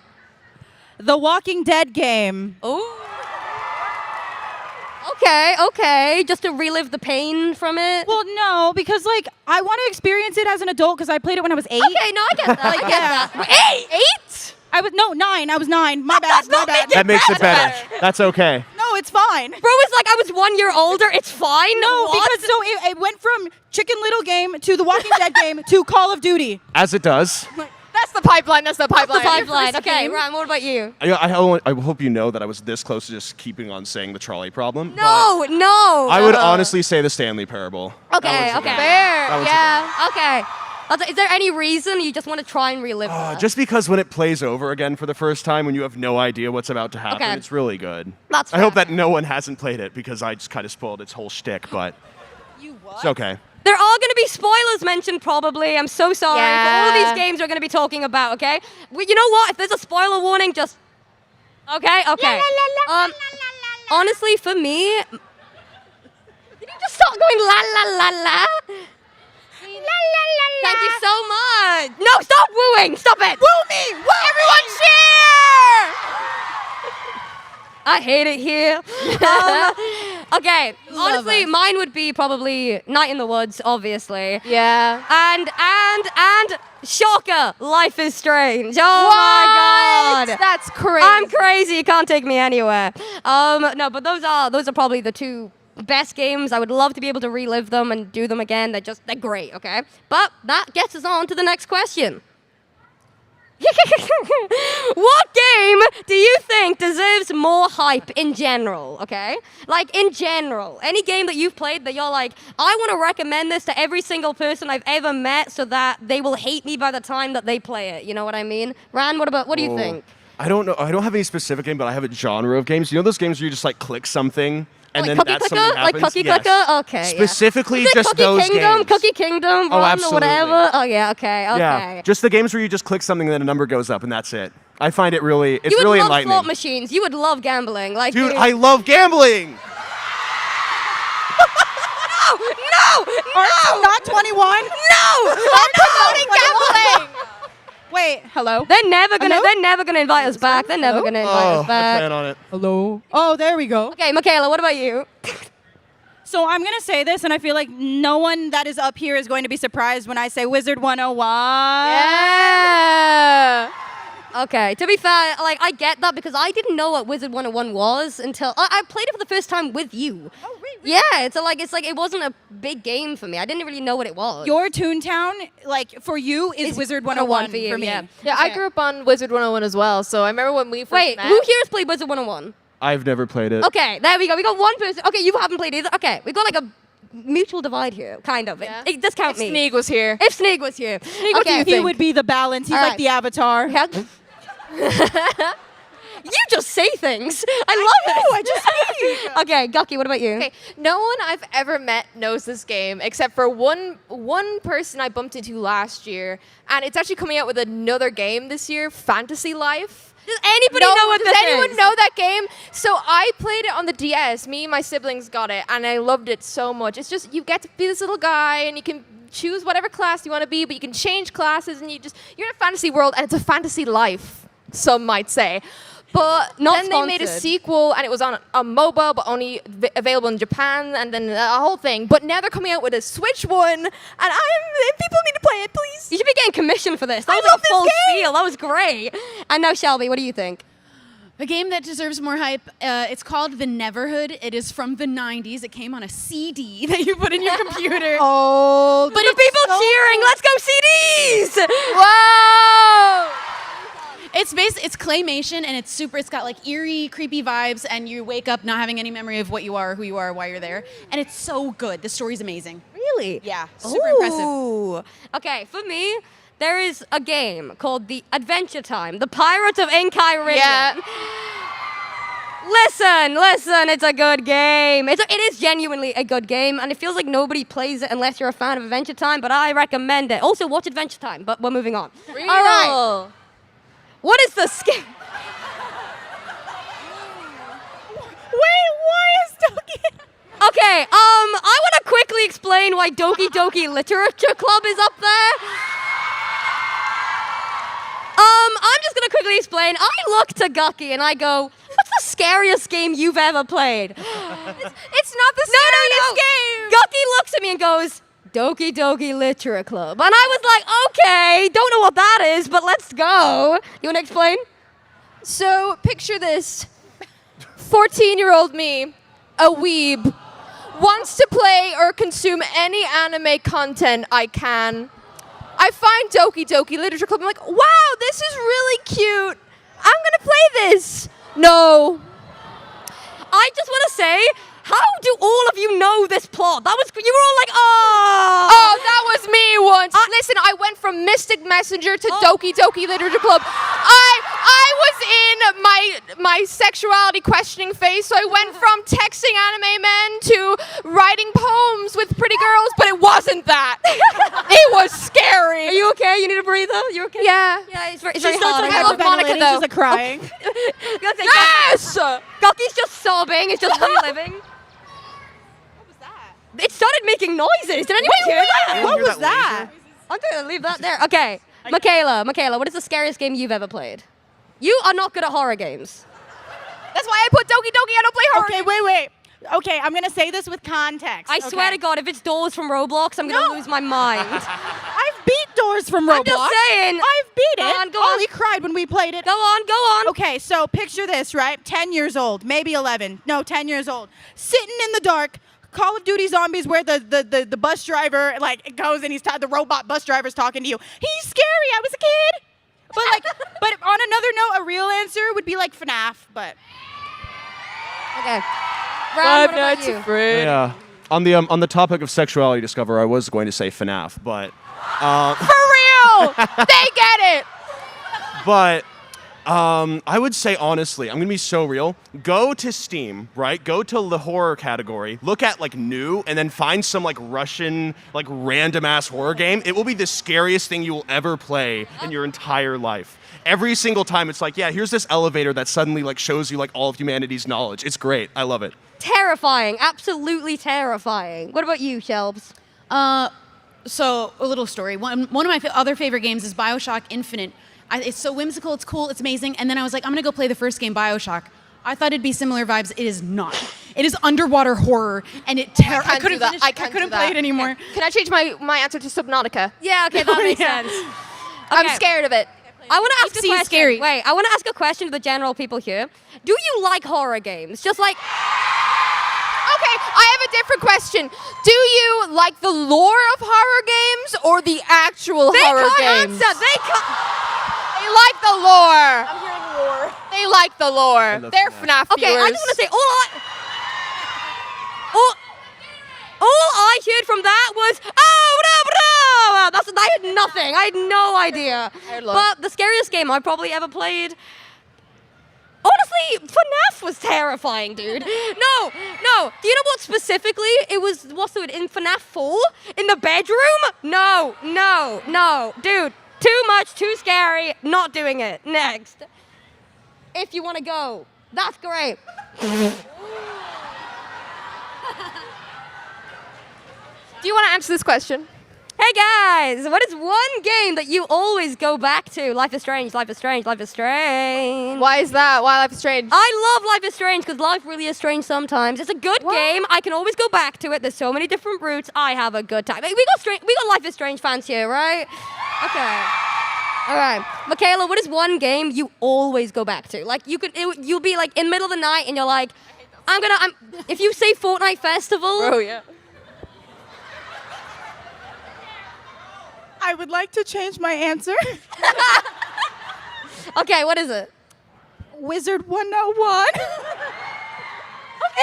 We're gonna go this whole panel. I'm just gonna go Wizard 101, Fortnite Festival, Wizard 101, But Fortnite Festival. Okay, fair enough. What about you, Ren? I was gonna say Fortnite, man. Fortnite! I love Fortnite. I really. love Fortnite. You gave me. We've got some real gamers up here, guys. What about you, Gucky? Pokemon. Okay. Sometimes you get the Pokemon itch and you have to boot up, Pokemon Platinum. That's my go-to. I love Piplup. I gotta go there. That's also my first Pokemon game. What about you, Selves? Minecraft. Yeah!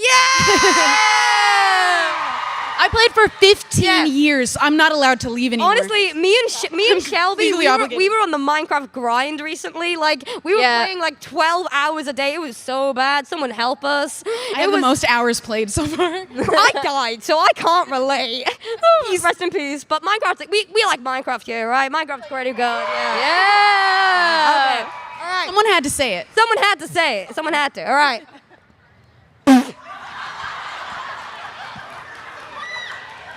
What games are you hyped for this year, Amy? I like Life is Strange, Double Exposure. Okay, a bit of context. I just could not find any. No, this had other images. They just weren't formatting, and I gave up. This is what you got. Okay, now there are a lot of games coming out this year. Obviously, there's it's great for gaming. But are there any games you guys are particularly excited for? Ren? Oh God. Five Nights at Freddy's Choose Your Own Adventure Scholastic visual book. Excuse me? It's genuinely really cool. It's called The Week Before. I'm Okay. excited for it. It's my Okay. favorite game is Okay. reading. What about you, Michaela? Like the amount of words that's in there. I'm on a gaming panel and I don't know what new games are coming out. Wow. That's embarrassing. Wait, hold on. Bro didn't stood for the test. Five Nights at Freddy's and Fortnite. Yeah, there was a new Fortnite update. Yeah. I hate it here. ×2. What about you, Gucky? Fantasy Life I. Yeah, okay, that makes sense. Fantasy Life. No one knows. I hate this. Yeah. Can you all Fantasy Life? Can you all please get into Fantasy Life for Gucky? Can you guys do that? It Thank has a you. beautiful soundtrack. What about you, Shelb? I forget the name, but it's like Hello Kitty Island Adventure. It's basically I know. It's basically Animal Crossing but Hello Kitty. What? It's really cute. It's coming for Switch. What? I've not heard of this. What is this? That's crazy. I mean, cute. yeah, I know that. I'm a gamer, but yeah. Moving on. Let's go. Oh, yay. Okay. So, yeah, I'm so excited for this. Okay, so. I'll be standing. No, you guys sit down. Let's stand. Okay, can you all get a whiteboard, please, if you guys don't have one? Where's your And you got a pen? Okay, so, guys, I've made a quiz. I thought it'd be really funny to test the knowledge, but we're going to be testing your knowledge too, okay? All right? Because, everyone, there is a trophy to be won, okay? Can we have some cheers? All right. Real gold. Are you ready to game? All right, so what's going to happen is we're going to do the question, okay? And what's going to happen is I'm going to give these lovely people 30 seconds to answer. And if one of you shout out the answer, you will be shot. Joking. I'm joking. Please don't do that. I Who will said cry. that? If you want me to cry, I'll cry. I'll do it. Okay, ready? So, are you ready to game? Yes. Are you drawing Homer Simpson? I need a second. I'm drawing Garfield. That That was just not one of the. What? What is? Oh.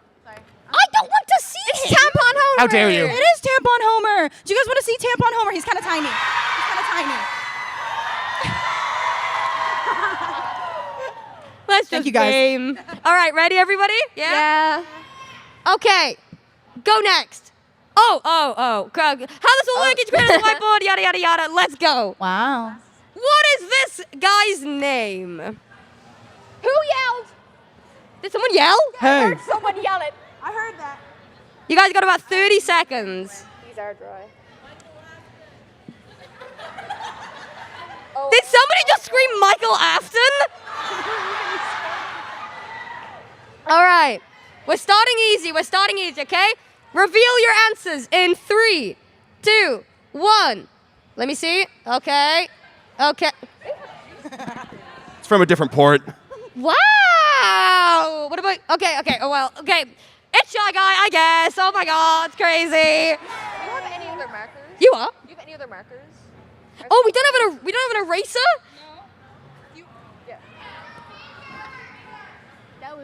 I'm not gonna lie. I've been Use your erasing it with finger. my Who do you think we sleeve. are? But my sleeves are white. Maybe I shouldn't do that. Oh. I have this one now. It's I was okay. gonna I'm say, using my maybe write them fingies. down small. You know what I mean? Like a little bit smaller this time. All right, you guys. I'm wiping my fingers. Are you ready?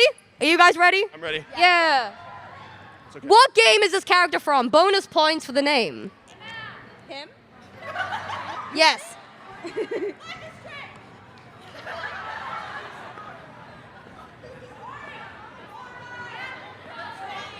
Shit. What is his name? No, I know his name. All right, you ready? You ready? Yeah. In 3, 2, 1. What? Michaela? I couldn't remember. I panicked. Hold on, Ran. I don't know his name. Okay. Power loud. Ran got it right. Ran's got it right, everybody. Come on. I'm not wrong. I'm not wrong. The Fallout. Ran is currently winning, so you guys are I gonna... think she deserves a half point because that's I correct. think I should get a half point. I'm not giving it to you for white man. Can I get a half point for writing your mom? He is a white man, No, though. you get minus points for you. Okay, I have a question. Why are crosswalks in America? Why is it a white man? Wait, where did that come from? And not a green because man. that was the question. Why This is is not the infrastructure panel. I don't know how to What is work happening here? Anyway, That's next something I've been thinking question. about. How many diamonds are needed to create an enchantment table? Oh. Who said 27? You're terrible at making enchantment tables. Wait, is it? I can't remember. Thanks, man. I heard that. All right, you ready? 3, 2, 1, go. Oh no! It is no. 2. Oh, It no. is 2. What did you? Wait, what did you do? It doesn't matter. It's 2. Are you doing math over there? At least I hope it is. Otherwise, this is gonna be really Okay, hold embarrassing on. for Okay, me. so this says 1 + 1 - 1 + 1. 1 + 1 is 2. -1 is 1. + 1 is 2. Divided by 1 is 2. 2. Yeah, that's right. That's right. Who are King you of trying math. to impress? Me. Okay, well, I guess 3 of you got that right. Michaela. When have you ever seen me make an enchant table? I steal from everybody else. Did you look at that photo and think that it was 3? My bad. Next question. What is the name of this Mario Kart track? I love how everybody just went, oh.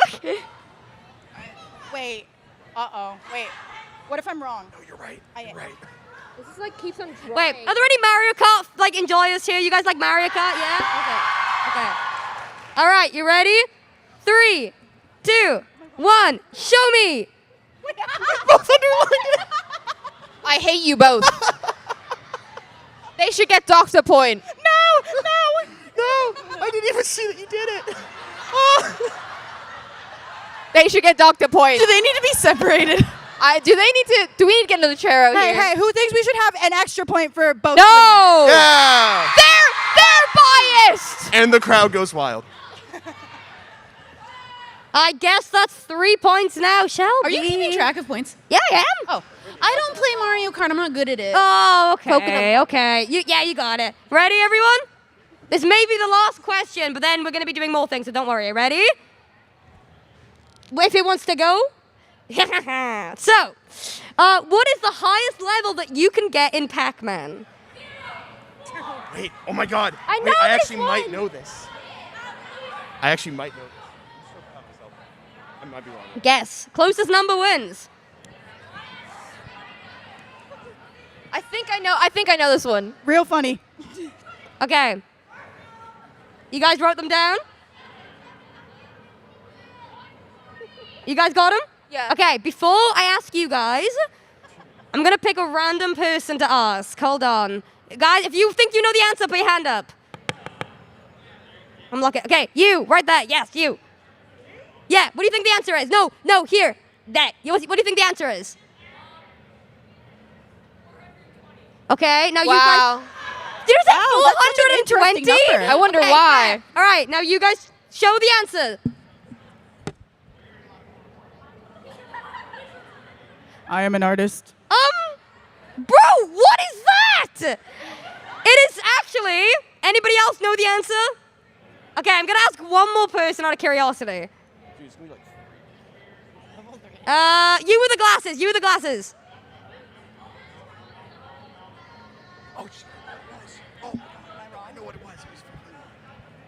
That was a long-ass number, but... Oh! No, I was wrong. What? A long donkey number. Anyway, the answer is 252. Oh. Am I the... I don't know why it's so specific, but we're going to do one more question, okay? Because all of you, well, one of you were meant to try and get at least a bit close and I could give you this trophy, but you guys are just boring and terrible at this. So, wow. Who wants to win? Who wants to be a millionaire? I wouldn't let that No. slide. Right. Who wants to win this trophy? Okay. So, you know what we'll do? I'm going to try and think of something a bit different, okay? All right. Hold on. What's an easy question, would you say? Like, what game is, like, primarily known among everyone here? Minecraft, no? No, hit them with something else. Fantasy Hit them Life. with something else. Fantasy Live. Okay. All right, I got an idea, okay? Ready? Okay, if you know the answer, you just put your hand up, okay? What is the name of the default skin in Minecraft? Really? Are we answering this? No, you don't have to answer. You don't have to answer. You don't. Okay, you can answer if you want to. All right. Have you got a sword? You with the sword. Who is it? Who is it? Steve, you got it. Okay. All right. Yeah, I've got it. Can you give this to them? There we go. Hold on. Wait, let me sign it for you. Let me sign it. Hold on. Do you all want to sign this? Yeah, go on. All right. We're all gonna sign the trophy for you. Wait, okay? So shouldn't you we say use that. like a permanent marker? Because isn't that's no, You got that's a permanent? I have one in the back. I've got... I got a permanent. Oh, yeah, I got some. All right, gamers. All right, we're all gonna sign this for you. Good job. All right, sign it for. Okay. Now. Where do we sign? Just On there, it's fine. Just small. Okay. All right. Those Sharpies? Oh no, we have another. Oh, that's permanent. That's permanent. Sorry, gamers. We're going a bit crazy over here. Are you guys enjoying the panel so far? Listening to us, yeah? I want to ask you guys for some of your favorite games in a moment, okay? Not in a question way. I'm just going to kind of look at you guys and what are you holding up? Is that Sonic? I can't tell. Is that Sonic? Bro, that looks like a What is lottery it? ticket. Scratch it. Oh, it's a book. Oh, it's a book. Beat the cat? Pete! Pete? The cat! Pete? Who is It's Pete? a children's book. Isn't it? Wait, what's happening with Pete? What did he do? Just like that. Oh, all right. Don't ask what Pete did. Okay. You got it? Hold on. You know, I could like put these down. Like I could. Okay, Shelby and Gucky, okay? I want to ask you guys a question about, obviously we are streamers and we do gaming and Yeah. everything like that.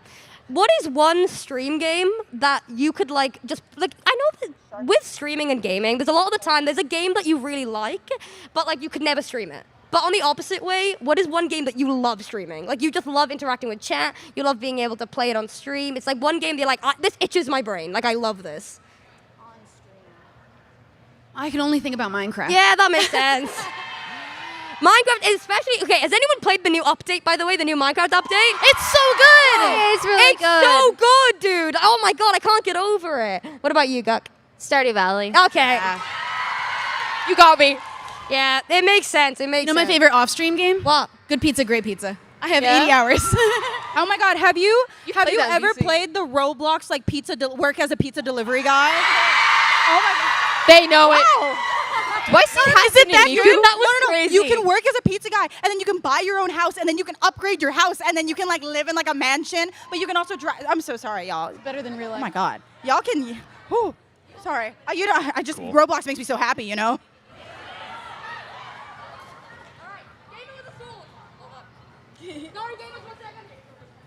Chuck it like a football. Do not do that. I was slash J. I'm Okay, joking. now Michaela, what is Hi. one stream game that you could play like constantly? Like you just love it. One stream game Yeah. that I could play constantly? Ooh. Oh, the name just left my head. Hold on. Wizard 101, No, no, no, no, Fortnite no. Festival. No, I no, don't no. know, man. No. Escape the Natural Disaster Roblox. That makes sense. It's a banger. It's just so funny that anytime Roblox or Fortnite is mentioned, everyone just starts screaming. Wait, I want to try something. Roblox. Fortnite. They didn't hear it. Terrible. Fortnite. Fantasy Life. Yeah! All right. They get what about it. you, Ryan? What is one stream game? Dude, I was gonna say Fortnite again. I genuinely. Dude, I just go insane, and then I love being toxic in it though.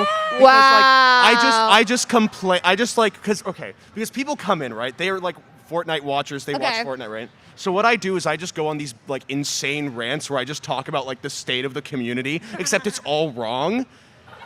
And I'm just waiting for the day that it like one day just like gets posted somewhere, and then I have a bunch of like Fortnite fans. I was coming gonna at say me you're gonna be on being like hey, the Fortnite So you Reddit, want and to it's like, be attacked. I want to be attacked. It is my dream. I like to eliminate people and then emote on them. Sorry. Oh, you're one of those. Sorry. I tell Sorry. my mods to hit them I with love when I'm bricks. playing duos and we eliminate someone, but they're still there, and we just play past the power. Yeah, no, that is something we do. Yeah. Oh yeah, my favorite thing is if somebody is down, I'll go over to Gucky and I'll go, "Do you want to play catch with their body?" And I know it's Like, toxic. yeah? Like before we kill them. Sorry. That is terrible. That is kinda funny. terrible. Okay, now I want to ask a question. What is your most played game? Okay, so obviously the thing with us, we do play a lot of games online, we play a lot of games in streaming, even offline. But to the top of your head right now, what do you think you have the most hours on? Because mine is Among Us, okay? And it's really I wrote down Mungus. You put Mungus? It is Among Us, you know? It's also Among Us and then Town of Salem for some reason. Like those are my two most played games. But what about you guys? Like, what are your most played games that you think? Okay, obviously aside from Minecraft, because I feel like that's kind of a given, and Fortnite Festival, because I won't do that again. The Chicken Little game, for one. Sorry, I know. And Call of Duty Modern Warfare 3. That's fair. That's fair. What about you, Ran? I think it is genuinely. Go on, Hatsune Miku. Cookie It is genuinely Cookie Clicker. I'm not kidding. I used to have this like phase called elementary school where I played it every single What? day. Wait, you had this phase called What do you went to elementary Yeah, so school? basically from like first grade to fifth grade, I played it like pretty much every single day. So I think it genuinely is the game that I've played the most. Honestly, it beats my Among Us, I will be honest. But what about you guys? What do you guys think your most played game is? I know for a fact that it is Stardew Valley because Yeah. combined with my PC hours and my Switch hours, I have about 600, 700 hours. That makes sense, yeah. Yeah! What about you, Shel? Also, other than Minecraft, because obviously That's what I was Minecraft, thinking, yeah. RuneScape. Ooh. Half of my life was spent on that game. You know what? RuneScape's a good one. I was gonna say it's a good game. Okay. That was my MMO of choice. Now, we're going to get into a very interesting question. I should probably move this. Hold on. Oh, no, wait, ignore that. Never mind, I lied. What I was going to say, I want to go to, what is one game you never completed? Like, just one game you were never able to complete, if you can think of any. Like, maybe the story didn't go well, maybe you just didn't like it, or like, what is one game you're like, I can't do this? I gotta think. I have to have a think about that. I've got a couple that I've like gotten halfway through and I'm like, oh my god, I can't finish this. Like Smiling Friends is one of them. If you guys have played, like I think it's called Smiling Friends. And there's also Life is Strange 2. I never finished on stream. I need to refinish that on stream. What about you? You just finish all your games? Is No, that like okay, listen, no, it's so crazy because all my games just left my brain. No, we're on a gaming panel. I know. That would be terrible. No, I got one though. Okay. Poppy's Playtime. I never admitted that. So I didn't finish it, and then I told my chat that I finished it off stream. Okay, I actually have a thing. This when I first played Poppy's Playtime on stream, I watched about 4 videos beforehand so I'd know where the jump scares were, so I wouldn't cry on stream. Dude, no, because on stream I pulled up Markiplier's video and went, what did he do here? Because I was stupid. You pulled up a tutorial while Yes! No, because there were parts where I was like, I don't know what to do here. Let me go see what Markiplier did. You're crazy. That's amazing, though. What about you, Ran? What is one game you've just not finished? I know a game I haven't finished is One Shot. One shot. Yeah. What is One Shot? It's a game. Yeah. Wow. No way. It apparently messes with some files on your computer and everything. And I played it once on stream for a couple hours and I was like, oh, I'll finish this another day. And then I realized it's not called Two Shot, so I only played it once. Oh my god. Dude, that was so funny. God. Thank you. Yeah, I laughed really hard. That was that was great. What about you, Guk? Okay, so I've actually never finished Pokemon Platinum, despite it being my favorite Pokemon Okay. game. We got any Pokemon fans here, by the way? Any Pokemon fans? Okay. All right. So I've restarted it about 20 times, but I can't finish it for some reason. But the first time I played it, I couldn't finish it because I was a kid, and my brother would have to beat a lot of the gym leaders for me because he was actually good at the game. But I've never finished it, and I really want to one day, but I just need to get around to it. That's fair. What about you, Shelby? One of my favorite franchises is Legend of Zelda, but I haven't beat most of those games. Yeah.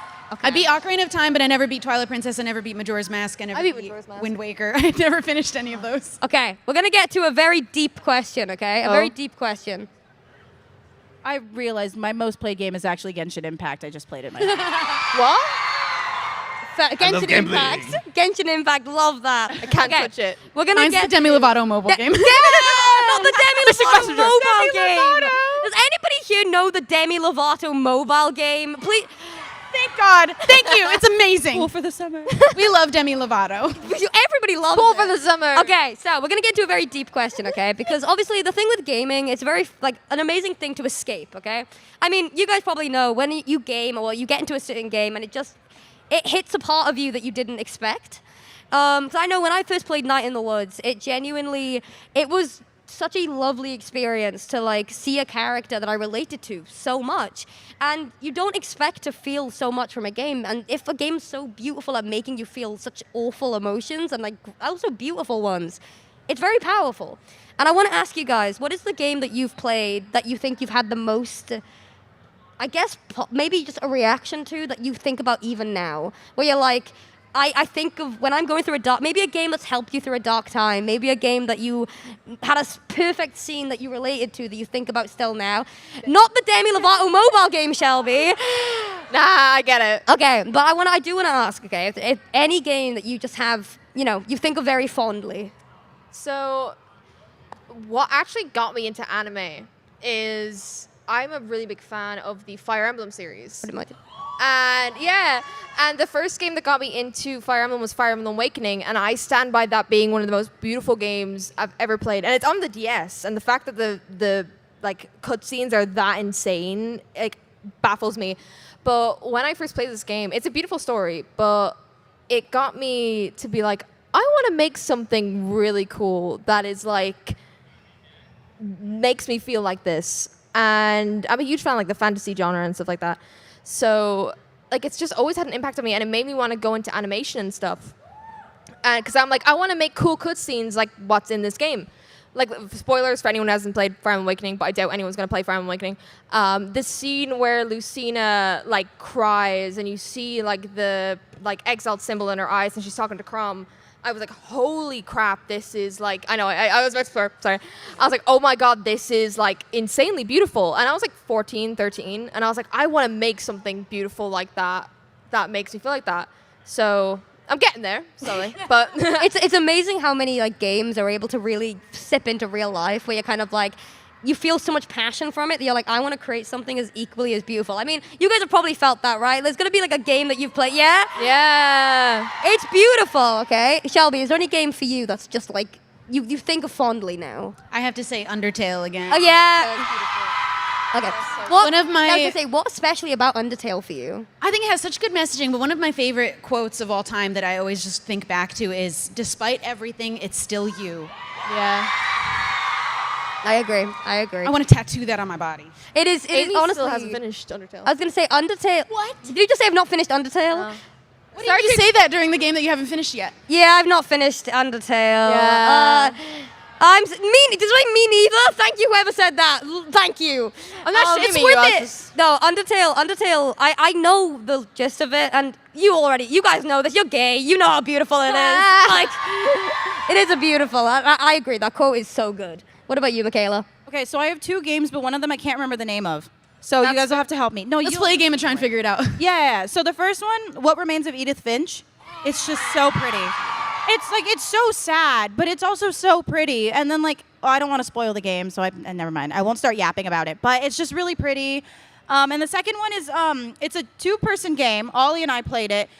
Leo and Vincent. Is it the prison game? The two way out. A Way Out. A Way Out. A Way Out is just the ending is just really sad regardless of what you pick, and it just really upset me. That's I was fair. sat on stream and I'd never cry on stream. I was sat there and I was like, I think I have to go, guys. I gotta head out. I gotta go. It's a good story. It's a great story, and it's so heartbreaking. God, it's just such a good game. I just love the game. Yeah.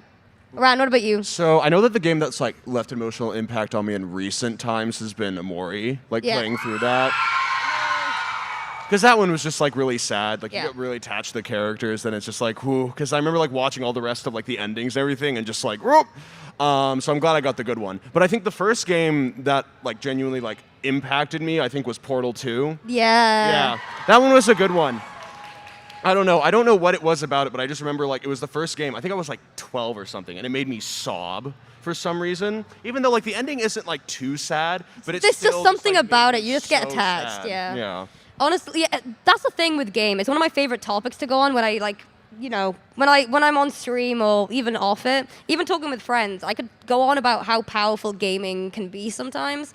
And I mean, I'm assuming some people here, you guys, when I said this question, you probably had a game pop into your head, and you were like, yeah, this is the game that still makes me feel this way now. I mean, there's a reason so many people get games tattooed on them, because it is such a beautiful way to sometimes it's just gorgeous. And for me, definitely Night in the Woods, and I know I'm gonna say that Life is Strange again, but It's a good game. true. Life is Strange I was is a gonna gorgeous say, game. honestly, anybody that has played Life is Strange, you know the harrowing feeling you get in your stomach. You get nauseous when you play it.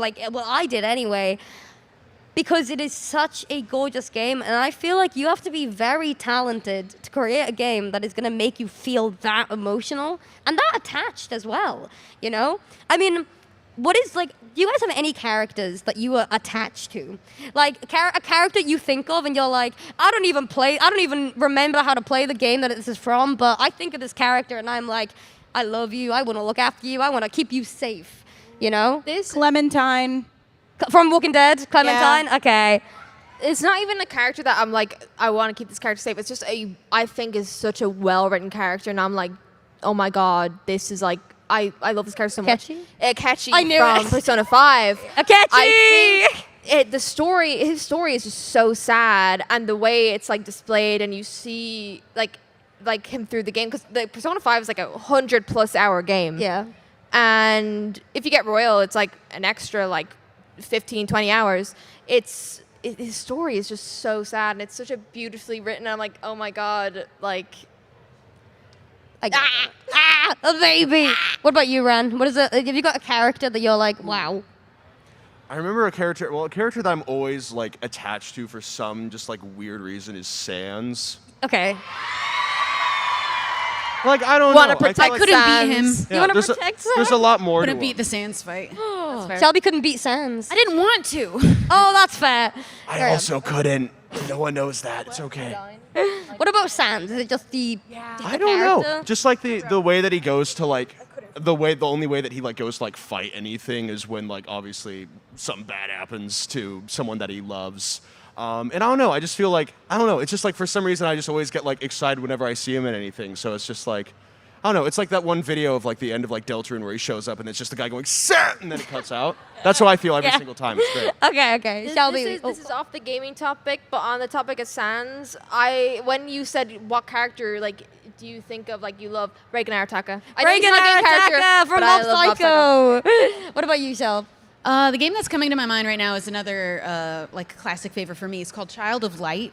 Child of It's Light. so beautiful, and it's a little princess with pink hair and wings, and I just think of her visually as such a beautiful character, and she's trying to find her way back home because I forget the story, but like her kingdom is flooded. It's so beautiful. It's beautiful. Yes, it is. It's such a good game. I just get game recommendations from you. Yeah, I have a lot of like little niche ones that are good. Yeah. Honestly, there is such a like specific character. I've got like a lot that I cherish. You know, I guess I get obsessed with a few things sometimes. You know, you're going to try. Hey. No, it is.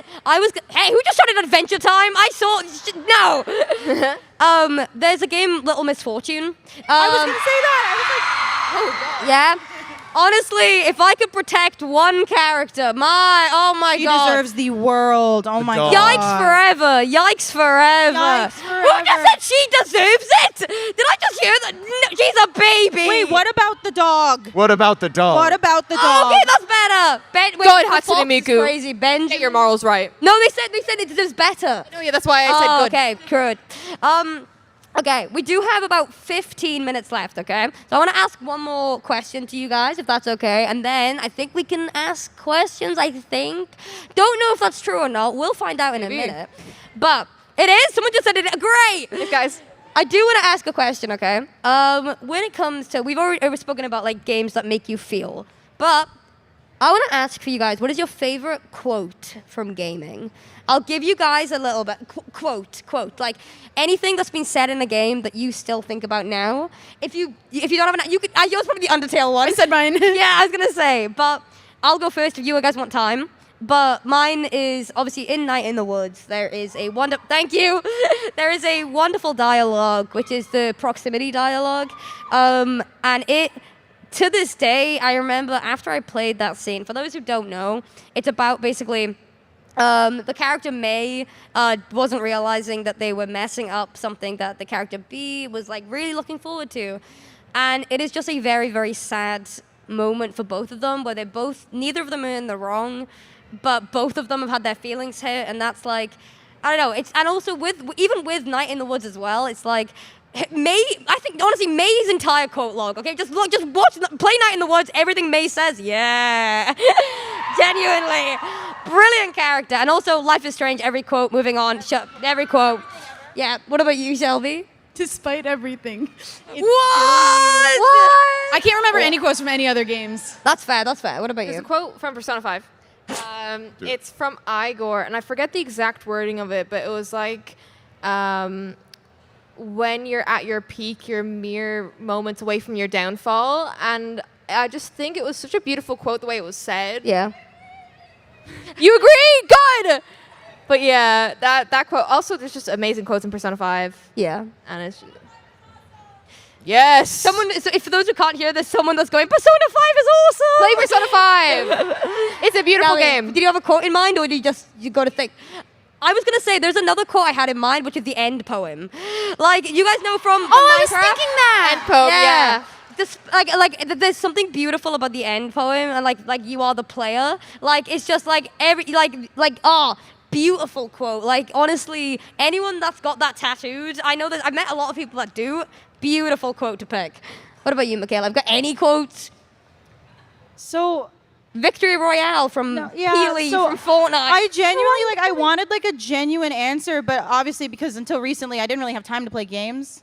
So like the only thing that's in my head right now is when Farah from Overwatch goes, "Justice reigns from above," and I have been sat here in silence for so long. Trying to think of anything else. And that's the only thing or like when Mercy's like, "Put your security in my hands." That's all. I'm surprised it took you so long to bring up Overwatch. Yeah, it took me a while to I've bring been up fighting it. That's fine. Overwatch is great. I just don't like it, but it's great. I love Overwatch. Ryan, what about you? Is there any quote that you think about? Yeah, mine is the one where Leon Kennedy says, "Where's everybody going? Bingo." Because it's just like he just probably like killed someone's grandma and then he said that stuff. That's awesome. Okay. Now, do you guys want to ask some questions? Woo! Okay, I'm just gonna double check this is happening. I'm assuming questions are happening. So, what I'm gonna do, gamers, I think there's a. Hold on, wait. Slide for this. No, damn it. Question! Let's go! Okay. Now, I don't know how to do this because I don't know if I'm going to be able to hear you guys from how far away you are. I don't think there's a microphone. Someone, Yeah, okay. to be fair, when they yell, if one person yells, we can hear them. Okay, you guys gonna have to help me listen, okay? Yeah. Okay, so I'm gonna point with my pen that I was sitting on by accident. Okay, you in the red, you in the red. You, yes, you. What's your question? Favorite? Cool math game. B cubed, B cubed, B cubed. I'm 30. I don't do math anymore. I don't know what that failed is. math 4 times. I don't think I can help you. I don't know what that is. What is cool math game? Okay, so literally, like when you're in like computer lab in like 3rd grade, there's this game. I still play this game. It's like a bunch of different games that involve math. Not really, but like math, and you would play them when you're done with whatever your work is. You know the one? It's called. I think it's called B cubed, where like the cube like goes along a path. I play that to this day. I played it this week. I don't know what this is. I think this is I think it's an American thing. I was gonna say we did have something Yeah. similar, but it was like I don't even know what ours. Does anyone was. know that one game with the cannons with the penguins? What are you? You know what I'm talking about. Math related? What's the one? No, but that's what I'm thinking like, of. It's not Sharkboy and Lava Girl, but it's like Fireboy and Fireboy and Water Girl. Yeah. America. Favorite cool math game? Mine was one where you had to train a duck to compete. I'm so scared. It was awesome. I was gonna say I have no idea, but Donald Duck. What? Who's got Donald? Let's go. Okay, who's got a question? Everybody. Hold on, I'm looking. Hatsune Miku, where's Hatsune Miku? Miku, what's your question? Favorite Roblox game? You gotta be kidding. I know my answer. Did you just miss that? No, favorite Roblox game. Favorite Roblox game. Yeah. The Mimic. Oh yeah, I know what that is. Ren? I've only played Roblox like maybe like a couple of times, but I really like just kind of not playing it, but more so just observing those like household like role play games. Just not participating, just being an outside observer. Looking through their window, seeing their child grow up. It's great. What about you? There's a game, I don't know the name of it, but it's the one where you dress up. Oh, Fashion Famous. Fashion Famous! Fashion Famous! Fashion Famous! Yeah, I love the Fashion Famous Because as well. me, Amy, and Michaela have played it so many times, like 4 a.m., and they're like, let's all do a really silly one. And I'm like, no, we need to match the prompt. I'm there and to be win. really cute. No, Yeah, I'm gonna do you win. remember the days where we would find someone who was already dressed up and we would copy their exact outfit, and It then was- we would go out before them and go, "This username copied us our exact outfit," and then get them. And then I'd be coming out like, wow, I matched Shelby, the were you gonna say prompt. Fashion That was Famous? literally my Okay, answer to fashion I was shows. also I like Speedrun 4. That's such a specific. What about Razor Peter? No, not Razor Peter. Oh, don't even get me no. started on Razor Peter. Okay, let me Razor see. Peter. You right there. Yeah.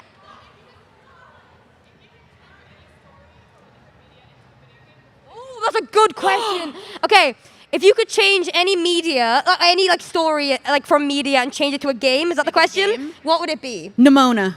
Oh. That has my whole heart right now. Okay, hear me out. Delicious in Dungeon. So you have one aspect of the game where you're fighting, getting the ingredients stuff, and then the other aspect of the game where you're cooking. And I just think that would be really cool. Also, Farsil. Gay people. Love gay people. Okay. So you guys know Arcane? I think it'd be Okay, you took mine. I think it'd be really cool if they turned that into a game. first time I watched it it would do that. be really cool. Yeah, like were you like an adventure game? no, just a general game with a character. I don't know why they haven't done that yet. Like that would be really. The first time I watched Arcane, I was like, damn, I'd love to play this as a video game. And I was like, wait. League of it is a Legends. MOBA. What about you? So mine was gonna be like a story version of Arcane, like instead of like an actual story like playthrough That's of valid. Arcane. But to change my answer, I don't know how this would be because I feel like that's just like that one doctor game. But like a Grey's Anatomy simulator game would be really funny. Like you go through and you're Meredith Grey. You mean and play as her. volunteering at the local hospital? Yeah, like, but not with any repercussions. I wouldn't at the expense of any real people's lives. not with any repercussions. repercussions is crazy. What about you, Ren? Well, mine is an escalation of that. I would say Saw. Yeah, that makes sense. It'd be That awesome. makes Just sense. imagine like moving up the stick and down the stick, and it's like you're sawing off your arm or something. Like See, I think thought the you were L going stick. for That'd more be awesome. construction angle. Like, You know what like I of mean? how it goes. That's great. You know what I mean? Become a Oh my god, carpenter, wait, you maybe. get to build the saw trap and then you get to put. Oh my god, wait. Dude, Hold on, I'm guys, we're already on doing something. that. That's a good point. That's a fair point. With. I wasn't done with my answer. Hold on. Chill. That was a joke, by the way. Chill. Honestly, I like a lot of different media. Like I can't even start even delve into it. No, Adventure Time has games, man. I think. Has anyone here seen the originals? It's the spin-off from the Vampire Diaries. Okay. Okay, who's here seen the Vampire Diaries? Okay. Yeah. Okay. I Not would a love to nerd. play as Rebecca Michelson. I just feel like that would be fun. I want to be Elijah. Okay, we just do it. We just I want to be Carolyn. Let's just be the originals. Hold on. Okay, we're gonna do two more questions. Okay. I'm so sorry to the people in the back. I don't think I'm gonna be able to pick you just because I don't think I'm gonna be able to hear. Okay. Do your guys' arms hurt yet? Let me. You, right there. My favorite what? Oh, cozy, like a chill game, okay. Pizza? Good pizza, great pizza. Yeah, for context, by the way, the reason the pizza game is a meme with me and Shelby is because it was like, for a week straight, I would click onto Shelby's profile. You guys know how Discord, you can see what people are playing?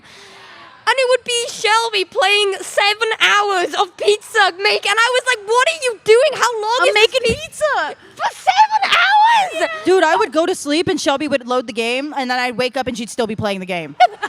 Crazy. What about you? I'm not going to say Stardew Valley because I feel like it's a cop-out, but specifically Animal Crossing New Leaf. Yes! New Horizons was good, but I feel more stressed playing New Horizons. Okay, that's fair. Thank you, Hatsune Miku! Honestly, mine is Mario Party 8 on the Wii. Mario Party 8 on the Wii specifically is my favorite game. I love it so much, dude. Can I special shout out Mario Party 5 as well? Yeah, that's Can I also special shout out Poke Park on the Wii? Yeah, It's a good game. You can. He is the best console. Yes! Mario Kart 7, just because that's the one that I had on Yeah. Mario Kart 7 or Supermarket Simulator. Ooh. Supermarket Simulator, I love that. What about you, Ren? Mine is, I would say, Cookie Run Kingdom. I'm in like the top like 7,000 of players. What? What? That's Get not a a joke. job. That's not a joke, but I do have a sorry. job and I'm it goes to sorry. Cookie How Run have you Kingdom. managed that? Anyway, okay. We're gonna do one more question, okay?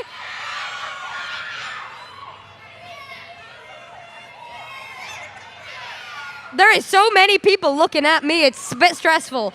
You holding up. Okay, go. Yes. Favorite who? Papa? Who's Papa? Don't get me started with Papa. Papa. Who is Papa? Is this the pizzeria game? Yeah, no, because the customers in that game are the most annoying little pieces of crap. wait, Because it's is like, this- oh, is this you the- spilt one sprinkle, I'm gonna give you $30 less. It doesn't Wait. make any sense. It's like the ice cream game and stuff. Yeah, I it's think, the ice cream right? game or any of the. Is Papa that one meme where it's like, it's Pimp Lucius? Yes. Okay, I like that. I don't think I've ever played any Papa's games. Same. I've never. There's Taqueria, there's Do you have another Donuteria. question? Do you have any other question? What's it? Same person. Any other question you want to ask? You got this. Go on.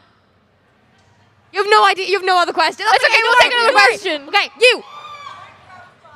Favorite Minecraft biome? Oh, favorite Minecraft biome. I have a specific answer. Go on. So, specifically the birch forest, but from the concept art with like the bees.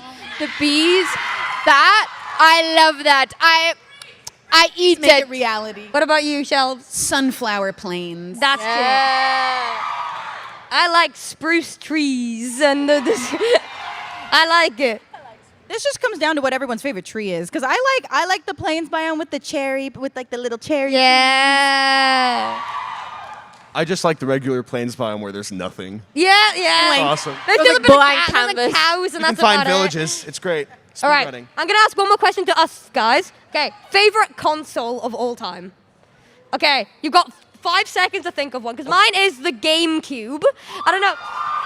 Me and Shelby played the GameCube and it was my favorite. Luigi's Luigi's Mansion. Okay, favorite. Okay, I'm not. Okay, there is this plug and play like console thing, right? And it was like this mini golf game, and it brought me the most joy that I've ever had as a child. But I've never been able to find it. But it genuinely is like my favorite console because you just like you putt and then it goes, and it's incredible. That's crazy. It's awesome. I used to like the Wii as well. You know, like when you had like the mat. Yeah. Yeah. Okay. What's your favorite console?